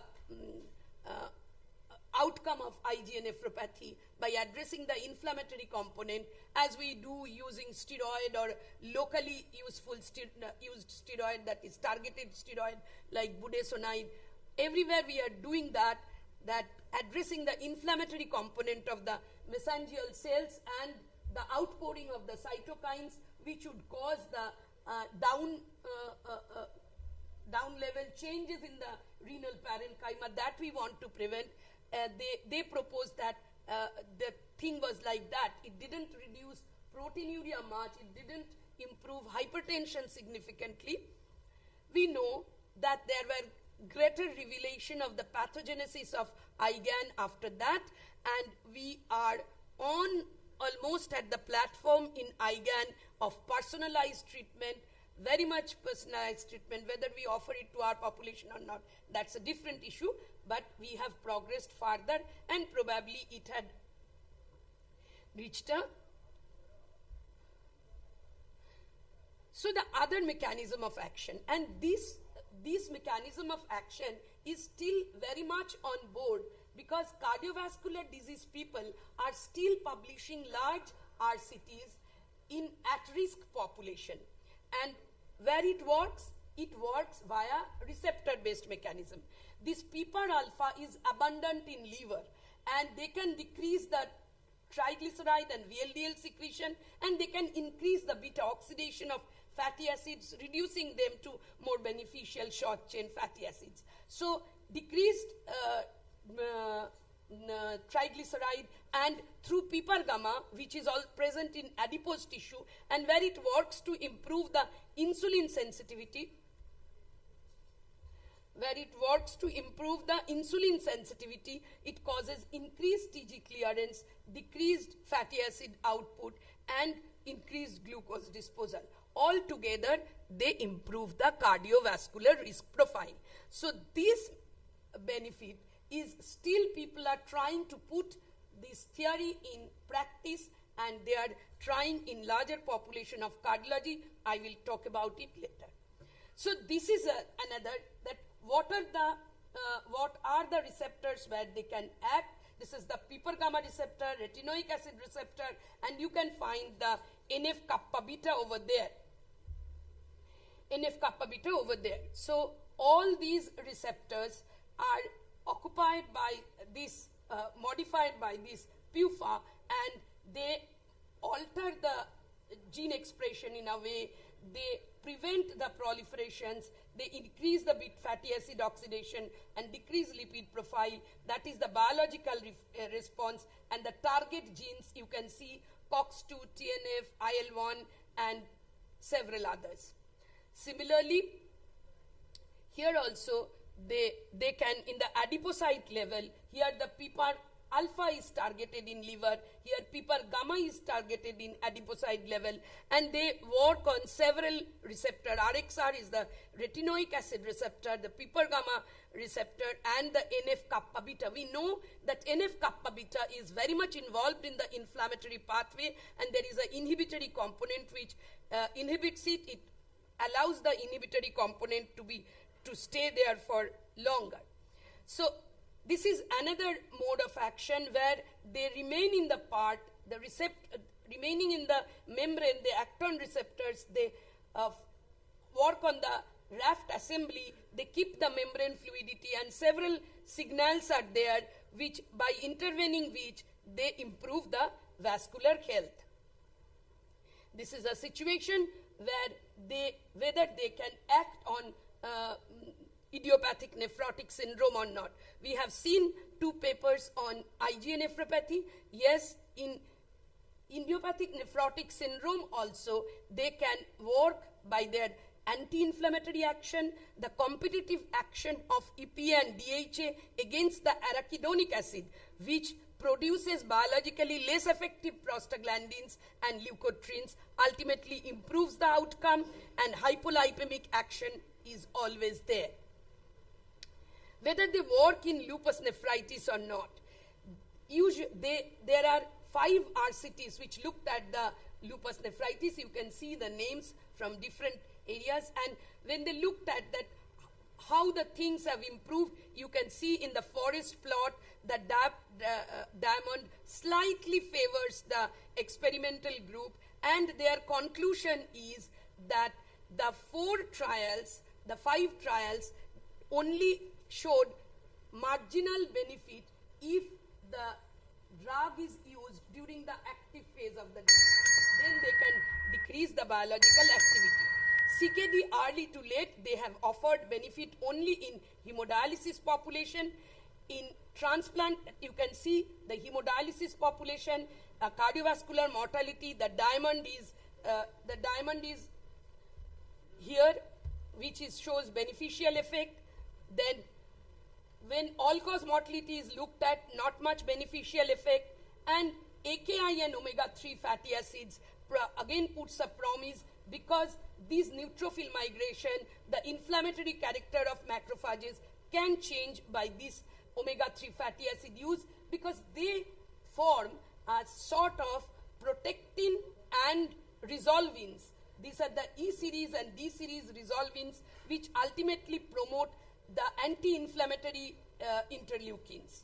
So they can improve the outcome in AKI, whose clinical trials are awaited, but the background experimental trials are there. So clinical advisory is the third and last part. It is more clear in the CVD area. Cardiovascular risk factors, health and outcomes are probably the most intensively looked at factors. These origin in 2013 and 3 other RCTs in 2018, which looked at the primary prevention, that is CVD is not there, whether they can prevent CVD did not work well.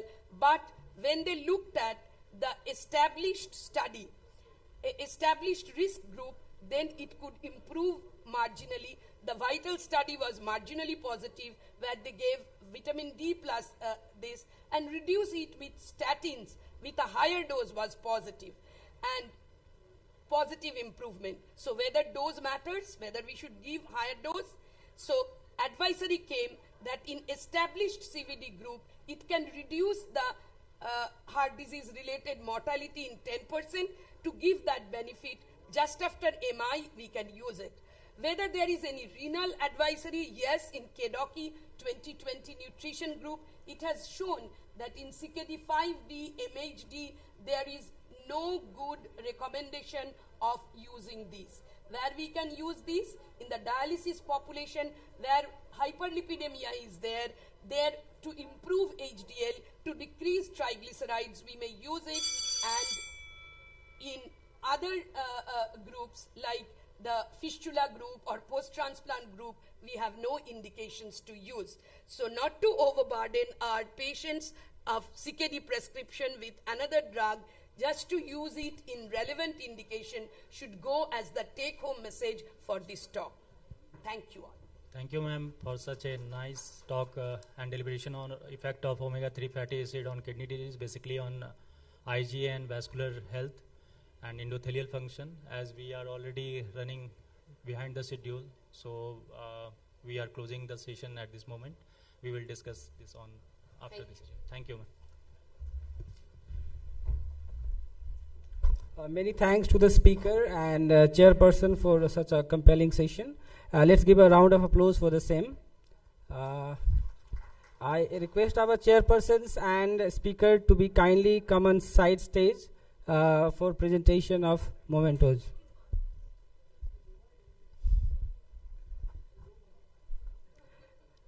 Next up is Dr. Meenakshi Bajaj, who will explain us about the impact of phosphate binder on nutrition in CKD. I would like to invite our chairperson for this session, Dr. Manoj Gupta, who is Assistant Professor KMCH Katihar, Dr. Abhishek Raman, Consultant Nephrologist at Medanta Hospitals, Patna, and Priya Kumari, Senior Dietitian and HOD Dietetics Department in Ruben Memorial Hospital, Patna. I request our chairpersons to kindly introduce our speaker and moderate the session. Thank you. So we know that hyperphosphatemia is very common in CKD patient, and as the CKD progresses, it becomes very difficult to handle hyperphosphatemia. And apart from adequate dialysis and nutritional restriction, we need phosphate binders to control hyperphosphatemia. So we have Dr. Meenakshi Bajaj from Chennai, and she is at present dietitian and head Department of Dietetics, Tamil Nadu Government, Multi Super Specialty Hospital, Chennai, and faculty Clinical Nutrition, Madras Medical College, Chennai. Over to you, ma'am. At the outset, I'm truly grateful to the organizers for the opportunity to be talking to you on a topic where I think I have managed to do some learning over the past few days. So when we talk of my plate, it's always said that my plate should be a balanced diet for a normal, healthy individual. But when it comes to CKD, my plate becomes a little difficult because I have the 3 P's, the protein, the phosphorus, the protein, and most importantly, the 4th P is protein energy wasting, which I do not want. So my plate should offer food to my CKD patient, which is not devoid of protein, potassium, and phosphorus, which is ideal for my CKD depending on the stage of CKD. And most importantly, my goal as a nutritionist is to prevent protein energy wasting.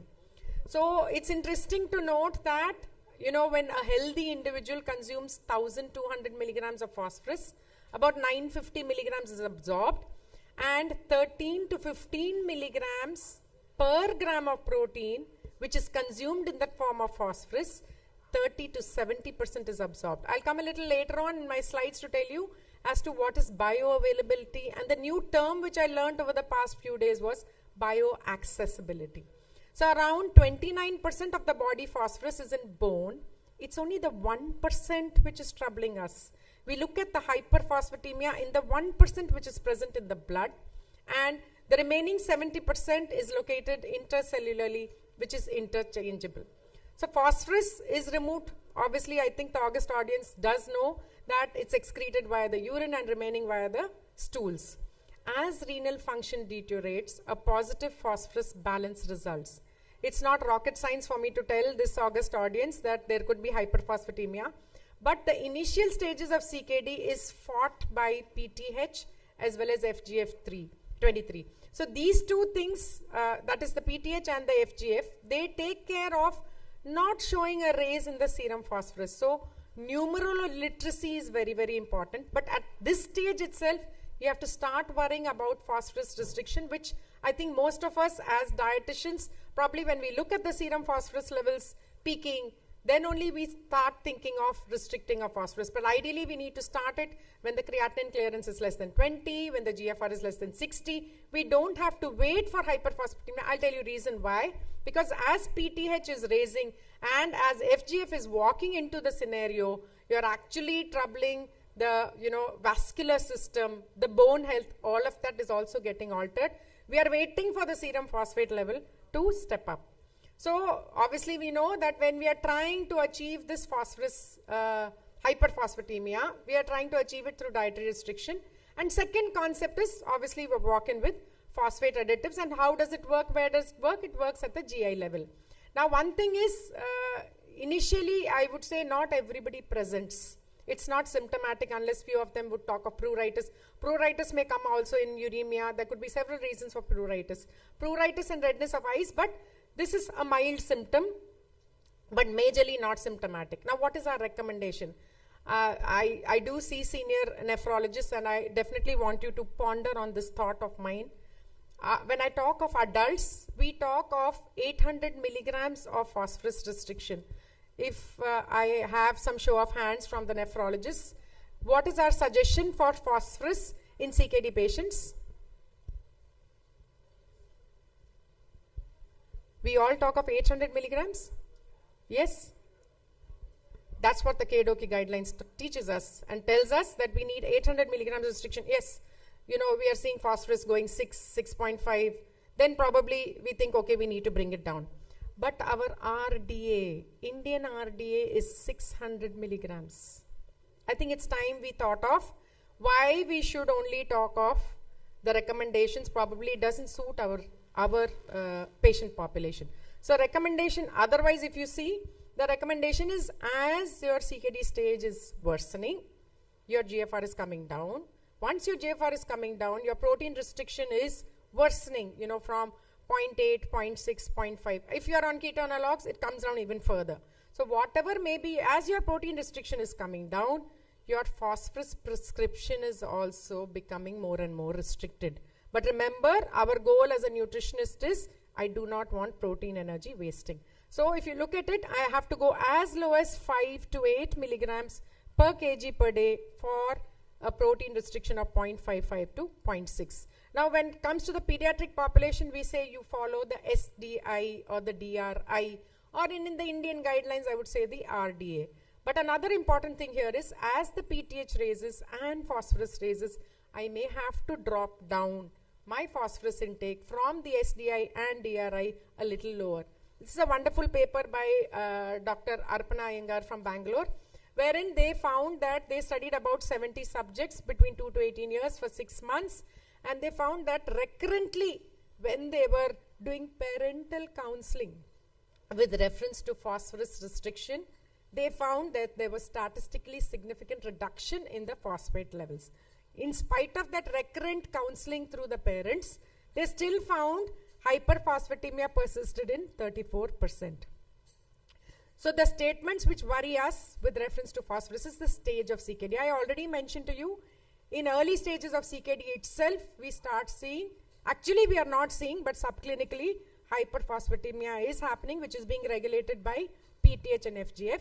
And second and most important thing is the source of phosphorus. We understand there are two types of sources. A common man would talk of animal-based, plant-based. Then we move to the organic phosphorus and inorganic phosphorus. In organic phosphorus, we have the plant-based diet and animal-based diet. In animal and plant-based diet, Everybody knows definitely the plant-based diet is much more healthier than the animal-based diet for reasons of fiber, gut microbiota and all of it. But the concept of potassium and phosphorus is troubling us. Okay, that's one end. I'll talk about it a little later. The second part of it is the animal-based protein, which is also a source of phosphorus. But now remember, the bioaccessibility is very, very high in animal-based diet in comparison to plant-based diet. Now, what is accessibility and what is availability? Accessibility is this particular food, the phosphorus from that particular food is accessible to digestion. That is called bioaccessibility. Next comes the term bioavailability. What does that mean?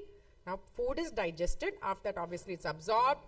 It is taken up by the system and it's available to the body. So, another important thing which we need to worry is the vitamin D. This is like one double sword edge. Meaning, most of our patients have vitamin D deficiency in our CKD patients because of the inactive, active form, all of it. When the vitamin D is deficient, phosphorus absorbed is lesser. It is only 60%. And when there is vitamin D repletion, which so many recommendations do suggest, the absorption of phosphorus raises to 80%. So this is another thought which we need to keep in mind. I already made a mention to you organic and inorganic phosphorus. Now the inorganic phosphorus comes from all the packaged foods. It could be the cheese, it could be the chocolate, it could be the Tetra Pak soya milk. Anything which is packaged is going to have inorganic phosphorus. So you will be wondering, so many of the patients are put on phosphate binders, but still there seems to be hyperphosphatemia not settling. The reason being, the dietitian has to go around and do like a spy. She has to identify the inorganic phosphorus which is being consumed by the patient, which is not going to be tackled by the phosphate binder. Another important thing which I made a mention to you, that animal-based protein is much more bioaccessible in comparison to plant-based. Now, bioavailability and accessibility, I made a mention to you. Now, what are the natural sources of phosphorus? Now, if I'm going to tell you the list of organic and inorganic sources of phosphorus, my plate is actually going to be empty. No, my job is not to make it empty, but to make it available to my patient. So, something as the most important, breast milk, the milk which you consume, the chawal, the dal, the atta, the wheat flour, anything and everything you consume has got phosphorus. So what do? We have to do something about it. So animal sources I made. Now look at this. This is a very, very valuable slide which I have created from Indian Food Composition Tables 2017. Look at top on the list. We always say we want the 1 gram protein and phosphorus ratio between 10 to 13, maximum 15 milligrams of phosphorus per gram of protein which is consumed. Look at egg white. It's got the least phosphorus to protein ratio. And we have some evidence to tell us that higher the phosphorus protein ratio, higher is the risk of mortality in hemodialysis patients. Now look at chicken leg, goat, fish, all of them have a ratio which is much lower, or which is what is acceptable ratio. Now look at whole egg. It's high. Egg yolk is the highest. Wheat flour is high. Rice, raw, brown. I have a lot of population, the PWD population, persons with diabetes, who come to me and say, ma'am, I want to use red rice, brown rice, kavani rice, and some 1,000 varieties of rice, who are already walked into CKD with hyperphosphatemia and hyperkalemia. I do suggest them not to consume any of those. Now, what do I do? So this is another important thing here. I'm going to talk to you about the bioavailability. You'll have to bear with the numbers for a while. Nuts and lentils. Lentils are the dals which you and me consume. In fact, there is one study which my MSc student has done only on potassium and phosphorus and leaching for all food groups. We are still awaiting publication. That's why I'm not able to present that data. But what I'm trying to tell you here is nuts and dals which are a part of our day-to-day diet. Early stages of CKD, we do allow them to take soaked walnuts or soaked almonds. If the patient is a PWD, patient is vegetarian, we have to find a source for protein. The next thing is the dals. We all consume dals, whether it's CKD stage 1, 5D, transplant, okay. What is the bioavailability? Is 15 to 20% phosphorus. Seeds and legumes. I am not very fancy with chia seeds, flax seeds. 1,000 seeds are now being taken as concoctions. Legumes, yes, chana, rajma, rongi, they are all soluble fiber, helps to improve gut health. Green leafy vegetables, I think ma'am made a wonderful, I think Sunita also made a wonderful presentation on importance of fiber, but it's a source of phosphorus. But take it from me, when there is hyperphosphatemia, visual hyperphosphatemia, avoid green leafy vegetables. Reason being, though it is a source of fiber, phytonutrients, the leaching process hardly removes the phosphorus from greens. Hardly it removes from chicken. Hardly it removes from nuts. So that these are the three keywords if you keep in mind: the greens, the nuts, and I mentioned something else. The greens, the nuts, and chicken. These three, even after you leach, the phosphorus leaching is very, very minimal. Now, dairy, egg, meats, fish, the bioavailability is 40 to 60%, and the bioavailability is highest 90 to 100%. Now, why all this? All of us know phytates. It's not rocket science. All of us know plant-based diet has phytates. That's why bioavailability of phosphorus is poor. We don't have phytases. We are mammals. So that is the second point. Third important thing is animal protein does not have phytate, and the processed foods, they have added phytases. So the bioavailability becomes 100%. So nothing packaged. The key home message here is nothing packaged. That is the inorganic phosphorus. So these are the list. Our children are very fond of cheese, and our vegetarian population, we want to provide them paneer because of fluid restriction. But you can leach the paneer. There is no harm in leaching the paneer for our post-dialysis patients or transplant patients. Carbonated beverages, Tetra Pak juices are sources. You know, so many patients, whether the young or the old, they consume Tetra Pak juices, which are sources of inorganic phosphorus. Instant cereals, children most often eat chocos, have wheat flakes, have cornflakes. These are all sources of inorganic phosphorus. Now, there's a recent drive of these granola bars, protein bars, which are also sources of phosphorus. Now look at this. This I've already made a mention to you. The phosphate additives. I think we have to do teaching for our first patients. We tell them not to take processed.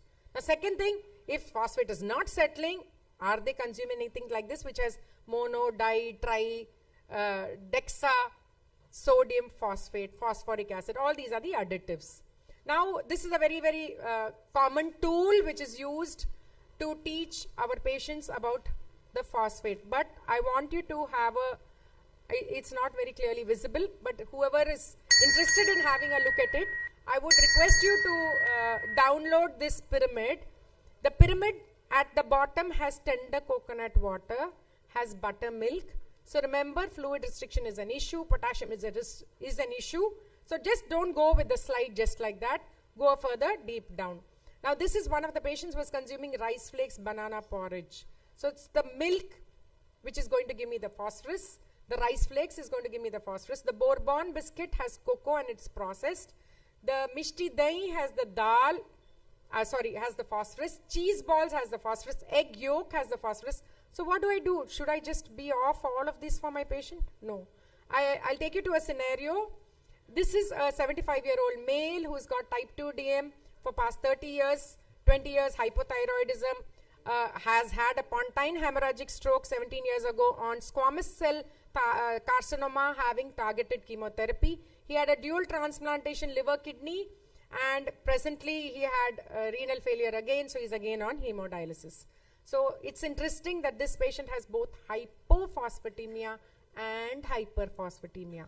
So he's put on Sevelamer on Saturday and Sunday. 3 days a week he's put on phosphorus supplements because post-dialysis he has hypophosphatemia. Now look at these foods. He consumes all of this in his diet. Plant protein, cheese, buckwheat noodles, dark chocolate, the cocoa and herbal coffee. And interestingly, he thinks he's very healthy to have almond flour, quinoa flour, buckwheat flour, moong dal flour and tapioca flour to make chapatis. All these are sources of phosphorus. That is why, in spite of him being on Sevelamer, in spite of being on all of it, he was not able to correct his hyperphosphatemia. So remember, increased PTH levels, a dipping GFR, a dipping creatinine clearance or a high phosphate, all of them are advising us to suggest to restrict our phosphorus in our diet. What is the history behind hyperphosphatemia or using a phosphate binder?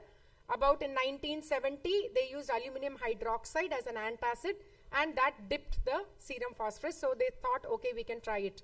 But believe me, aluminum toxicity could be one thought process. Another important thing with this is, It is used as a rescue therapy. When there is hyperphosphatemia, severe hyperphosphatemia, they use aluminum-based binders. So I'll not take more than 2 minutes. So calcium-based phosphate binders are available, aluminum-based and non-calcium-based. The iron-based are also there. There are 2 types. One of them can be used in those with anemia. The other one cannot be used with anemia. But the most important side effects are the GI side effects. Second is calcium overload. Third important thing I have mentioned to you about aluminum toxicity, and with reference to sevelamer, which is most commonly used in dialysis patients, we find it binds the fat-soluble vitamins, causes bloating, and there is a risk of metabolic acidosis. We all know that as metabolic acidosis progresses, there is an increased progression of CKD. Obviously, the lanthanum carbonate also has effects on bone, and the one with iron causes diarrhea, nausea, stool discoloration. Pearls of practice, you have to use a phosphate binder with the meal. If you're going to use it with Rantac, Zintac, Omeprazole, it's not going to do its job. You cannot use it when you're giving bicarbonate in order to correct the acidosis. And if the patient is on iron, phytate or oxalate preparations, this is not going to do its job. So this is a small exchange list. So one needs to teach our patients numeroliteracy. We need to teach them about how to measure the phosphate, potassium, protein in the diet. So an exchange list can be used. Portion control is important. So what do? We avoid processed foods. We restrict milk to 300 ml. And if the patient is on dialysis, we tell them to take paneer, but leach the paneer and restrict wheat flour to 50 grams per day because it is a bumper source of phosphorus. And foods to be leached is the dals, nuts, paneer, flesh foods, green leafy vegetables. But greens, as I mentioned to you, even if when you leach it, you hardly remove any phosphorus. But the KDOKI does tell us that when you boil and leach the phosphorus, you can leach about 50%. It is not so for all food groups. This is a very interesting slide which I want everybody to have a look at it. So that's the 3 ham and cheese omelets, 1 order without cheese, 1 order without ham, and another one without eggs. So I hope I'm able to pass the message. Obviously, the cow is not going to take the cheese, the pig is not going to eat the ham, and the chicken is not going to eat the eggs. So we are talking, or we are in a world of individualized, customized dietary management. I would say go the extra mile, be patient and reply to your patients. There is another term called it's called phosphatemic index and phosphorus load after the glycemic index and glycemic load. A lot of research is required in that.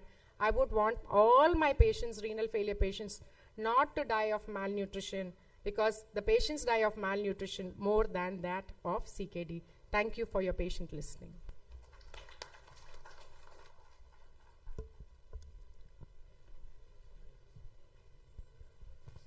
Any questions? I think, any question, ma'am?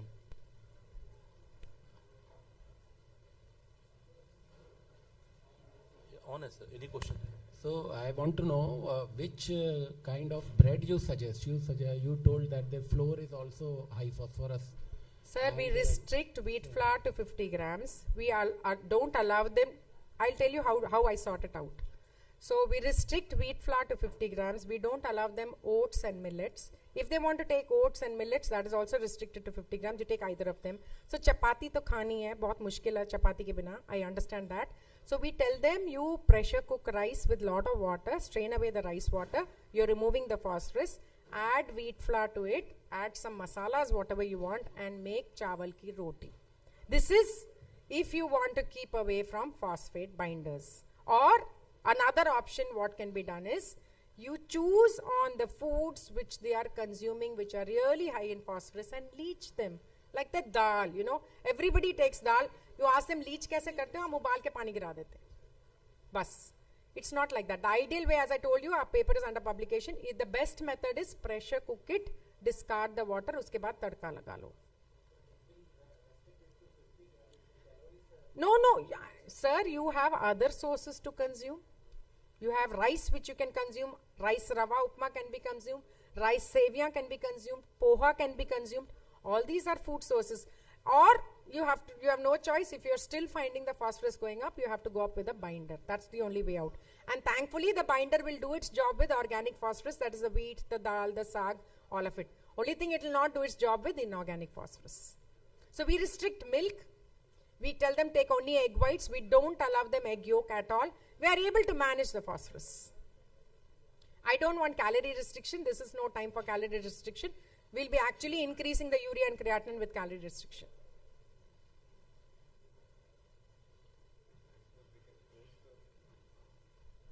I suppose we can close the session. Thank you so with very this. much. Thank you, sir. Thank you, Dr. Meenakshi and the chairpersons for such an informative session. I request our chairpersons and speakers to kindly come on side stage for presentation of mementos.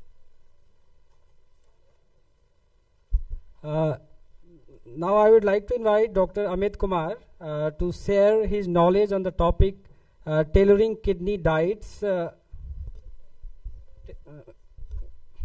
for elderly patient. For chairing this session, I request to chair the session to Dr. Rajiv Kumar Jha. He is consultant nephrologist at Diabeto Nephro Clinic and Dialysis Center, Patna. Dr. Abhay Kumar, Assistant Professor, Department of Emergency Medicine, Indira Gandhi Institute of Medical Sciences. And Dr. Khushbu Fatima, Senior Clinician, Clinical Dietitian. I request our chairpersons to introduce the speaker and moderate the session.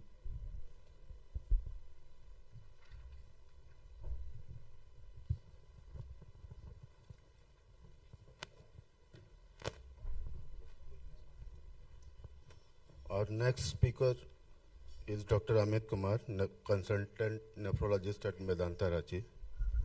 Dr. Amit Kumar. Thank you.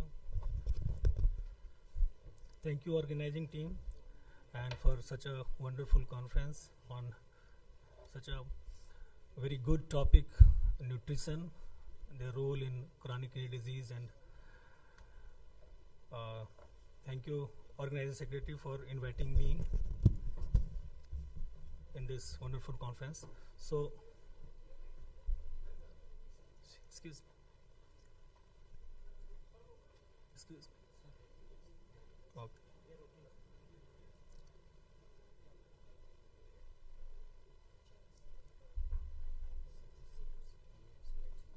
ऐसे हो जाएगा ना? ठीक.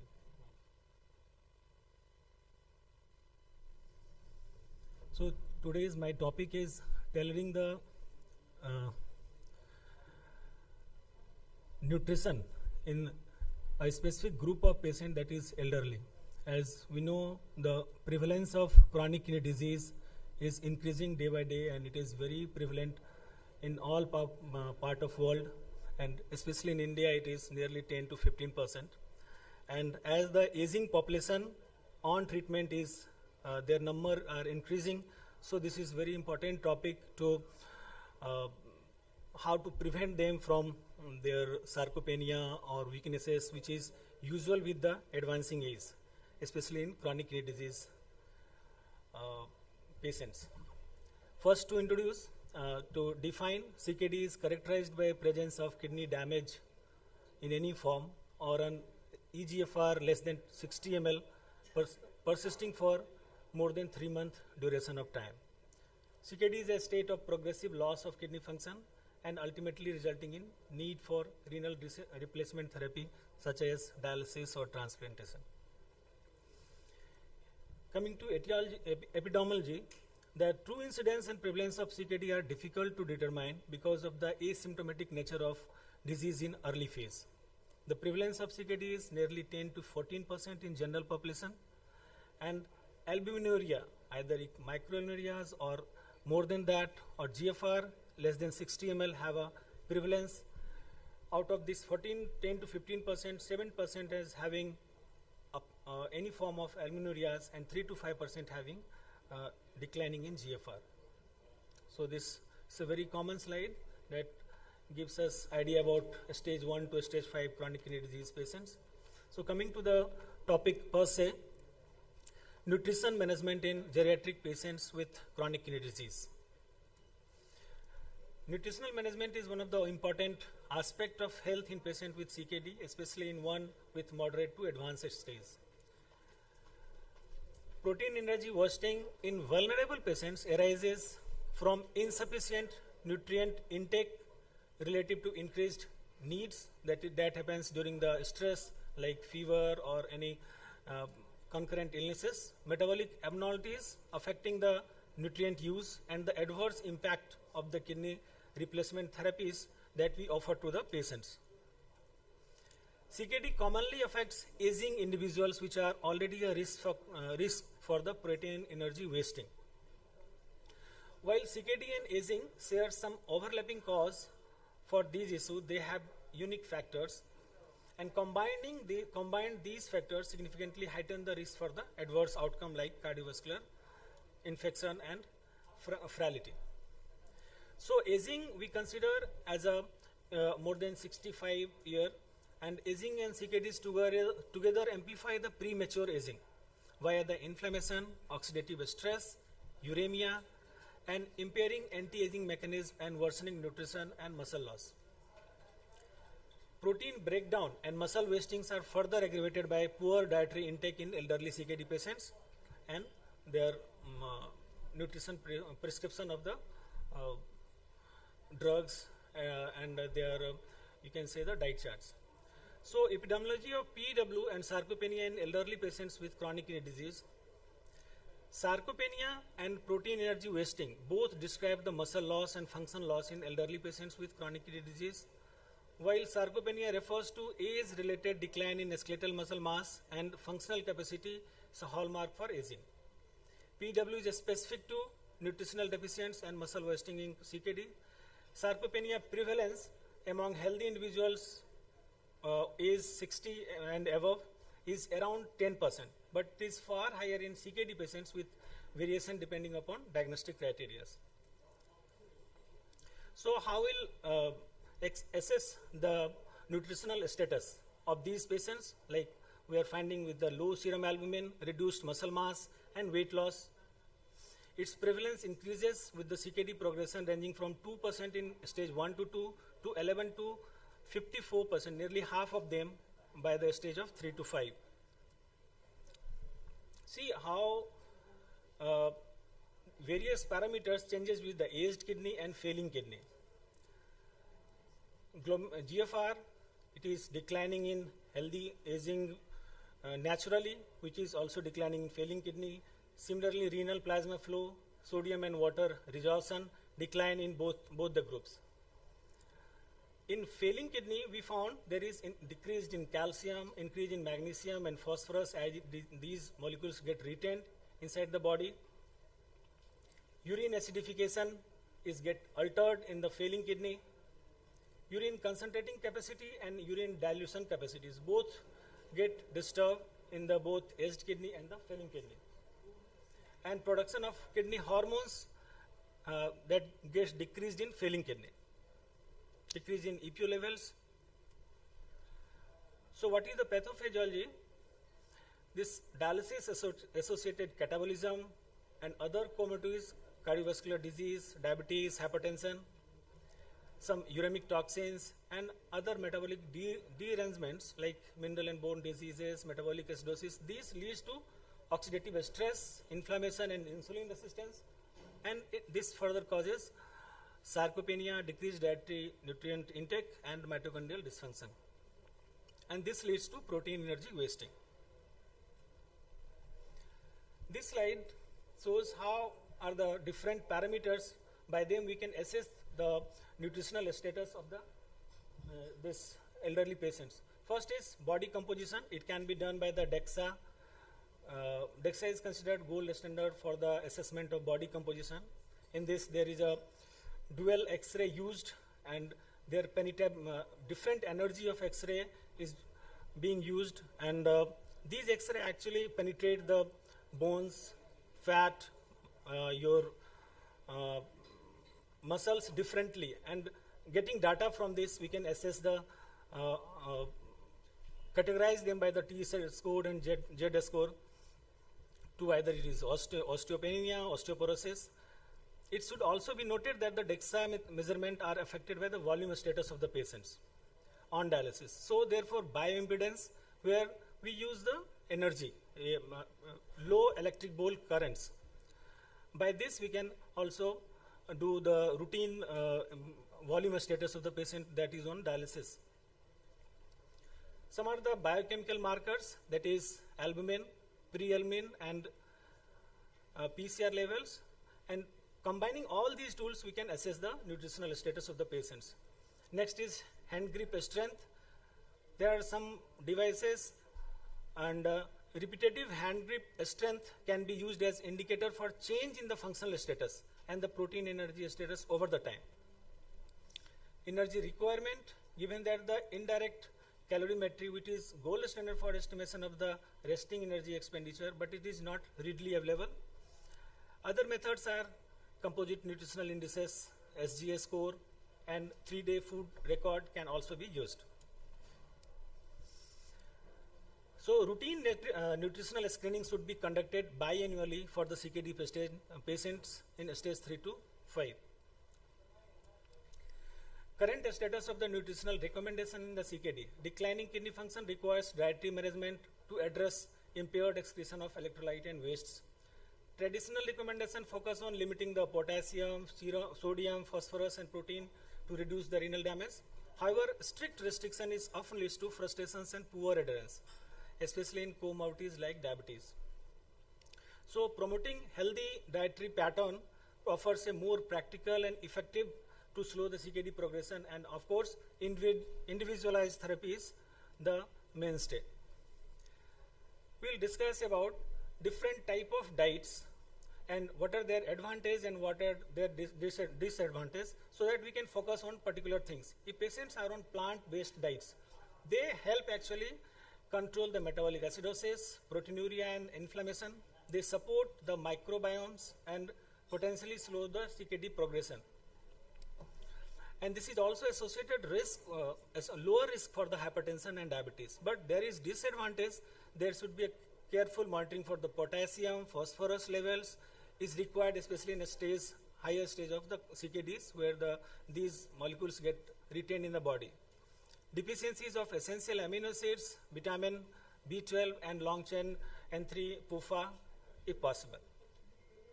Mediterranean diets, this diet actually contains whole grain along with a good fat.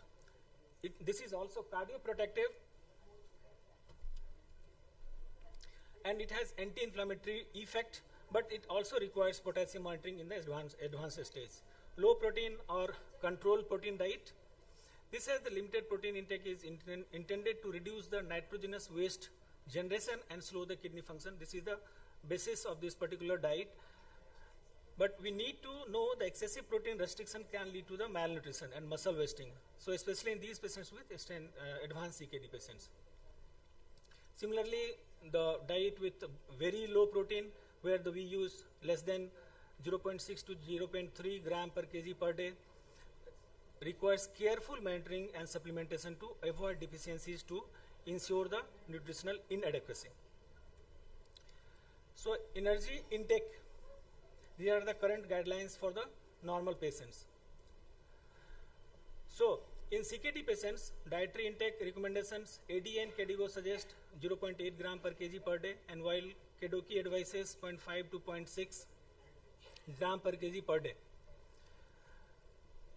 Higher protein intake is recommended for patients on dialysis, that is nearly 1.2 gram per kg, and reduced protein can lower the intraglomerular pressure, hyperfiltration injuries and uremic toxins productions, and potentially delaying the renal replacement therapy.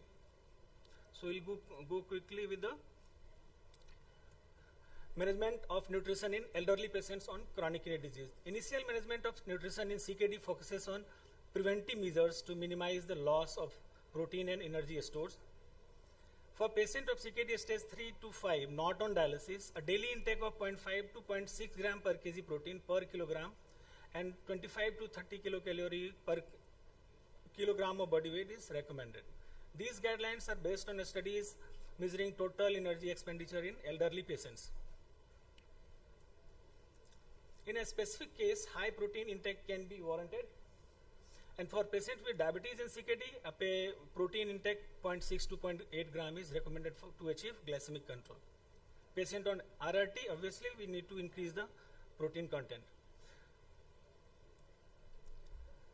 So where we have to intervene, these are the indications to intervene in the left side.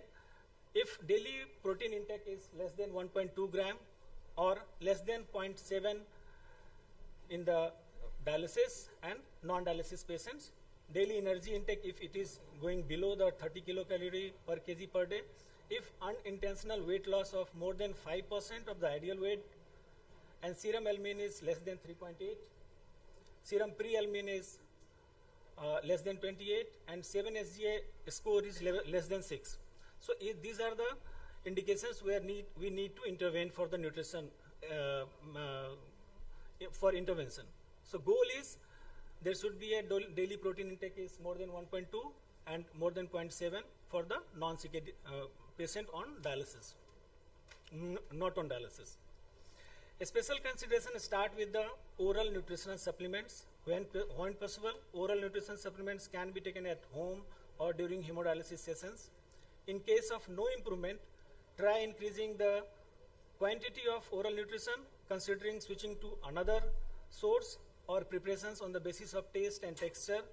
If adequate oral intake cannot be reached, consider IDPN or parenteral nutrition in the hemodialysis patients. Consider enteral tube feeding when swelling is compromised, and consider parenteral nutrition when GI tract is compromised. In any situation, we need to see on the nutrition part of the patients. That is very important. Various studies on oral nutrition and parenteral nutrition have been discussed, and they suggest if these things are getting supplemented at the right time, there is significant increase in lean body mass, there is increase in serum albumin levels, there was significant increase in your SGA scores, etc. And similarly with the parenteral nutrition, if they are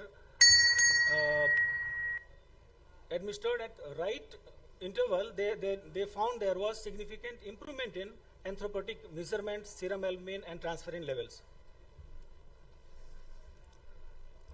Prevalence of CKD is increasing with age, as we know, nearly 33% in adult over 65 years of the age, and additionally older adults, particularly those with CKD, may also symptomatically reduce protein intake naturally.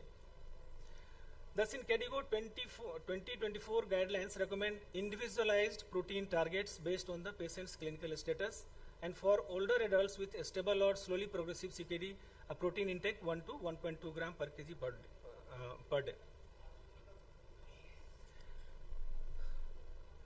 Elevated oxidative stress in CKD patients call for ensuring adequate antioxidant like vitamin E, vitamin C, selenium, zinc supplements, sometimes in elderly patients. Regular monitoring and personalized dietary plan tailored to clinical conditions, preferences and quality of the life are vital. And in a recent meta-analysis of 17 RCTs, oral nutrition supplements given 1 to 3 times a day in a liquid or solid form was shown to have significantly improved the overall appetite, energy and protein intake, as well as body weight and BMI in the older population with malnutrition or underlying disease. Same thing goes. So now coming to adjunctive therapies, certain pharmacological agents, growth hormone, nandrolone and melatonins have proposed to enhance the anabolic activity or appetite in CKD patients, though their safety in elderly CKDs remains unclear. Recombinant human growth hormones improves protein synthesis and lean body mass in dialysis patients, but studies in elderly CKD patients are limited. However, the opportunity trial found no reduction in mortality or significant benefit in nutritional markers with long-term growth hormone use despite improvement in cardiovascular risk factors. So these are the various adjunctive therapies. Sarcopenia and protein energy wasting are common in elderly CKD patients, leading to poor outcome. Contributing factors include calorie intake, metabolic and hormonal changes, swallowing and cognitive dysfunction and social barriers. Routine assessment of nutritional status is essential, at least biannually. That should be done, and nutritional supplements tailored to availability, tolerability, and patient-specific need is effective in improving nutritional status and managing protein energy wasting. Thank you. Thank you. Okay, nice presentation, sir. What are your recommendations in elderly patient with poor appetite or with cognitive impairment? So how to maintain the diet regime? As we already discussed, first we have to look for the oral nutrition therapy. If we can able to start like through rice tube feeding at home, if we are able to start, then oral is always good. Otherwise, if the persons are not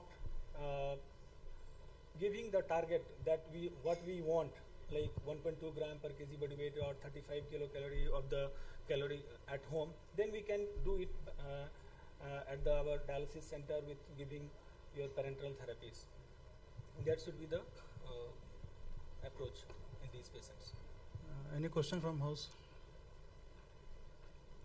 Okay, thank you. Thank you.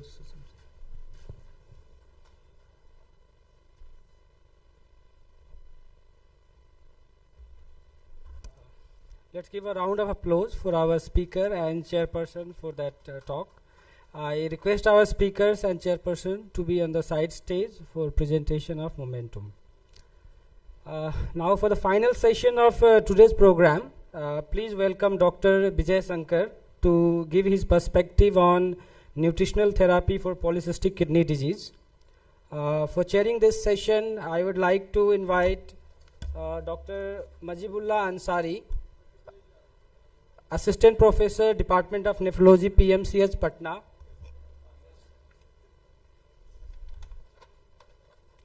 Dr. Geeta Bipin Chandra, Consultant Nephrologist at Asian City Hospital, Patna.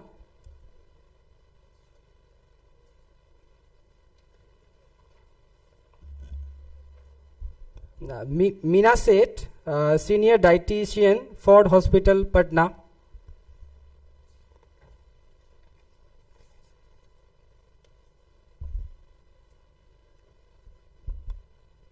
I request our chairpersons to kindly introduce our speaker and conduct the session.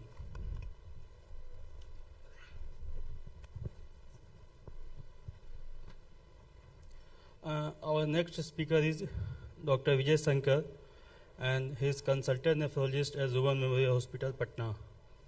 Dr. Vijay Shankar. Thank the scientific committee for giving the opportunity. My talk is nutritional therapy in polycystic kidney disease. So this is the genetic disorder. It is most common genetic disorder, hereditary disorder that can lead to the numerous cysts in the kidney, and that can ultimately lead to the ESRD. There are two types of PKD. One is ARPKD and ADPKD.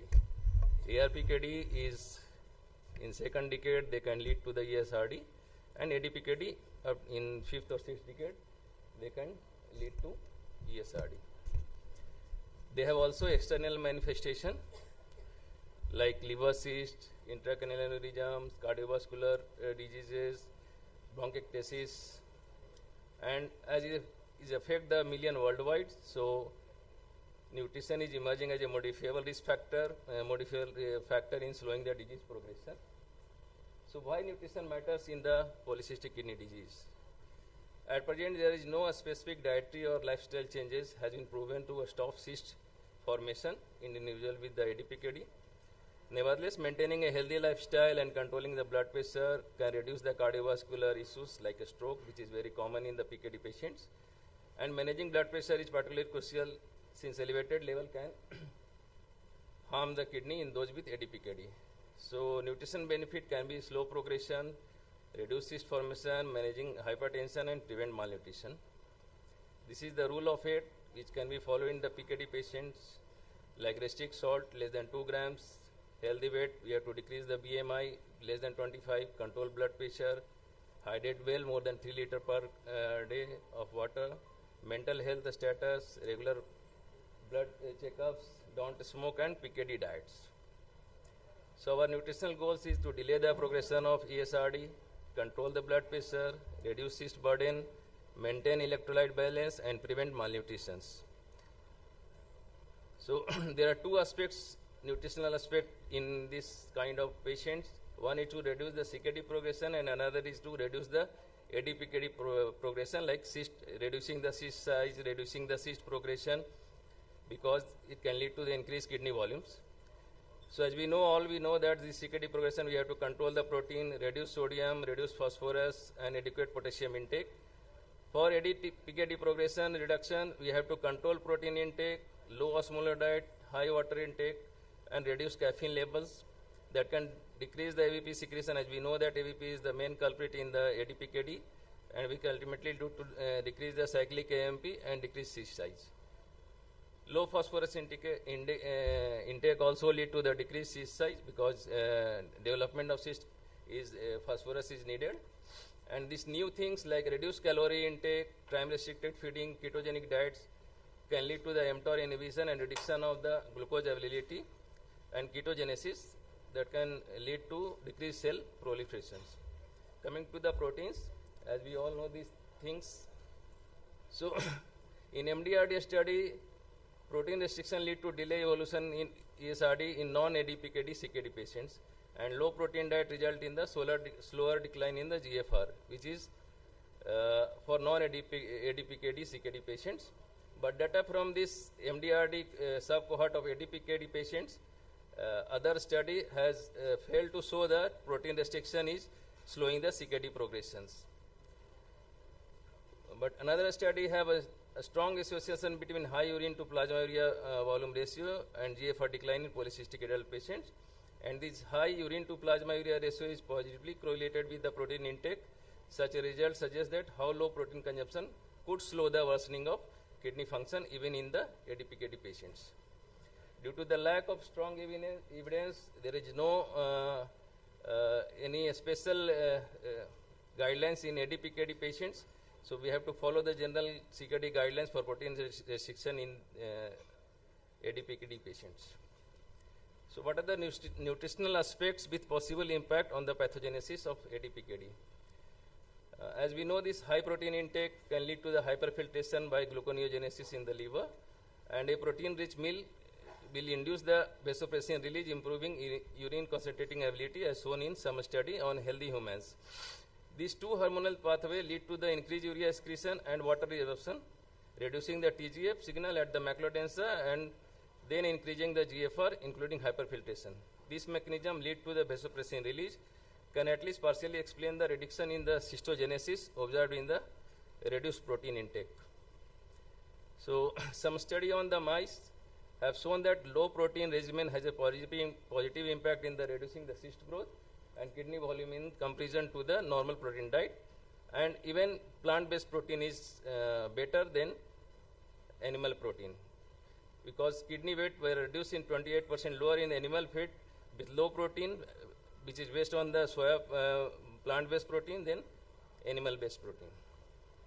These are some clinical research studies from 1995 to 2020. Most of them have shown there is no clinical benefits in decreasing the ESRD progression due to the protein restrictions. Most of them have negative evidence. Coming to the sodium, the importance of lowering the sodium is priority in the CKD patients. Our aim is to decrease the sodium to 2 gram or sodium chloride up to 5 gram. And this leads to the better management of blood pressure, limitation of kidney damage, and a better cardiovascular outcome. So this is the biggest trial in the ADPKD, and post-hoc analysis of the HALT A and B trial have shown that reduction of the 1 gram of salt intake is associated with the reduction in kidney growth and GFR decline. And there is a lower incidence of composite renal endpoint in this study, like reduction of eGFR to 50% or ESRD or death. So in conclusion, the data suggests that a beneficial effect of sodium restriction in the management of ADPKD. Coming to phosphorus, hyperphosphatemia, we all know that contribute to the burden of cardiovascular diseases of tissue calcification, cardiac renal disease, renal osteodystrophy, and secondary hyperparathyroidism. Phosphorus requirement depend on the stage of CKD. should consider the avoidance of malnutrition, not unusual in the ESRD patient and dialysis patient. And there is one study in which the mice were fed with the normophosphoric and hypophosphoric diet, and they had shown that there is a 25% reduction in the lower kidney weight which having hypophosphoric diets. And there is also a reduced number of cysts and expression of Enteral, which is a marker of tubular injuries. So hypophosphoric diet can reduce the cyst growth. Coming to caffeine, which is important in this ADPKD patients because caffeine is methylxanthine that increases the level of intracellular cyclic AMP level, which culture renal cell epithelial cell. But the study has failed to demonstrate that there is any association with caffeine intake and high kidney volume. Both retrospective study and one longitudinal study has also done. So at present there is no recommendation. We have to follow the general guidelines for caffeine restriction in the CKD patient. Hydration strategies. Hydration is one of the simplest, most effective intervention for PKD. The hormone vasopressin increases water absorption in the kidney, as we all know these things. So we have to take at least more than 3 liters water per day, and this 3 liters have to be spread throughout the day to maintain consistent suppression of vasopressin. We have to avoid the caffeinated drinks. We have to avoid the sugar sweetened beverages, as previous speaker has already mentioned these things. So for water intake, there was a drink study in which there was 2 groups. One is high water intake regimen and one is ab libitum water intakes. And this 8-week experiment was shown that there is a target osmolality was achieved in the high water intake group rather than the ab libitum water intake groups. Another study also done in 2022 which shows that ADPKD patients, these two groups was there, like high water and ab libitum intake group, but even though there is a reduction in the urinary osmolality was observed in the high intake group, there was no difference in the kidney volume was there. So at present there is no guidelines like how much water have to be take to decrease the AVP level and progression of cyst in ADPKD. But one biggest advantage of water intake is to counteract the nephrolithiasis, which is very main comorbidity of the ADPKD patients. So that can reduce the stone formation. Coming to the calorie and body weight, this is very important and newer things in the ADPKD patient of this CKD subgroup. Like in HALT PKD studies, there was 3 category was made in 441 patients: normal weight, overweight, and like obese patient on BMI. And they have shown over a period of 5 years that when the patient is obese, their kidney volume is increasing disproportionately to the BMI. In obese, there was 9.4 plus minus 6.2%, and that was statistically significant. So what is the metabolic reprogramming in the ADPKD patient that can lead these things? As we all know, that kidney is the second only to the heart in mitochondria number, and this mitochondria is heavily relies on the fatty acid oxidation for efficient ATP production. So alteration of the cellular metabolism in cyst lining that can depending these cyst cells on the aerobic glycolysis rather than the fatty acid oxidation, and there is a defective FAO. Together these promote cyst growth at the detriment of the healthy tissue function. So as you can see in this figure, there is a cyst lining having the increased glycolysis, and that can lead to the extracellular lactate, increased extracellular lactate formation. There is a defective beta oxidation, and there is a defective oxidative phosphorylation, and there is an increase in the glutamine requirement in the cyst epithelial cells. So there is, due to these changes, there is a special diet under investigation has come, like calorie restriction, intermittent fasting, time restricted feeding, and ketogenic diets. So for calorie restriction, there were 2 independent groups recently shows that impressive attenuation of disease in orthologous mouse. Like they have given the calorie restriction up to 20%, and they have found that there is a 23% cyst reduction. The patient who has the mice who have given the calorie restricted diet. intermittent fasting and time restricted feeding. Intermittent fasting and time restricted are alternative dietary interventions that produces many of the same effect through the periodic activation of fasting response systems such as AMPK pathway without requiring constant restriction. The term IF encompasses the repeated fasting period of a day or more, like alternate day fasting, and this time restricted feeding is like 16:8. You have to take food in 8-hour periods, and remaining 16 hours you have to be fast. So advantage of this IF and TRF on calorie restriction, like rigorous tracing is not required. Calorie intake was spontaneously reduced in trial of TRF by 20% in the long term, and compliance is better in intermittent fasting and TRF rather than traditional calorie restrictions. Coming to the ketogenic diets, the part of adaptive response to fasting involves the metabolic switch to production of utilization of ketone bodies like beta-hydroxybutyrate and acetoacetate. Even in the humans, fasting concentration of BHP were elevated in 18:6 TRF, while BHP concentration not only surged on fasting day but also elevated on the day which we eating the normal diet. So ketogenesis is a process. You can also induce the fasting or CR without through adherence of a high fat and very low carbohydrate ketogenic diets. So potential benefit of this ketogenic diet is to reduce the cyst growth.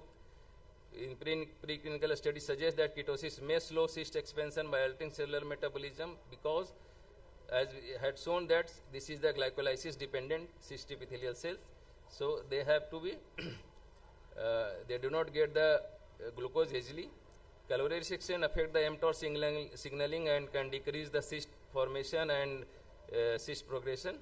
Time restricted feeding that can improve the metabolic marker, that improve the insulin sensitivity and reduce inflammation and supporting kidney health. So this chart can show you that what is the calorie restriction. You have to, in calorie restriction, you have to cut down the every meal you have to cut the calorie. In intermittent fasting, you have to fast one day and have to take meal on the other day.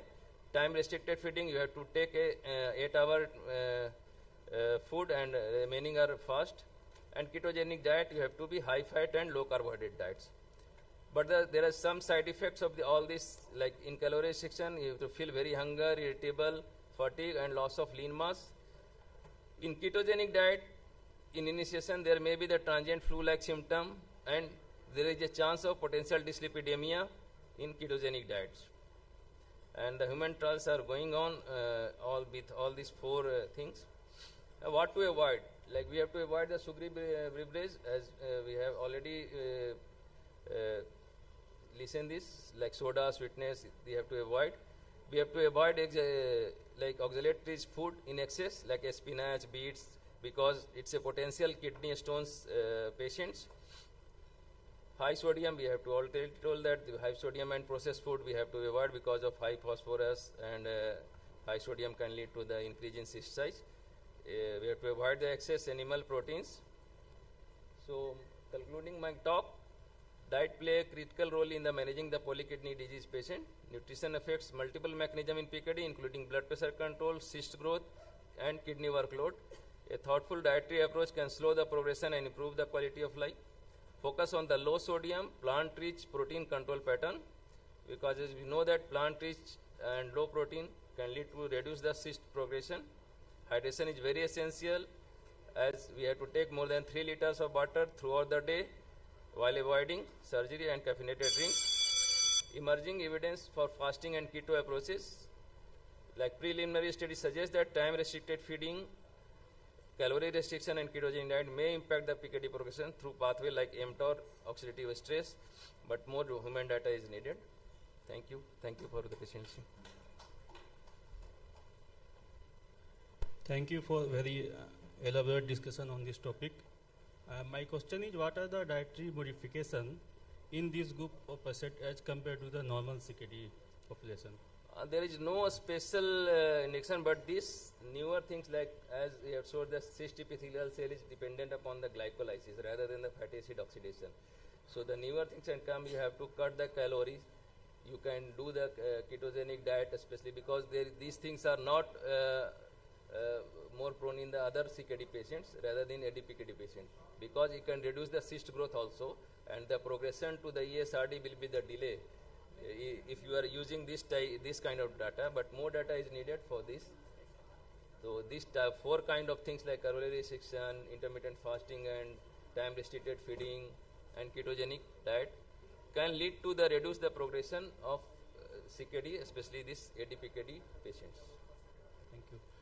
Now house is open for the questions and suggestions. Any questions? Thank you. Now we are concluding the session. Thank you. Thank you, Dr. Vijay Shankar and our chairperson for such an informative session. I request our chairperson and speaker to be on the side stage for presentation of mementos.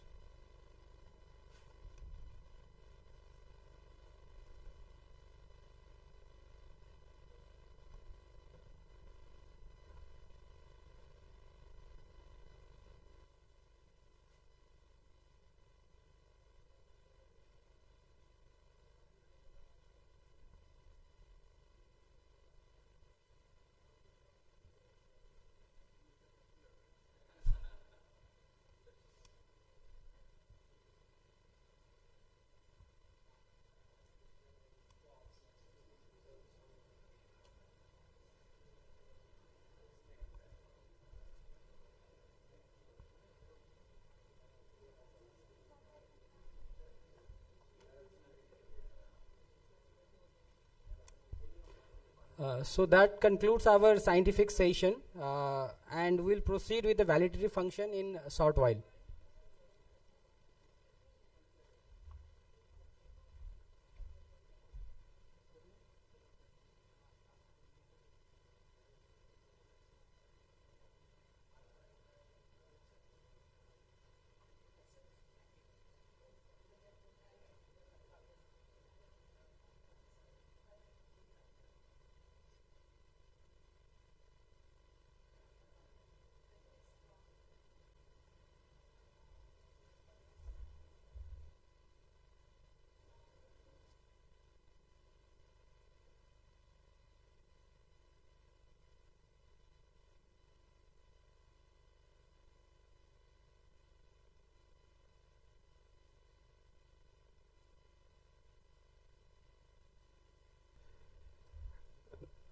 Now I would like to call President, Indian Society of Organ Transplantation, Dr. Professor Arpita Rai Chaudhary, ma'am. Please, ma'am, come. Next, I would like to call Patron Organizing Committee, Dr. Binod Kumar Singh, sir, on the dais. Dr. Gopal Prasad, sir, please come on the dais. Organizing Chairman, SRNCON 2025, Dr. Professor Hemant Kumar, sir. Organizing Secretary, SRNMCON, Dr. Pitpal Singh, sir, please.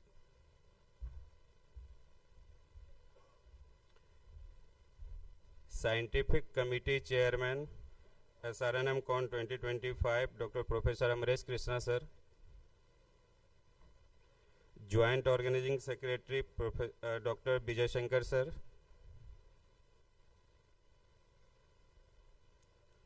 And Mrs. Manisha Kumari, madam. Please, ma'am, come on the dais. Organizing Treasurer, SRNMCON 2025, Dr. Shashi Kumar, sir. Please come on the dais.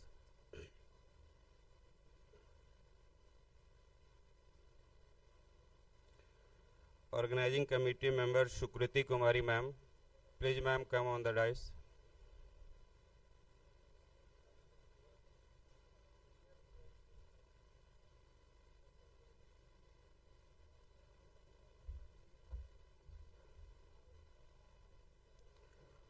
Now I will call Dr. Pitpal Singh, sir, to say a few words and share their experience in organizing the SRNMCON 2025. Pitpal, sir, please.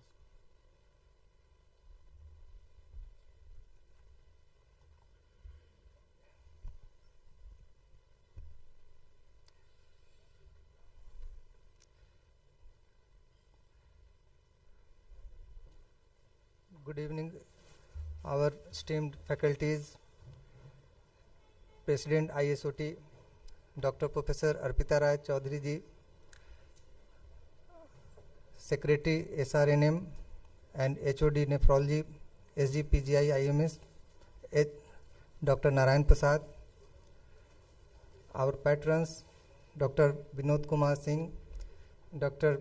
Gopal Prasad, Dr. Amresh Krishna ji, Scientific Committee Chairman, Joint Secretary, Dr. Vijay Shankar, Dr. Prem Shankar Patel, and Dr. Manisha Kumari, Organizing Treasurer, Dr. Shashi, and Mrs. Pallavi, Mrs.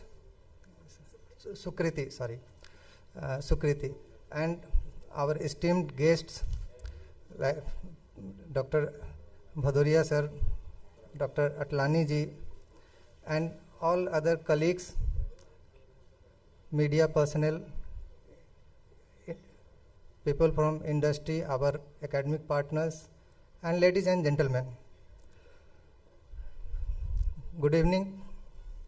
It is indeed my proud privilege and a pleasant duty to propose the vote of thanks on behalf of the organizing committee at the valedictory function of the 19th SRNMCON 2025 Patna. First and foremost, I extend our heartfelt gratitude to the President and Secretary of SRNM India for having faith in us and entrusting us with the responsibility of hosting this annual conference. We are deeply honored that both of you, despite busy schedules, grace this occasion with your presence and inspiring words. Sir, your continued support strengthens our collective commitment to advancing healthcare for CKD patients across our state and beyond. A very special thanks to the core organizing team, Professor Dr. Hemant Kumar sir, Professor Dr. Om Kumar, Chairman of Kidney Foundation, Professor Amresh Krishna, Dr. Sasi, for your outstanding leadership, vision, and unwavering dedication, your commitment to academic excellence, and your meticulous involvement in shaping the scientific content of this event have been truly remarkable. Thank you, sir, for making this conference a resounding success. To all our faculties, delegates, volunteers, participants, and well-wishers, thank you for being integral part of SRNMCON 2025. Your enthusiasm and active participation enriched the academic spirit and made every session more meaningful. We are immensely grateful to the Indian Society of Nephrology and the Indian Association of Parenteral and Enteral Nutrition for endorsing this conference. Our sincere thanks also goes to the BCMR for recognizing the value of this gathering and awarding 8 CME points. Our heartfelt appreciation to the members of the print and electronic media for your presence and for amplifying the message of renal health and awareness to wider audiences. Your role in spreading this vital message is indispensable.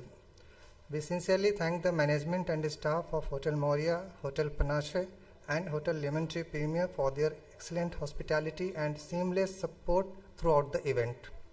We also express our deep gratitude to our academic partners from pharma industry and sponsors. Your generous support and collaboration have been instrumental in organizing SRNMCON 2025 at such a grand scale.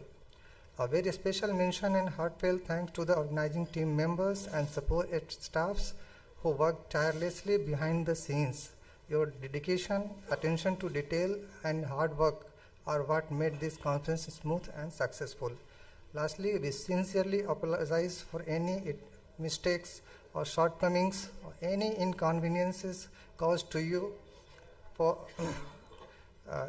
to our esteemed faculties or delegate guests. Your feedback and suggestions are most welcome and will surely help us improve in the future. Before I conclude, I humbly request our Secretary SRNM to kindly come on the dais and share a few words. Sir.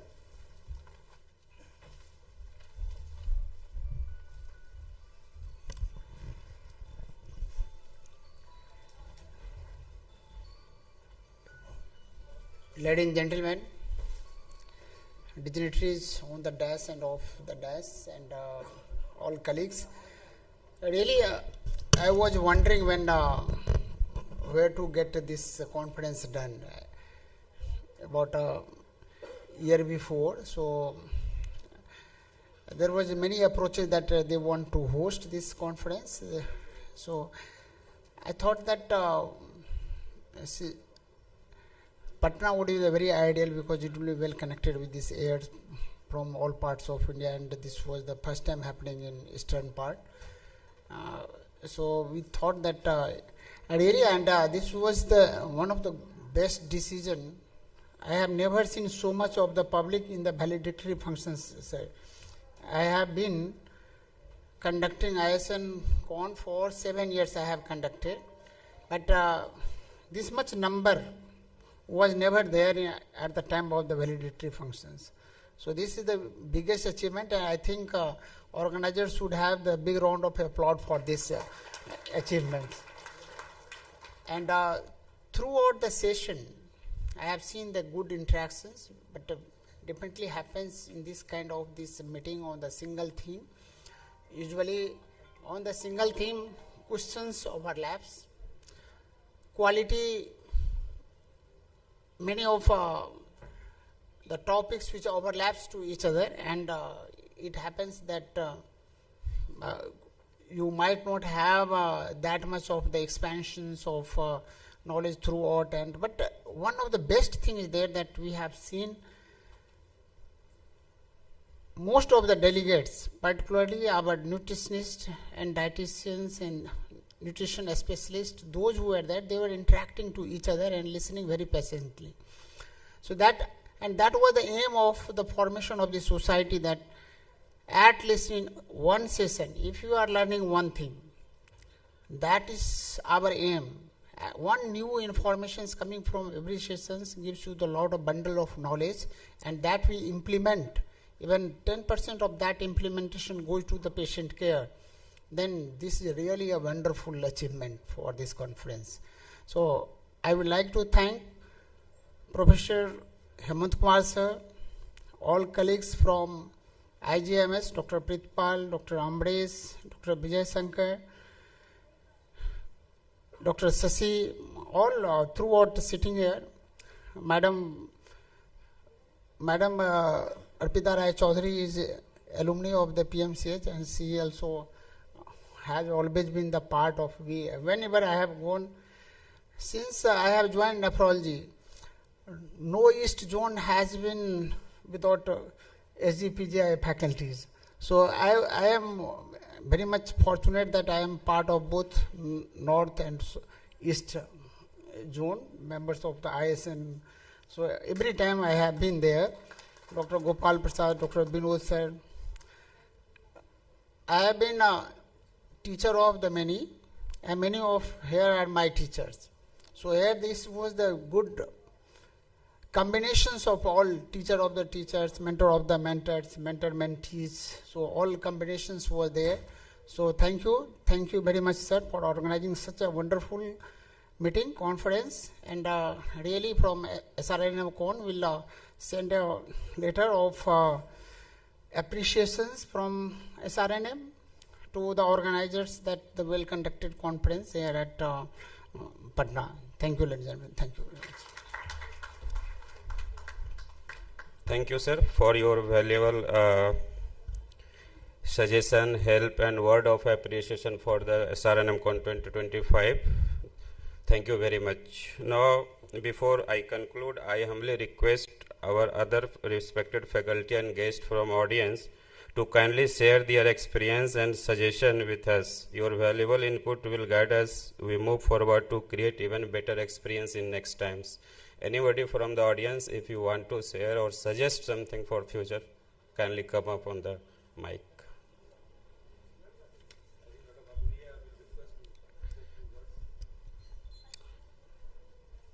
Sir, please welcome. So, good evening.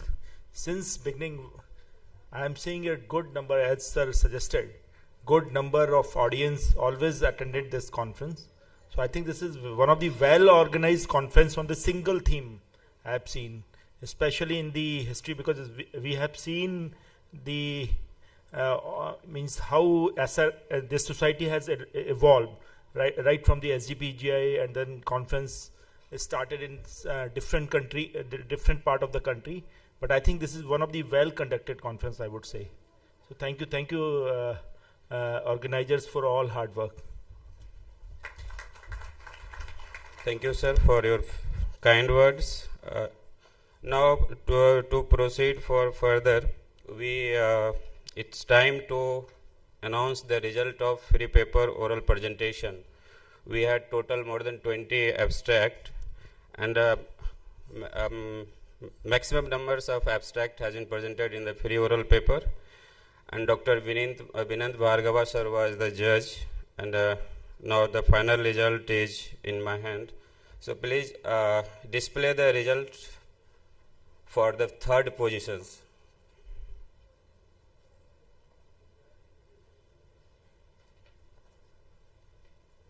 So big congratulations to Dr. Abhilash Chandra sir and Ms. Janab Habib.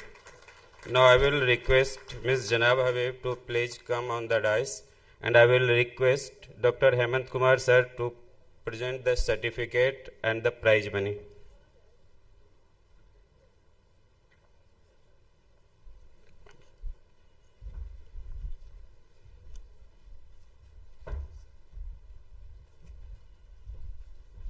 Because Abhilash Chandra sir has left for the Lucknow, we will collect the certificate and prize money of Dr. Abhilash Chandra.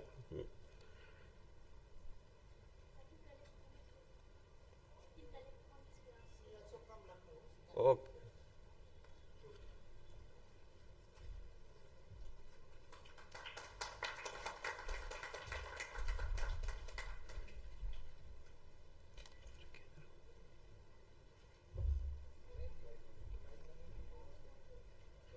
So prize money for third position is rupees 1000. May I have result for the second position, please? Display on the board. So for second position, we have two candidates, Dr. Archana Sinha and Dr. Apeksha Ekbote. Please, ma'am, come on the dais for the certificate and prize money. And prize money for second position is rupees 2000 to each. I request Dr. Narayan Prasad sir, kindly hand over the certificate and prize money to.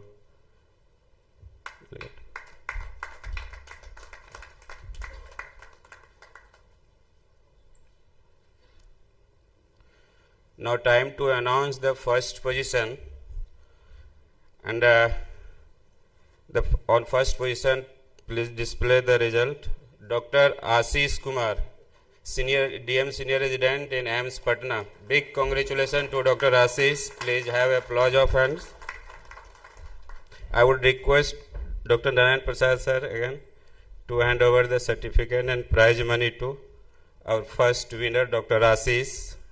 And prize money is rupees 3000.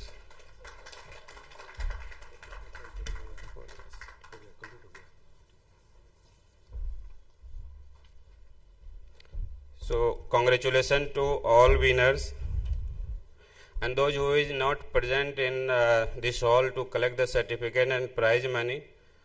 Anyone who know to them, kindly collect with our organizing team. So to proceed further, we have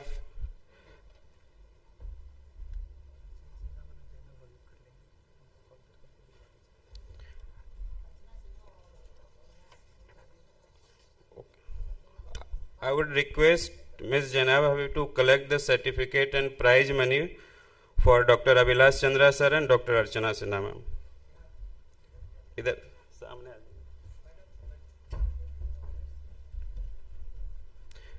I would request Dr. Arpita ma'am to kindly hand over the certificate and prize money, ma'am.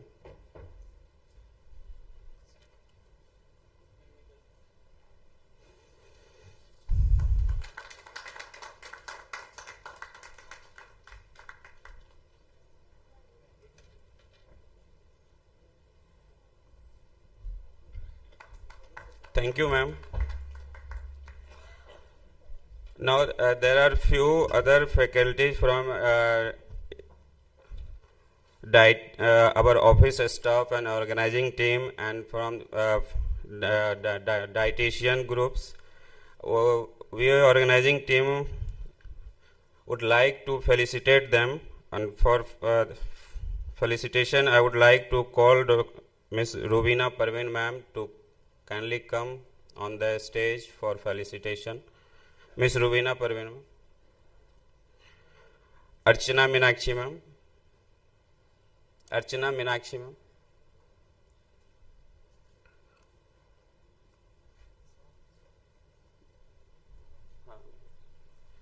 I would request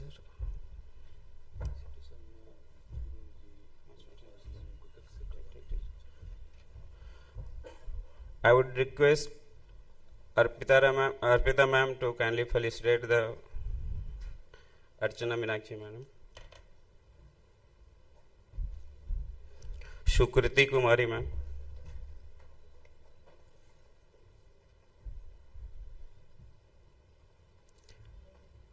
I request Binod Kumar Singh sir to kindly felicitate the Shukriti ma'am.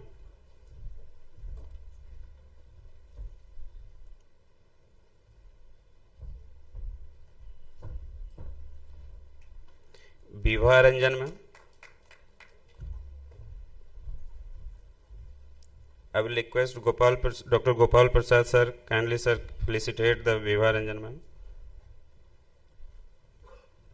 Manisha Kumari ma'am.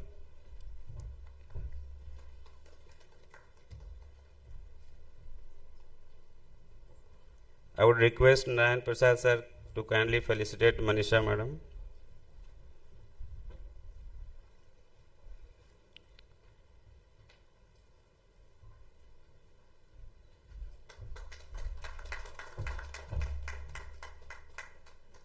Pallavi Shrestha madam. Ma'am, please come. I would request Dr. Vijay Shankar sir to kindly felicitate the Pallavi Shrestha ma'am. Mitali Raj.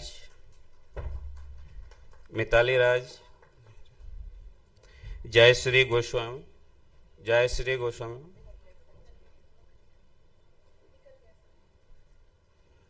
Now I would request Ashish Ghosh. Mr. Ashish Ghosh जी आ जाइए. आपका contribution बहुत है इस conference में. सभी जितने guest हमारे faculty आए, आपके सेवा का सभी ने तारीफ किया, और हम ऑर्गेनाइजिंग टीम इस बात के लिए आपका आभार हैं. नारायण प्रसाद सर से अब रिक्वेस्ट करेंगे कि आशीष घोष जी का सर.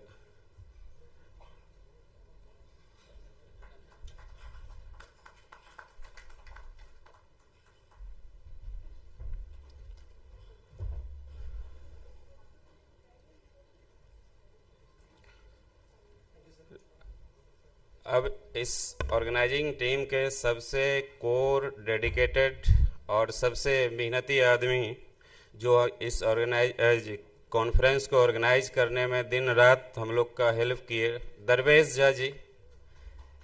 झा जी प्लीज आइए. आपका सहयोग बहुमूल्य है.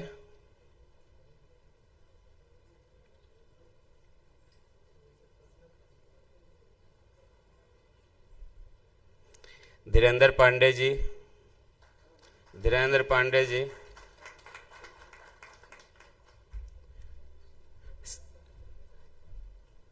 Sir doctor Narayan Prasad sir, kindly felicitate the Darvesh ji sir.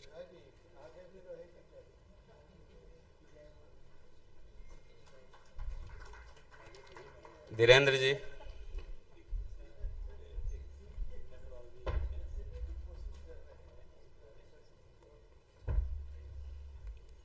आइए धीरेन्द्र जी सर.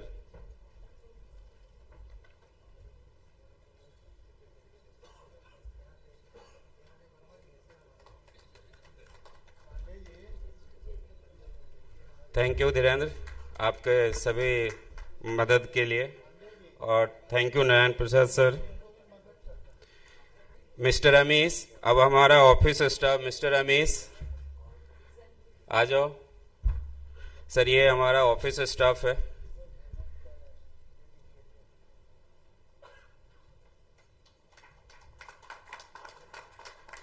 सूरज जी, सानू,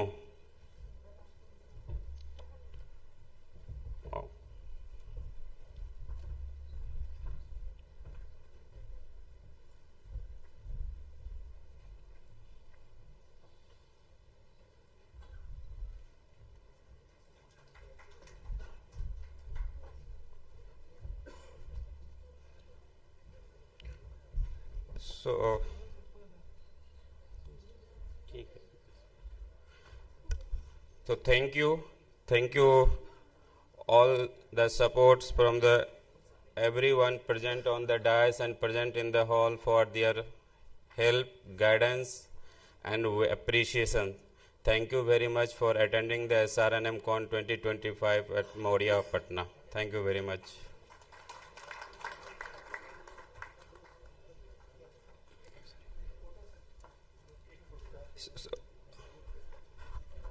So one group photograph, sir.